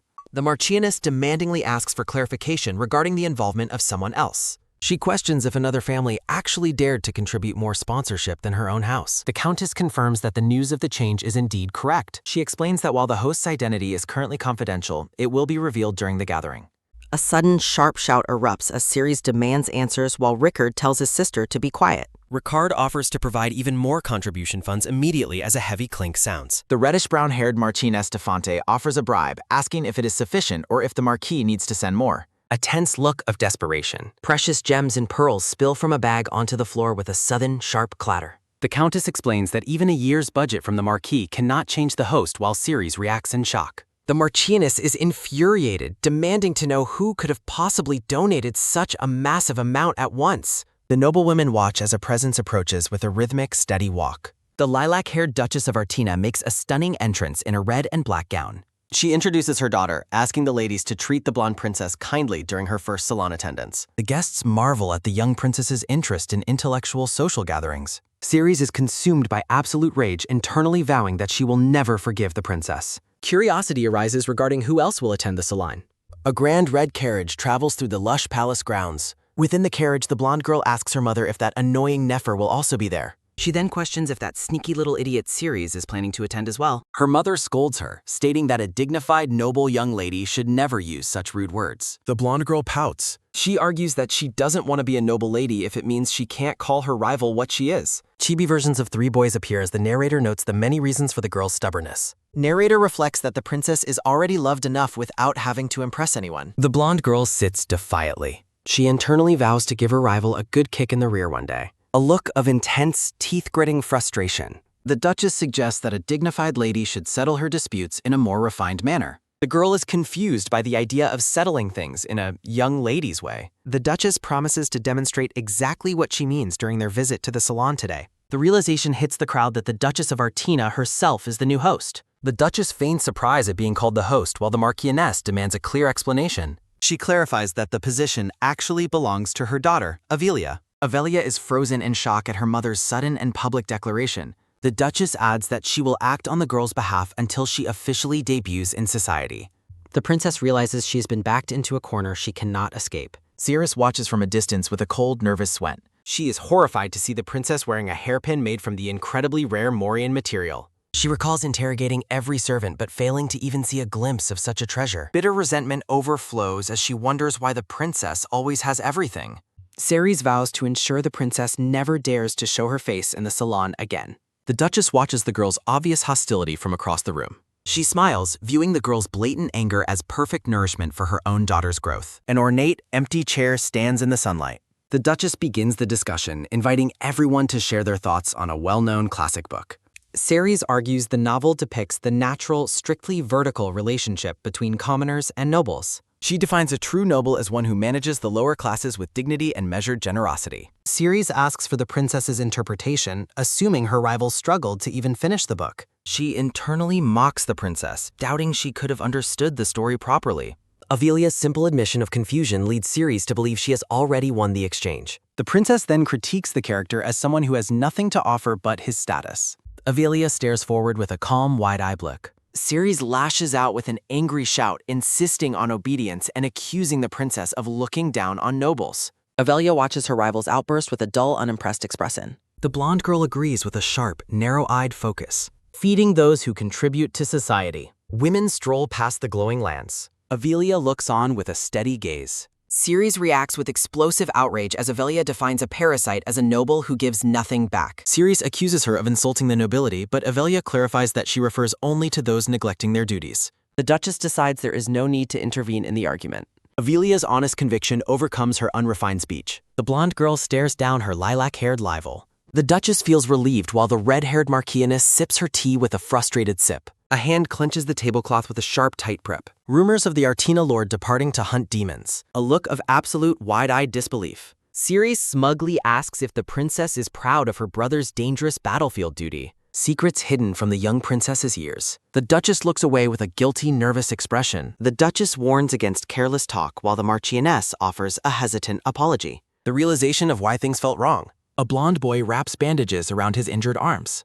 Avelia bursts into the room with a sudden, loud crash. Avelia stands trembling with intense, bottled-up anger. She demands the truth from her brothers. The young girl begins to cry, accepting the grim reality of Artina's duty. The blonde siblings face each other sullenly. Arkan reaches out toward his sobbing sister. Avelia asks why she was kept in the dark while Arkan remains speechless. Cedric reveals that he is also joining the expedition. The two blonde brothers stand together. Avelia lashes out, calling Cedric a coward for hiding the truth. She declares her hatred for everyone who lied to her as the knights look on confused. The red and black bound billows out. A rhythmic click-clack of heels sounds as Avelia runs away. The brothers watch her departure in silence. The cottage stands bathed in sunset light. Avelia sobs alone in the garden shadows with a soft sob sounding.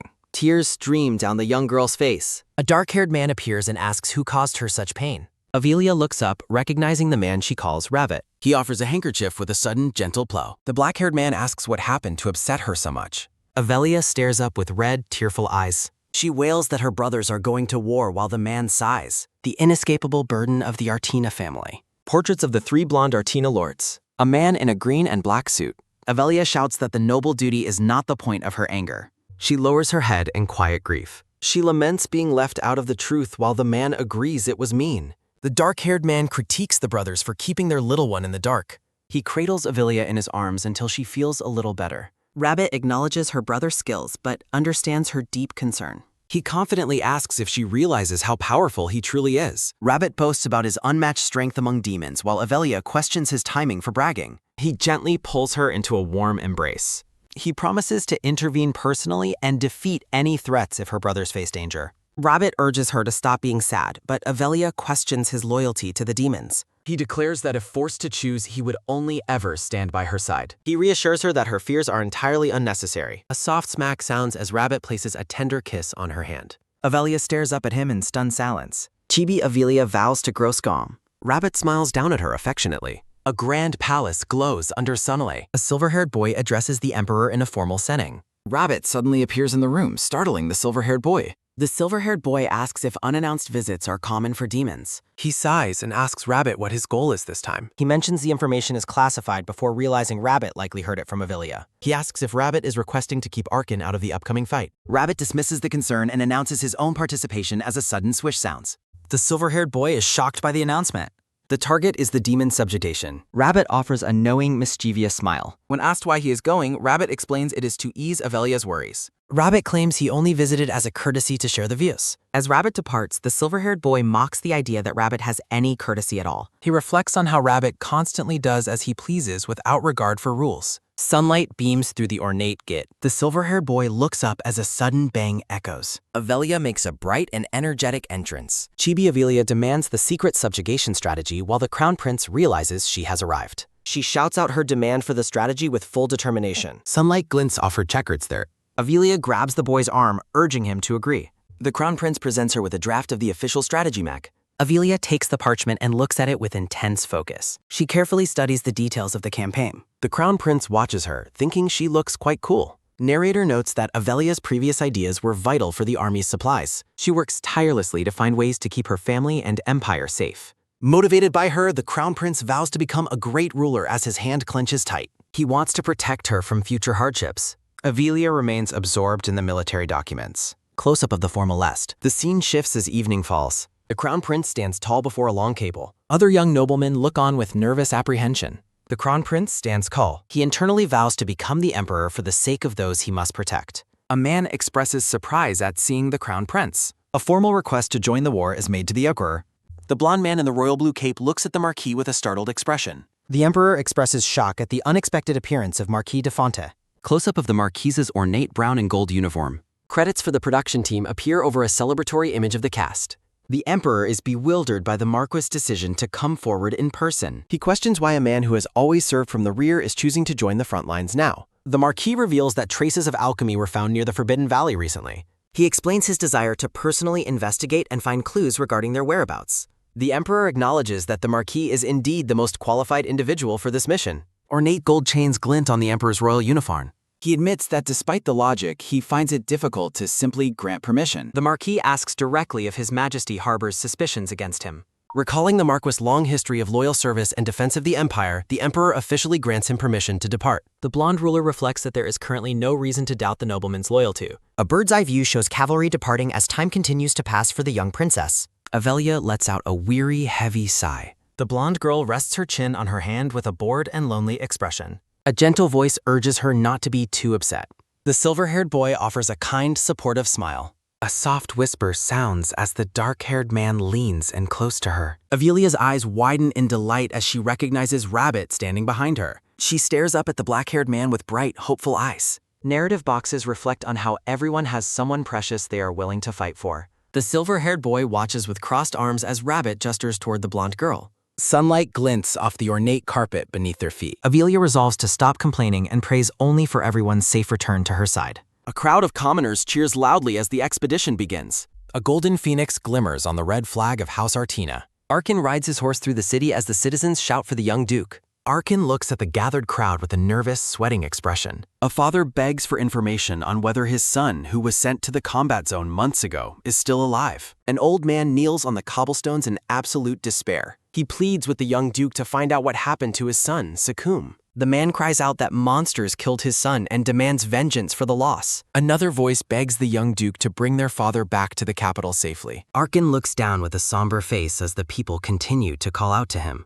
A visual of shattered glass illustrates how commoners are always the first to be sacrificed in times of war. Arkin stares ahead with a stoic, determined resolve. He looks away with a dark expression and mutters about how despicable the situation is. Rabbit critiques the commoners for shamelessly making demands even after Avelia sent spirits to help them. The black-haired man watches the scene with a cold, unimpressed gaze. Arkin shrugs and notes the people have no choice but to beg when they lack power themselves, leaving Rabbit stunned. Chibi Rabbit is shocked that the young Duke noticed his presence and his cynical attitude.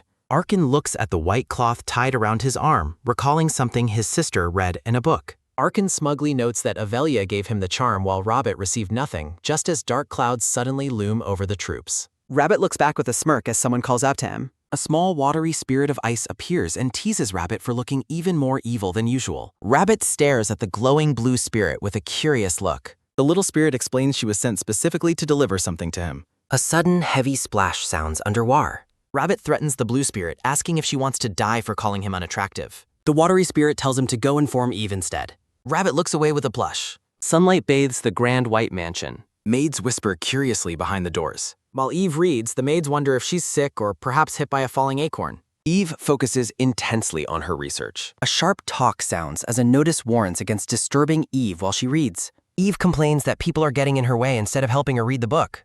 Eve examines the intricate book cover. She resolves to study hard and become someone strong enough to protect everyone herself. Eve finds a passage about King Alaim, a powerful ruler of water capable of causing tsunamis. Elaborate tassels hang from the ceiling. She considers how helpful it would be to summon such an incredibly powerful water spirit.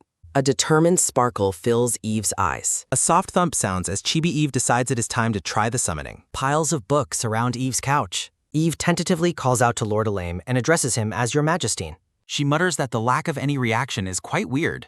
A system box notes her status as a genius at Spirit Arcs. She wonders if the failure occurred because she forgot to recite the formal summoning chant. She begins a poetic chant about the sky, earth, and the origins of all things. A magic circle glows on the floor as she requests the spirit to accompany her. Bright blue light envelops Hegirl. Eve commands Alaim to come forth. A sudden, hollow thud sounds loudly. Eve shouts in shock, demanding to know why nothing happened despite her efforts. Narrative text reflects on the will required to sacrifice natural power. Boxes state that the only thing that truly matters is the strength of one's current resolve. A majestic silver-haired man appears in the light and calls Eve a disappointed child. A demon screams with a pained, "Ah!" One knight boasts to Harold about his kill while Harold tells the idiot to keep fighting. Rabbit watches the knights play on the battlefield and wonders if they are even truly human. Sunlight glints off Rabbit's red eyes. Harold questions why no demons have appeared yet despite reports of a manifestation in the area. Heads on a map suggest the demon headed northeast toward the Duke's camp. Rabbit scoffs from his tree branch while the knight mutters a frustrated tch. A voice informs the knight that his skills are still far from being able to face Go Wangang. Rabbit narrows his eyes and up. The blonde knight wonders if the power gap between himself and the 19th ranked demon is really that massive. A hand grips the sword hilt. A knight teases that Harold might barely match the moves of the Mad Dog Knights. Rabbit suggests the situation is not worth being upset over, startling the blonde knight.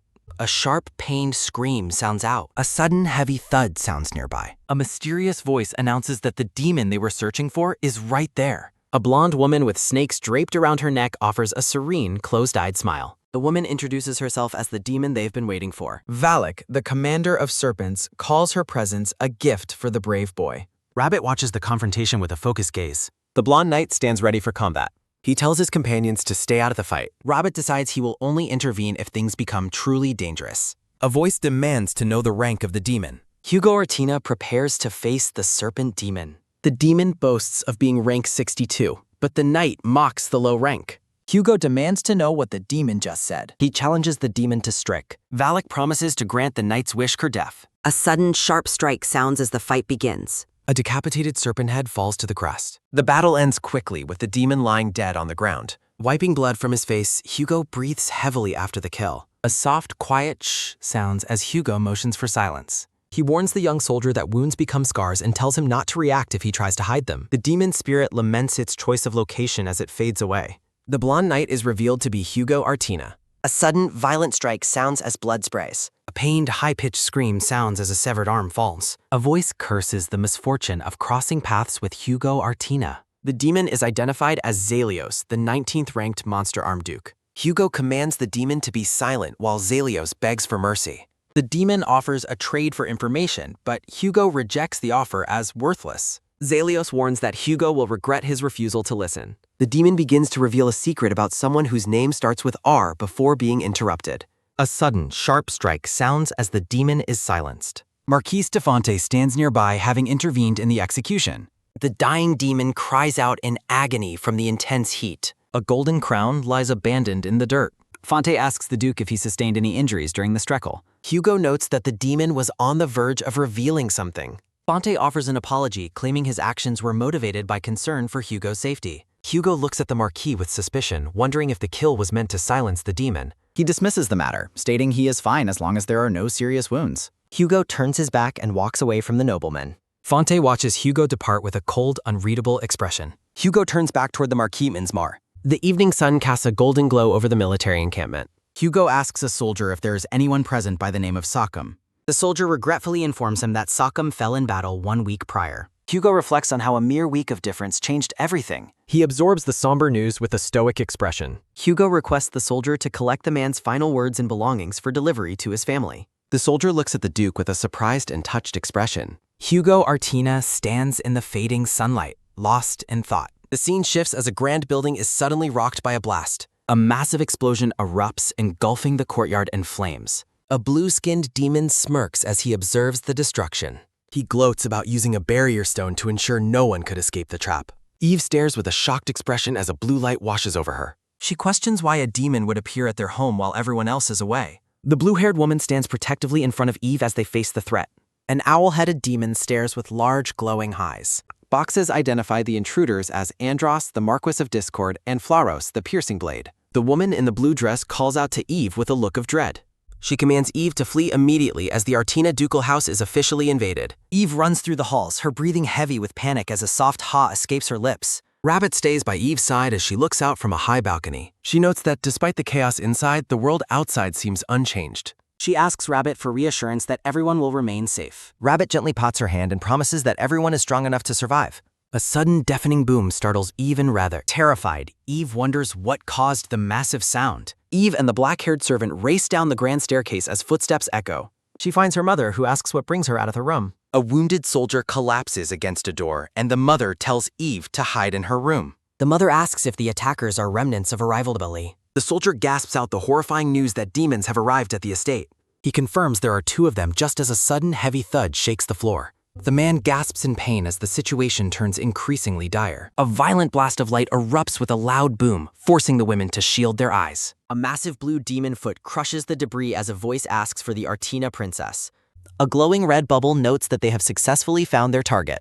Flauros, a demon with cot-like features and white hair, offers a predatory smile. The 2 demons discuss their direction, realizing they chose the correct path. Eve identifies them as high-ranking demons who specialize in cooperative combat. Her mother worries that their combined power will be impossible for the estate to handle. She calls out to Eve once more, her face filled with desperate resolve. She shouts for Eve to escape while there is still time. She urges the girl to hurry as the demons close in. Eve clenches her teeth with a determined look, refusing to succumb to fear. The mother stands her ground against the massive winged demon. She orders Sir Sharon to stay with her and buy as much time as possible. The owl demon scoffs, amused that only 2 humans dare to stand against them. The mother channels lightning as the demon mocks the futility of human bravery. The maids and servants huddle together in the background, paralyzed by terror. Eve decides they must make it to the Imperial Palace to call for reinforcements. A scarred soldier looks at her with disbelief, doubting that demons could really be there. He quickly changes his mind and offers to lead Eve toward a secret servant exit. A sudden, heavy thud causes Eve to stumble as a pained "ugh" escapes her. She looks up in shock at a strange visual phenomenon in the air. She realizes with horror that an invisible barrier is blocking their path. A massive blue dome of energy completely seals off the Artina mansion. Inside, the staff despairs, wondering what they can possibly do now. The maids weep as they realize they are trapped inside the demon's cage. A blonde soldier tries to rally the others, demanding they draw their swords. Eve stands tall, her presence radiating a calm golden light. She commands them to hold their swords and die with dignity if it comes to that.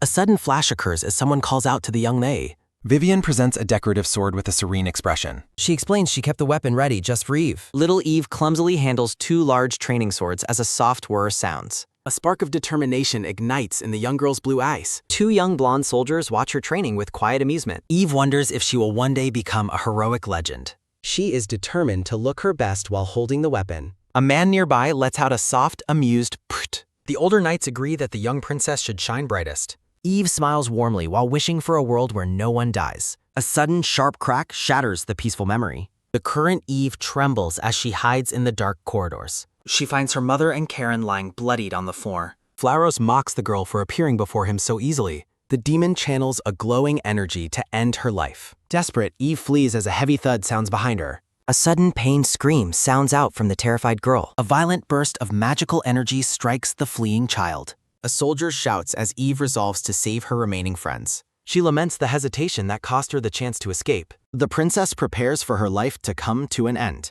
Someone calls her name as a sudden wet spray sounds nearby. Fresh blood stains the face of a dying companion. A loyal soldier begs the young lady to survive no matter what. Vivian takes the lethal blow while shielding Eve in a bloody hug. Flowers realizes he accidentally struck the wrong person.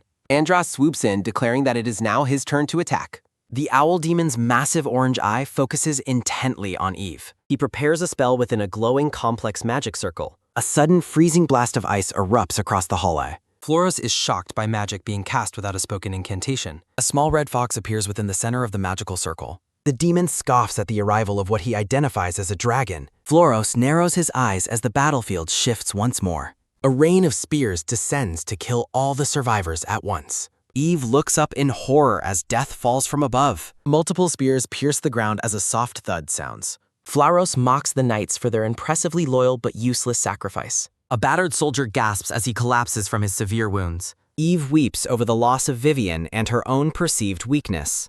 She cries out for her distant father, brother, and Rabbit. With her last bit of strength, she whispers the name Louis. Eve's bloody fingers claw desperately at the cold floor. The demons standing over her note that Undine is not enough. A floating book reveals the powerful name of Elaine. Tears and blood stream down the young princess's face. A tall spirit with flowing white hair and blue robes appears. Eve begs the Great Spirit for his assistance amidst the ruins. She offers her own life to save her family and companions. The Great Spirit Elaine gazes down at the broken, bloodied child. Eve trembles as she cries, fresh blood staining her face. The Great Spirit Elaine stands over the wounded Artina princess. Gazing down at the scene, the spirit lets out a soft, contemplative breath. Elaine gently covers Eve's eyes, noting that there is no need for her to witness such a brutal sight. A gentle hand moves away from the girl's bloodied face. As Eve drifts into unconsciousness, Elaine hopes his power can grant her a moment of peace after her hardships. Terrified, Flauros demands to know the identity of the powerful being standing before him. The Great Spirit places a finger to his lips, demanding silence from the intruders. Swirling water magic begins to crush the demons as Elaine declares they will vanish by his hand while Andros gasps for air. Spitefully, the demon mocks Eve as a powerless child who is only surviving through the luck of her associations. Elaine reflects on the demon's words with a cold, questioning look as water dances around him. He considers the true nature of her protectors, noting that her lineage includes the ruler of the Eastern Realm. He acknowledges that her family, her dragon companion, and even the master of the Empire are bound to her fate. Eve remains deeply asleep as the spirit observes her broken form.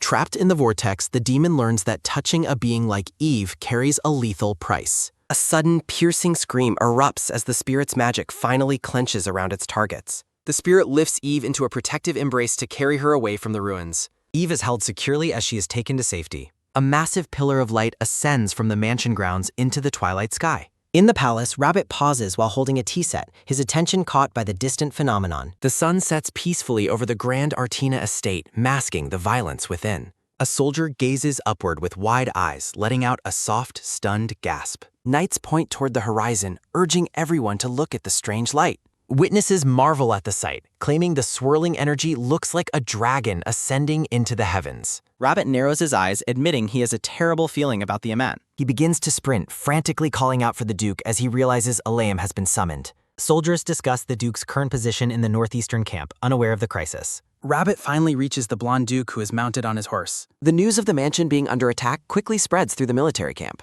With his eyes glowing, Rabbit confirms that 2 demons have infiltrated the Artina family home. He offers a quick apology to the crown prince before vanishing toward the estate. Despite their ongoing recovery, the palace staff begins preparing simple funeral rites for those who fell in the invasion. Eve stands in a dark gown, using the labor of mourning to distract herself from the crushing sorrow. She walks through the cemetery, reciting the names of the deceased, including Isaac, Thomas, and Michael. Standing before a tombstone, she silently vows never to forget the sacrifice they made for her. Eve places a bundle of yellow flowers upon a grave in the fading light. A sudden voice calling her name causes Eve to freeze in place. She turns around with a look of surprise at the unexpected interruption. Rabbit stands before the princess, his expression somber as they meet among the graves. He gently tells her that he should be the one asking if she returned safely and without injury. Overcome with grief, Eve weeps as she laments how everyone died protecting her. The two share a quiet, comforting hug amidst the flowers of the cemetery. Later, the black-haired servant sits by the bedside of a feverish red-haired companion. He stares into the distance, his thoughts occupied by the demons that brought this ruin. The red-haired girl asks him to change her warm towel for a fresh, cold one. A large hand gently reaches down to take the towel from her forehead.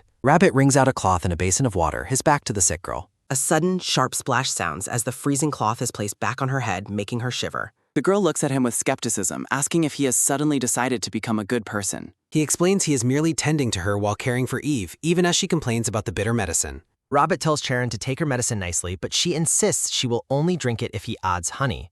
He dismisses her demand for honey as total nonsense. The two share a long, silent moment of intense eye contact. Rabbit glances over his shoulder at the bed where blonde Eve is sleeping Sally. A soft thud sounds as the exhausted man finally sits down in a chair. Rabbit sits quietly by the bedside, his face etched with weariness. A narrative box describes a level of desperation he had never experienced before. He recalls a memory of sprinting frantically through the dark mansion grounds. Panic and sweat cover his face as he remembers the terrifying search. He admits to having no memory of his state of mind during the teleportation. Multiple panels show the shattered stone and ruins left behind by the battle. He remembers walking through the debris toward a patch of grass. The man stands alone within a dark, cracked void of his own memories. A radiant vision of a woman on a golden throne flickers in the darkness. He lets out a pained ugh while clutching his chest in agony. Falling to his knees with a heavy thud, he calls out for Eve in despair. He vows that he will never be the one to take her life. Looking up with glowing yellow eyes, he begs for the strength to save her. A young girl's name is shouted as she looks back with tears in her eyes. Rabbit freezes in shock as he finally reunites with the princess. They share a warm, emotional hug as he expresses his profound relief. The Great Spirit Elim watches the touching scene with a calm expression. A sudden, rough grab at his collar shatters the peaceful moment. A female spirit furiously demands to know if he actually made a contract. She notes his satisfied face, realizing he went through with the agreement. She berates him for his lack of professional ethics regarding the contract. The spirit rants about how the child couldn't possibly have known how to summon him. He explains that Undine was the one who taught the girl about his existence. Elaine smugly praises the cleverness of the low-rank spirit's training. The white-haired female spirit seethes with visible jealousy and rage. She demands to know why the others didn't show the girl her own spirit book. She points aggressively, insisting that she presented her presence as well. Resigned, she decides she will simply stay by the kid's side as a big sister. She questions his persona, only for him to claim he was showing his true self. She continues to shake his collar while he remains completely unbothered. Bubbles explain that a human contractor is something all the spirits desire. Troy, the Earth Spirit King, is introduced with a polite and gentle gesture. Elaine looks away with a slight blush of irritation or embarrassment.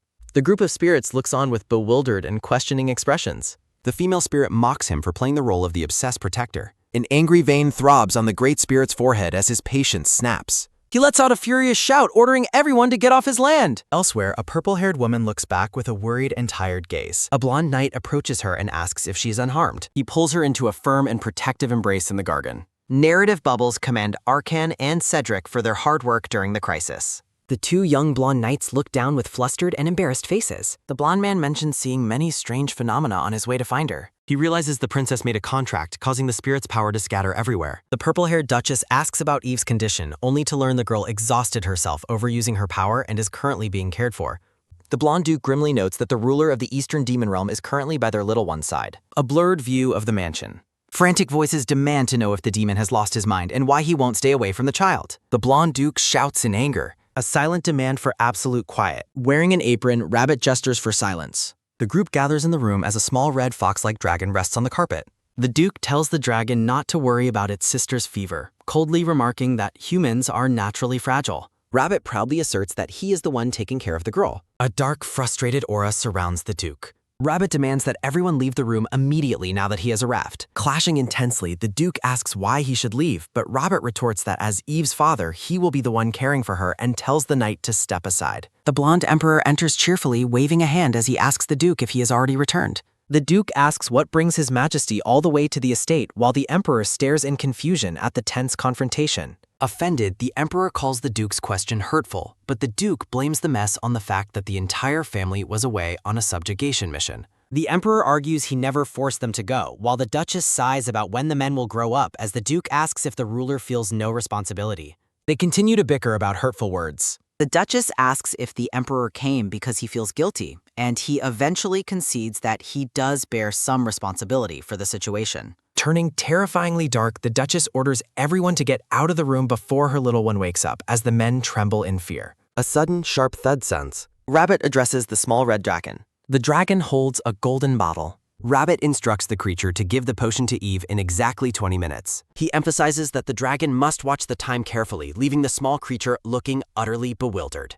The golden potion glows within its glass. A narrative bubble reflects on the shock of the young lady forming a contract with the Spirit King. Chibi soldiers discuss the strange events they witnessed on the way back, only for one to get smacked for not reading the room. The Duke and Duchess look exhausted. The Duchess laments how Eve's life keeps getting more troublesome, but the men suggest drafting a plausible explanation to label the event an imperial good omen. They realize the spirit summoners will know the truth. The Duke offers the Duchess tea to calm her nerves, but an urgent shout for the madam interrupts the quiet moment. A sudden realization about the Imperial Summoner. An injured soldier reports that the summoner is out in the streets shouting "Long live" and announcing the Spirit King's arrival. The Duke and Duchess look on in horror as they hear the summoner is causing a scene in public. In the streets, a woman kneels among the crowd, weeping with joy as she leads a massive cheer for Lady Artina and the Spirit King. The Duke tries to find a bright side, suggesting things cannot possibly get more troublesome than they already are. The Duchess stares at him skeptically, certain that there is still room for more chaos. Rabbit reminds them that both he and the dragon are still present. He considers what will happen if rumors spread that the last dragon and a great demon are both following the child. In the city, citizens wave a banner with Eve's likeness, demanding the master of the last dragon and the demon ruler be brought to the imperial palace. Overwhelmed, the Duchess admits she hates the situation, while the Duke tries to convince her not to worry about things that haven't happened yet. Rabbit speaks up about the matter. The Duke listens with a serious expression. The Duke points out that Rabbit staying by her side as both a demon and a noble would expand his reach and greatly benefit Eve's honor. Rabbit repeats the phrase Eve's honor thoughtfully. A memory of a large hand gently holding a child's small hand appears.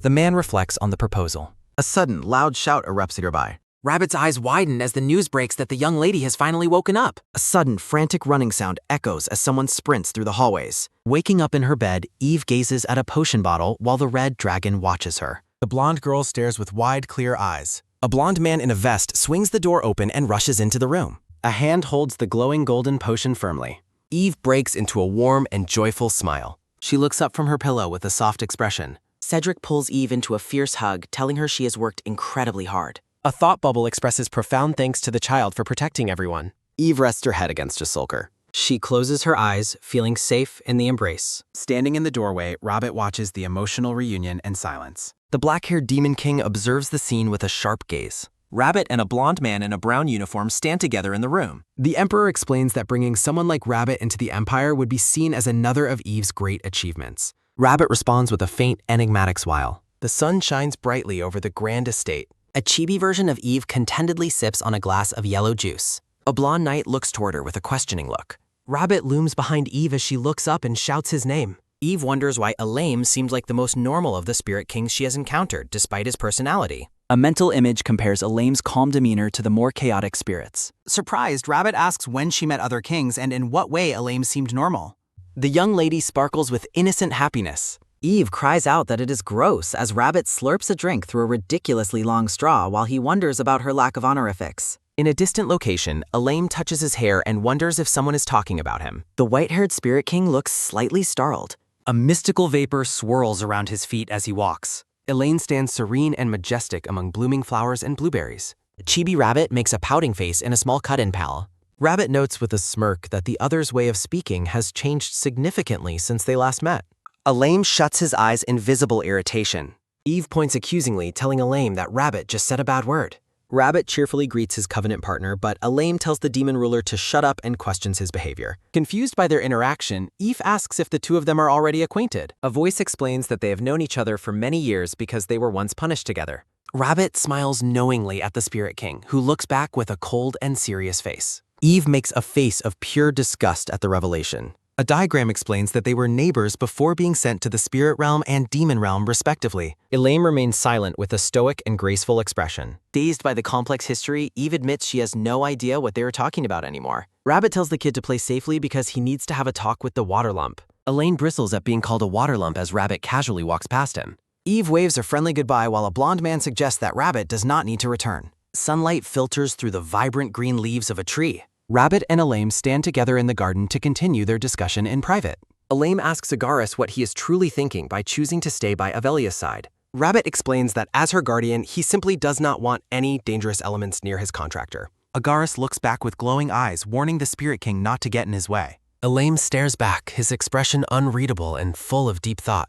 Rabbit and Elaine talk privately in a curtain. Rabbit looks thoughtful among the Greery. Reflections on following behind the footsteps of the girl. Elaine remarks that Rabbit is a demon by formality and has lived long enough to know the truth. The black-haired man sits calmly amidst the flowers. Elaine smiles gently with his eyes closed. Rabbit wonders how someone as proud as the Spirit King ended up on a leash held by a human kid. Elam asks if it isn't the same for him, noting that he talks like it is someone else's business. A plant sways as the world is described as a confining prison. Rabbit gazes away with a subtle smile. Eve smiles brightly among the blooming flowers. Cedric enjoys a quiet moment with tea. Cedric spit takes when Eve mentions the Emperor's assigning her a teacher sen. Eve nervously asks if the new teacher is a really strict person. Cedric wipes his mouth and admits the person is not exactly strict. Eve decides to ignore the lesson because the Emperor said skip days were allowed. Cedric looks at her with nervous concern. Morning suggests things won't go as expected. Sunlight drapes over the grand estate. Eve sleeps peacefully in her large pet.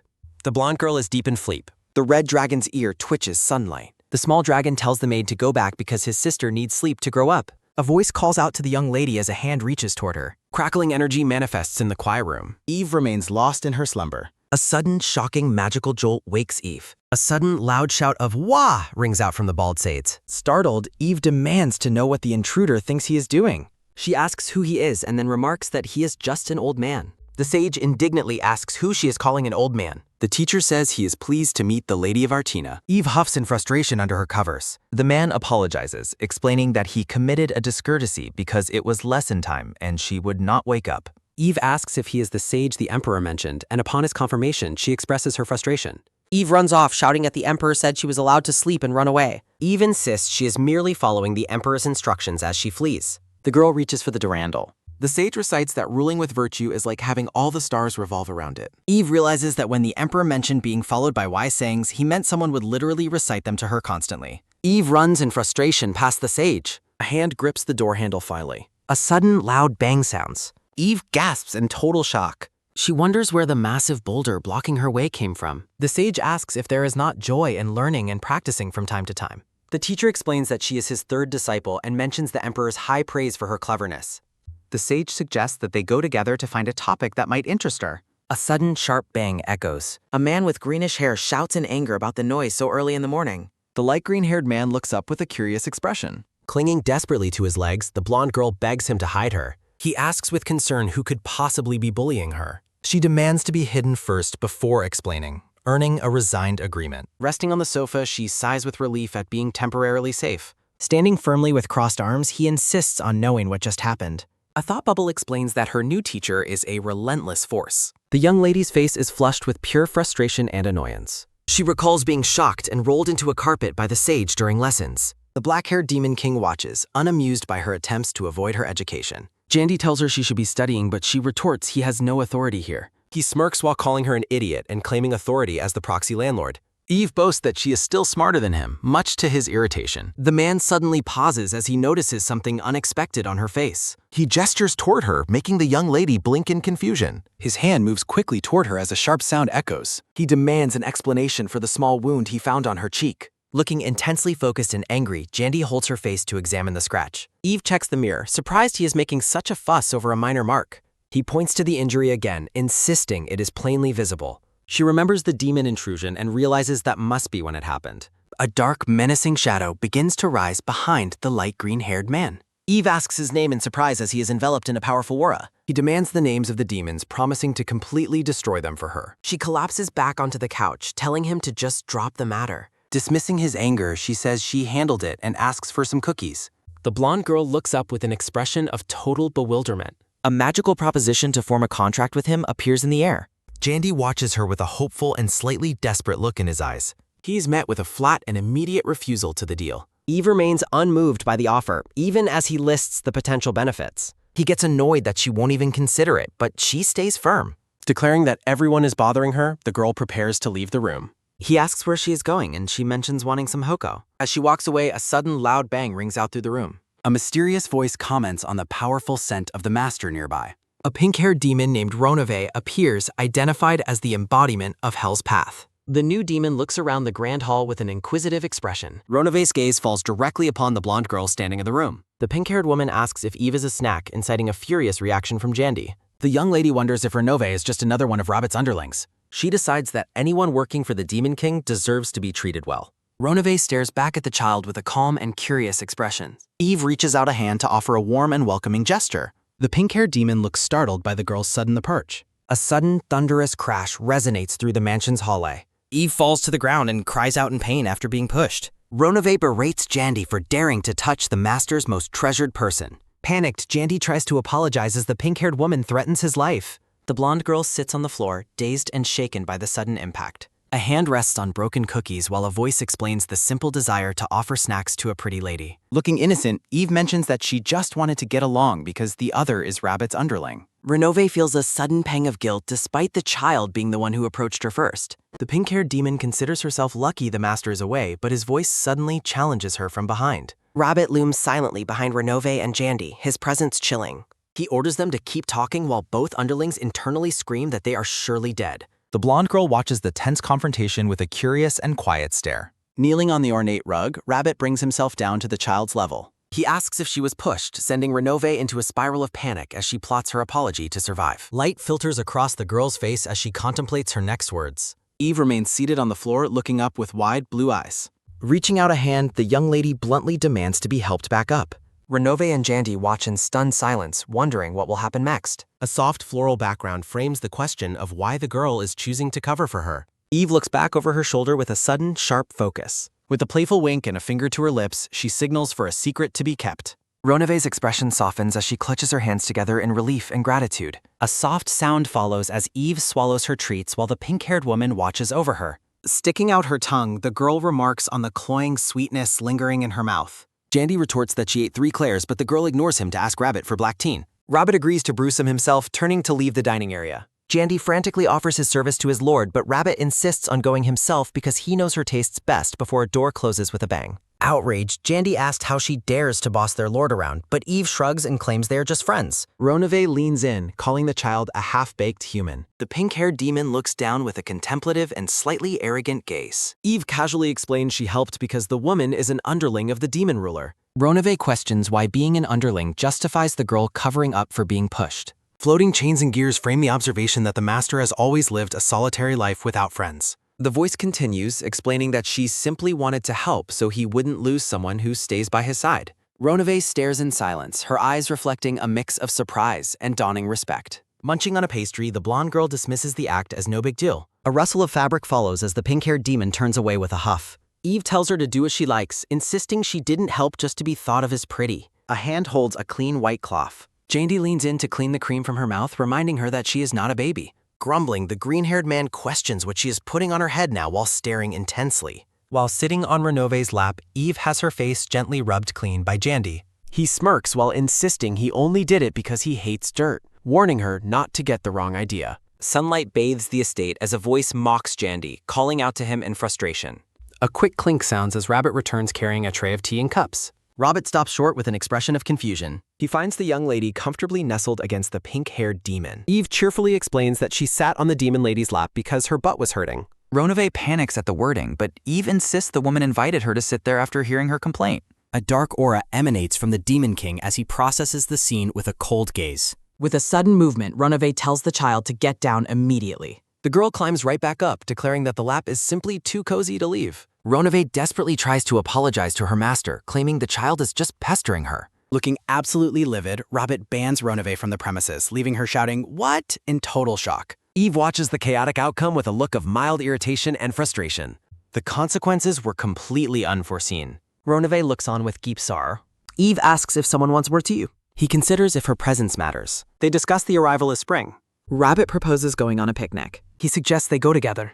Rabbit identifies himself as her friend. Jandy observes her influence over him. A soft sniffle sounds as Rabbit calls out to Ronove. Rabbit reaffirms his status as subsigned. Ronove expresses deep gratitude while Rabbit mods. Eve finds his behavior quite absurd. The grand estate stands under the sun. Eve prepares for the upcoming outing. A loud gulp echoes as someone questions her preparations. The boys approach her with curiosity. Eve excitedly announces her picnic plans. She confirms the bear is invited. The red creature asks to be included. The creature expresses hurt at being excluded. Her brothers also ask for invitations. Eve is overwhelmed by the requests. She worries about ruining their private time. She cannot resist their pleading expressions. He promises to be on his best behavior. He vows to remain perfectly still. Eve hopes everything will work out fine. She justifies the expanded guest list. Ronove contemplates her next move silently.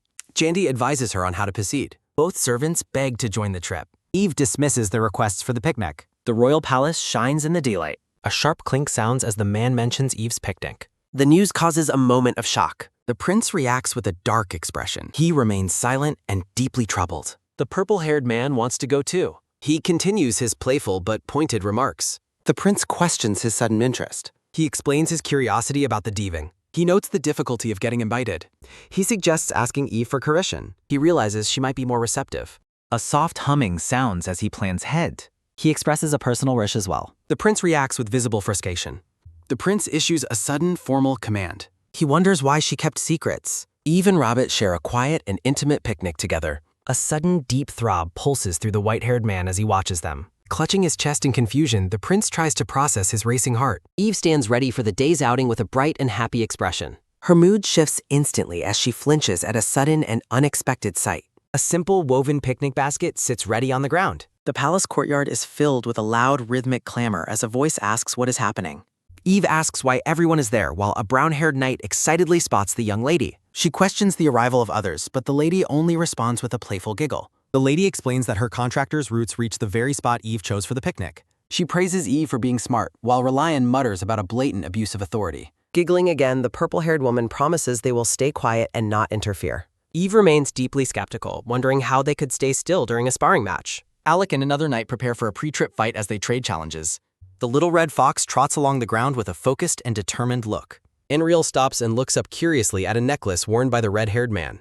A bright flash blinds the man as a sudden crack rings out and the fox snatches the jewel. The red-haired man reacts with total shock and outrage at the sudden theft. The purple-haired lady recognizes Agaris and notes that it has been quite a long time. She waves cheerfully as the red fox runs off with the stolen treasure. A low whoosh follows as Rabbit's miasma thickens, making Rillian feel dizzy and weak. A soft thud sounds as Rillian collapses, frantically crying out for her necklace and worrying about a disaster. The atmosphere becomes heavy with the realization that the day is turning into a catastrophe. Reliant yells for Alec to put his sword away and for Marbas to return to his demon form. A low strain groans as she orders Enriel to return the jewel and Rabbit to cease his magic. With a final command, she tells everyone to get into the carriages and depart immediately. A train of carriages travels down a beautiful road lined with blooming cherry blossoms. Exhausted, Eve collapses on the carrot seat while the red fox watches her with concern. Looking over at Rabbit, she mentions reading about a fish called the ocean sunfish. Rabbit looks back with interest as she explains her recent discovery in a book. She recounts how the sunfish dies from extreme stress, an idea that stuck in her memory. Looking troubled, Eve realizes she finally understands why stress is enough to kill. Rabbit suggests that if she had sent everyone back, they wouldn't have any of these problems. The blonde girl looks him in the eye and insists she simply could not do that. A montage shows her various companions as she explains that they are all precious to her. She looks up with a soft expression and tells him to stop being stressed and just enjoy it. Rabbit is momentarily stunned into silence by her gentle and sincere request. Bright sunlight filters through the canopy of soft pink cherry blossoms. A hand reaches out tentatively to catch a single petal drifting through the air. A sudden heavy thump echoes in her chest as Eve focuses on the falling blossoms. Enriel cheers loudly, celebrating his big sister for catching a flying petal. The young lady blushes shyly as she holds the delicate flower petal against her face. Rabbit watches the girl with a soft and contemplative gaze. A small, genuine smile touches the man's face as he looks at her. A carriage wheel turns against the grass as they finally reach their destination. A delicate foot steps out from the carriage and onto the lush green field. The white-haired prince and Rillian thank the group for making the long journey. The servants and companions watch as the prince announces the start of their time together. Eve calls for everyone's attention, excitedly holding up a ball for their first activity. With a joyful laugh, the blonde girl prepares to start the game and enjoy the day. Alec asks if they are puppies, while Jandy complains it's border. One voice calls someone an invited guest, while the other refuses to be refused. Alec and Jandy start their game as the ball's romped. Alec curses as he misses the ball. A loud pop echoes as the ball is destroyed. Jandy asks if the goal was to see who could pop the ball first. Eve denies it while Jandy looks confused. Eve sighs and tells everyone to just play however they like. Alec blames Jandy for the ruined game while Jandy tries to explain. Eve coldly threatens a 1-week ban if they continue fighting. Relian greets Rabbit, noting it is an honor to meet the ruler of the Eastern Demon Realm. Relian and the prince sit together in a blooming field. Eve rests peacefully on her blanket. She catches a falling petal. Sunlight glows on the young girl. Relian asks where they are going, and Eve offers to introduce someone. Eve wonders who the woman is leading her to meet. She worries about meeting another spirit king. Relian presents her contractor with a flourish. She points to a root on the ground as her contractor. Eve looks at the ground with disbelief. Eve notes there is only dirt, questioning the ancient tree's whereabouts. Relian insists the root is her contractor, while Eve remains skeptical of the tiny thing. Relian explains the root is just a part of the tree's true body. The ancient tree's roots reach across the continent. The magnificent ancient tree stands tall. Eve wonders how one even communicates with such a massive entity. Relian explains the twitching signal code for yes and no. Relian hugs Eve, boasting about how her contractor is better than Elame's. Relian thanks Eve for their current happiness. The ancient tree stands bathed in light. Eve asks about the punishment mentioned. Relian explains they were outsiders who fell and have been enduring punishment. Relian mentions the demon waiting for Eve, making her wonder about Agara's motives. The purple-haired woman smiles. Relian carries Eve through the lush woods. Eve asks to be put down. Relian sits back down next to Macrense. Eve mentioned she was busy making a flower ring. A tiny ring made of greenery sits in a hand. Eve shows her new ring as Relian decides to the prat. Eve watches her go with a thoughtful look. Eve wonders if Relian's red face is due to the wind. Relian looks away with a gentle expression. Relian hides behind the ancient tree. Relian worries about being scolded by Agaris or Elame for talking too much. She holds a large wreath of white flowers. And Riel flies in, saying a gentleman sent a gift for Eve. Relian looks on with a soft gaze. The prince walks away through the field. Relian lets out a sudden loud burst of laughter. Relian playfully places a beautiful flower crown on her head. A soft rustle sounds as someone approaches the seated blonde girl. Eve turns with surprise to find the black-haired man standing right behind her. The black-haired man questions her awareness, while Eve playfully claims her status gives her omniscience. Watching the chaotic play nearby, the man shares his appreciation for the happy moment. With a gentle smile, Eve assures him that more happy days await. The black-haired man sits down as Eve watches him with a soft gaze. A faint, genuine smile warms the man's handsome features. Eve remains quiet as she is lost in her own vox. Relian observes the pair from a distance with a gentle expression. Sunlight bathes the two as they sit peacefully together in the meadow. Eve looks at him tentatively and asks if she's being a nuisance. The man realizes the extent of the information Relian shared with the young girl. Eve cheerfully reassures him that he doesn't need to explain himself immediately. A gentle touch accompanies her vow to remain a supportive presence for him. The man tentatively reaches out as if to brush her hair. A deep emotion flickers in the man's golden eyes. A quiet promise of permanence lingers in the gentle breeze. Eve echoes his word with a look of quiet wonder. The man remains silent, his expression heavy with unspoken thoughts. A shimmering light surrounds them as they share a private lorette. A sudden tight grip betrays her hidden anxiety. The man senses her closeness as the atmosphere shifts around them. Eve silently hopes for a future filled with genuine happiness. A sudden realization leaves the young girl momentarily stunned. Eve stares back at him in total bewilderment. Narrated thoughts describe her as a guiding light and a source of direction.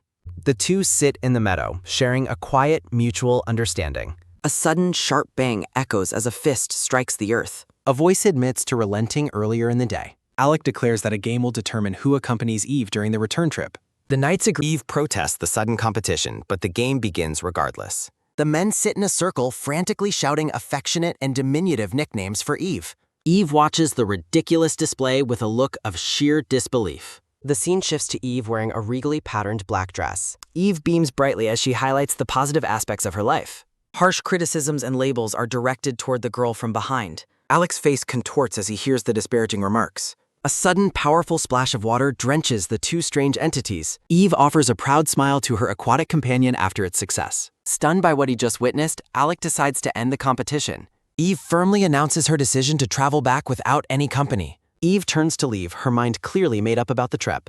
A desperate, frantic cry for her attention echoes through the woods. The companions plead with the young mistress to change her mind and join them. Eve walks away as the knights scramble to follow her across the field. The scene shifts to a busy town where rumors are starting to spread. Local townsfolk exchange surprising news about the princess's supposed mastery of the blade. A gray-haired man regales a man in a checkered cap with stories of a young girl's legendary tactical brilliance. The gray-haired man dismisses skepticism, insisting that the girl's youth doesn't undermine her incredible achievements. As the man in the checkered cap doubts his own stories, Alec vows to handle the situation personally. The gray-haired man doubles down, citing inside information from the Imperial Knights to validate his claims. He claims that merely speaking the lady's name is enough to strike fear into the hearts of everyone in the Empire. A hooded man listens intently as the storyteller prepares to reveal an even more scandalous piece of information. The gray-haired man confidently spreads a rumor that the young lady is destined to marry the son of a lowly count. The scandalous news of an impending marriage causes a massive stir among the gossiping crowd. The merchant continues his tale, claiming the lady has already been formally introduced to her supposed future husband. He cites a convoluted chain of distant relatives to justify the unlikely pairing of the two powerful families. Bystanders begin to question if the far-fetched story is crossing the line into total fabrication. A sudden, firm hand claps onto the gray-haired man's shoulder, cutting his gossiping short.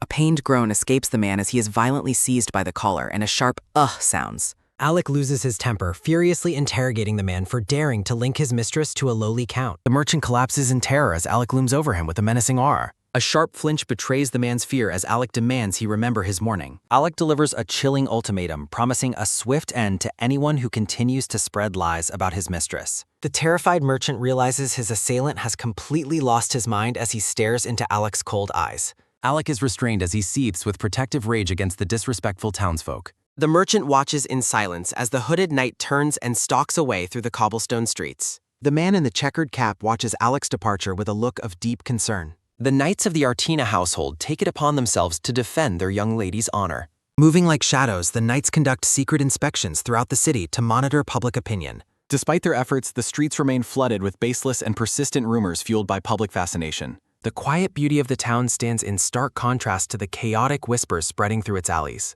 Alec remains vigilant, his sharp gaze scanning the surroundings for any sign of further disrespect. He realizes that once a rumor takes root, it becomes nearly impossible to contain the damage to a lady's reputation. A quick, sharp pock sounds as Alec's frustration boils over into a tight grip. Alec vows to hunt down and destroy whoever is responsible for orchestrating these malicious lies. The blonde girl remains lost in thought. Inside the palace, Eve asks the Duke where such ridiculous and hurtful rumors could have originated. The Duke tries to reassure her, explaining that ignoring the whispers is the fastest way to make them disappear. Desperate cries for the young mistress echo outside the tall, ornate iron gates of the estate. Eve expresses her simple wish to go shopping for spring clothes with her mother despite the confinement. The Red Fox enthusiastically chirps his desire to wear matching outfits with his favorite person. The blonde girl laughs, finding a moment of joy in the idea of coordinated outfits for her family. Her smile fades as she sighs, wishing they could actually go outside. Clinging to Enriel, Eve sadly wonders when the world will finally stop talking about her. She laments the passing spring season. The blonde-haired Duke sits at his desk. The purple-haired Duchess enters the room carrying a heavy stack of books and a determined look. The Duchess declares that she can no longer stand by while her daughter suffers in isolation. Looking out toward the garden, the mother notes how her child is withering away like a falling flower petal. She suggests that they stop hiding and instead bring the entire matter into the light of public scrutiny. A heavy thud sounds as the Duchess slams the books down, proposing they control the narrative with an exclusive story. The Duke looks up with interest. A confident and slightly mischievous smile touches the purple-haired woman's face as she prepares her move. Plans for a grand and exclusive party begin to take shape, designed to draw the attention of the entire elite. The Duchess intends to turn the rumors on their head by hosting a public display of the Spirit King's power. With a sharp and calculating look, the Duchess prepares to execute a strategy that will silence their enemies forever. The Duchess proposes pairing the grand party with relief aid distributions to preemptively silence any public criticism. The butler departs to draft invitations as the Duke notes his exceptional speed and efficiency. A secretive, confident smile touches the blonde-haired man's face. The Duchess stands with her arms crossed as the butler retreats into the background. The butler tosses a golden key toward a younger man, catching him completely off guard. A close-up reveals an intricate, gleaming golden key resting securely in a hand. The blonde Duke watches the exchange with a satisfied, knowing expression. Bright sunlight drapes across the ornate facade of an elegant city building. A lavish carriage makes its way through a crowded cobblestone street as onlookers watch. Inside the carriage, Eve eagerly asks her mother if it is time to step out. The Duchess notes their arrival as the carriage moves past the bustling townspeople. Eve inquires which dress shop her mother has selected for their visit today. In a playful moment, the Duchess warns Eve to never reveal that they are visiting her father's supposed rival. The carriage arrives at a grand 3-story boutique adorned with delicate flowers. Shop assistants watch in awe as a woman in a blue gown approaches the entrance. The staff observes that even their aloof employer seems humbled by the Duchess's immense presence. One employee clarifies that the bond between their mistress and the Duchess is far more profound than it appears. A flashback depicts the Duchess leading commoners to safety during a historical tragedy in Bertisan. A memory shows the Duchess's army rescuing the shop owner from captivity during a great war. Delicate white roses symbolize the deep-seated loyalty the shop owner feels toward her savior. In the owner's memory, the Duchess appeared like a divine protector on the battlefield. A close-up focuses on a serene and thoughtful eye reflecting on the past. It is revealed that the boutique was founded specifically to honor and serve the Duchess. The owner's mission was to create clothing that functioned as protective armor for noblewomen. In the present, the Duchess and Eve stand poised inside the luxurious shop. The Duchess and the shop owner face each other with mutual respect and understanding. A close-up highlights a beautiful white flower pinned to the madam's dress. Holding a single rose, the madam welcomes her most cherished guest with a warm smile. She expresses her enduring gratitude, calling the Duchess her greatest love. The Duchess closes her eyes while gently savoring the fragrance of a rose. A focused look suggests a moment of keen observation and silent judgment. The madam notes that a personal visit from the Duchess is an extremely rare and significant occurrence. She correctly assumes that the Duchess has a major announcement to make. The madam politely asks the reason for the Duchess's sudden visit to the boutique. The Duchess explains that she requires a special dress for her daughter's important debut. The madam is intrigued by the mention of an upcoming event of such high status. The Duchess confirms the party at the Duchy is intended to address the rumors spreading through the capital. Eve holds on to her mother's dress as the two women discuss the upcoming social battle. The young girl watches the conversation with wide, curious eyes. A moment of intense focus passes between the two women as a plan is solidified. A shop assistant is left reeling in shock after hearing a sudden and bold command. The madam orders all current customers to leave immediately so she can focus solely on the ducal family. Stunned noblewomen are quickly ushered out of the boutique into the street. The ousted customers voice their outrage at being dismissed so rudely despite the shop's prestige. Despite the insult, the women immediately begin gossiping and obsessing over the chance to be invited to the party. A trio of ladies whispers in the street, their curiosity piqued by the madam's dramatic actions. The women become intensely competitive, each determined to secure a coveted invitation to the exclusive event. The pink-blonde emperor and the duke discuss the public's absolute desperation for invitations. The emperor laughs, expressing relief that his high rank exempts him from the social struggle. In a sudden realization, the emperor cheekily double-checks to make sure his own invitation is guaranteed. The blonde duke contemplates the upcoming party. The grand palace awaits the celebration.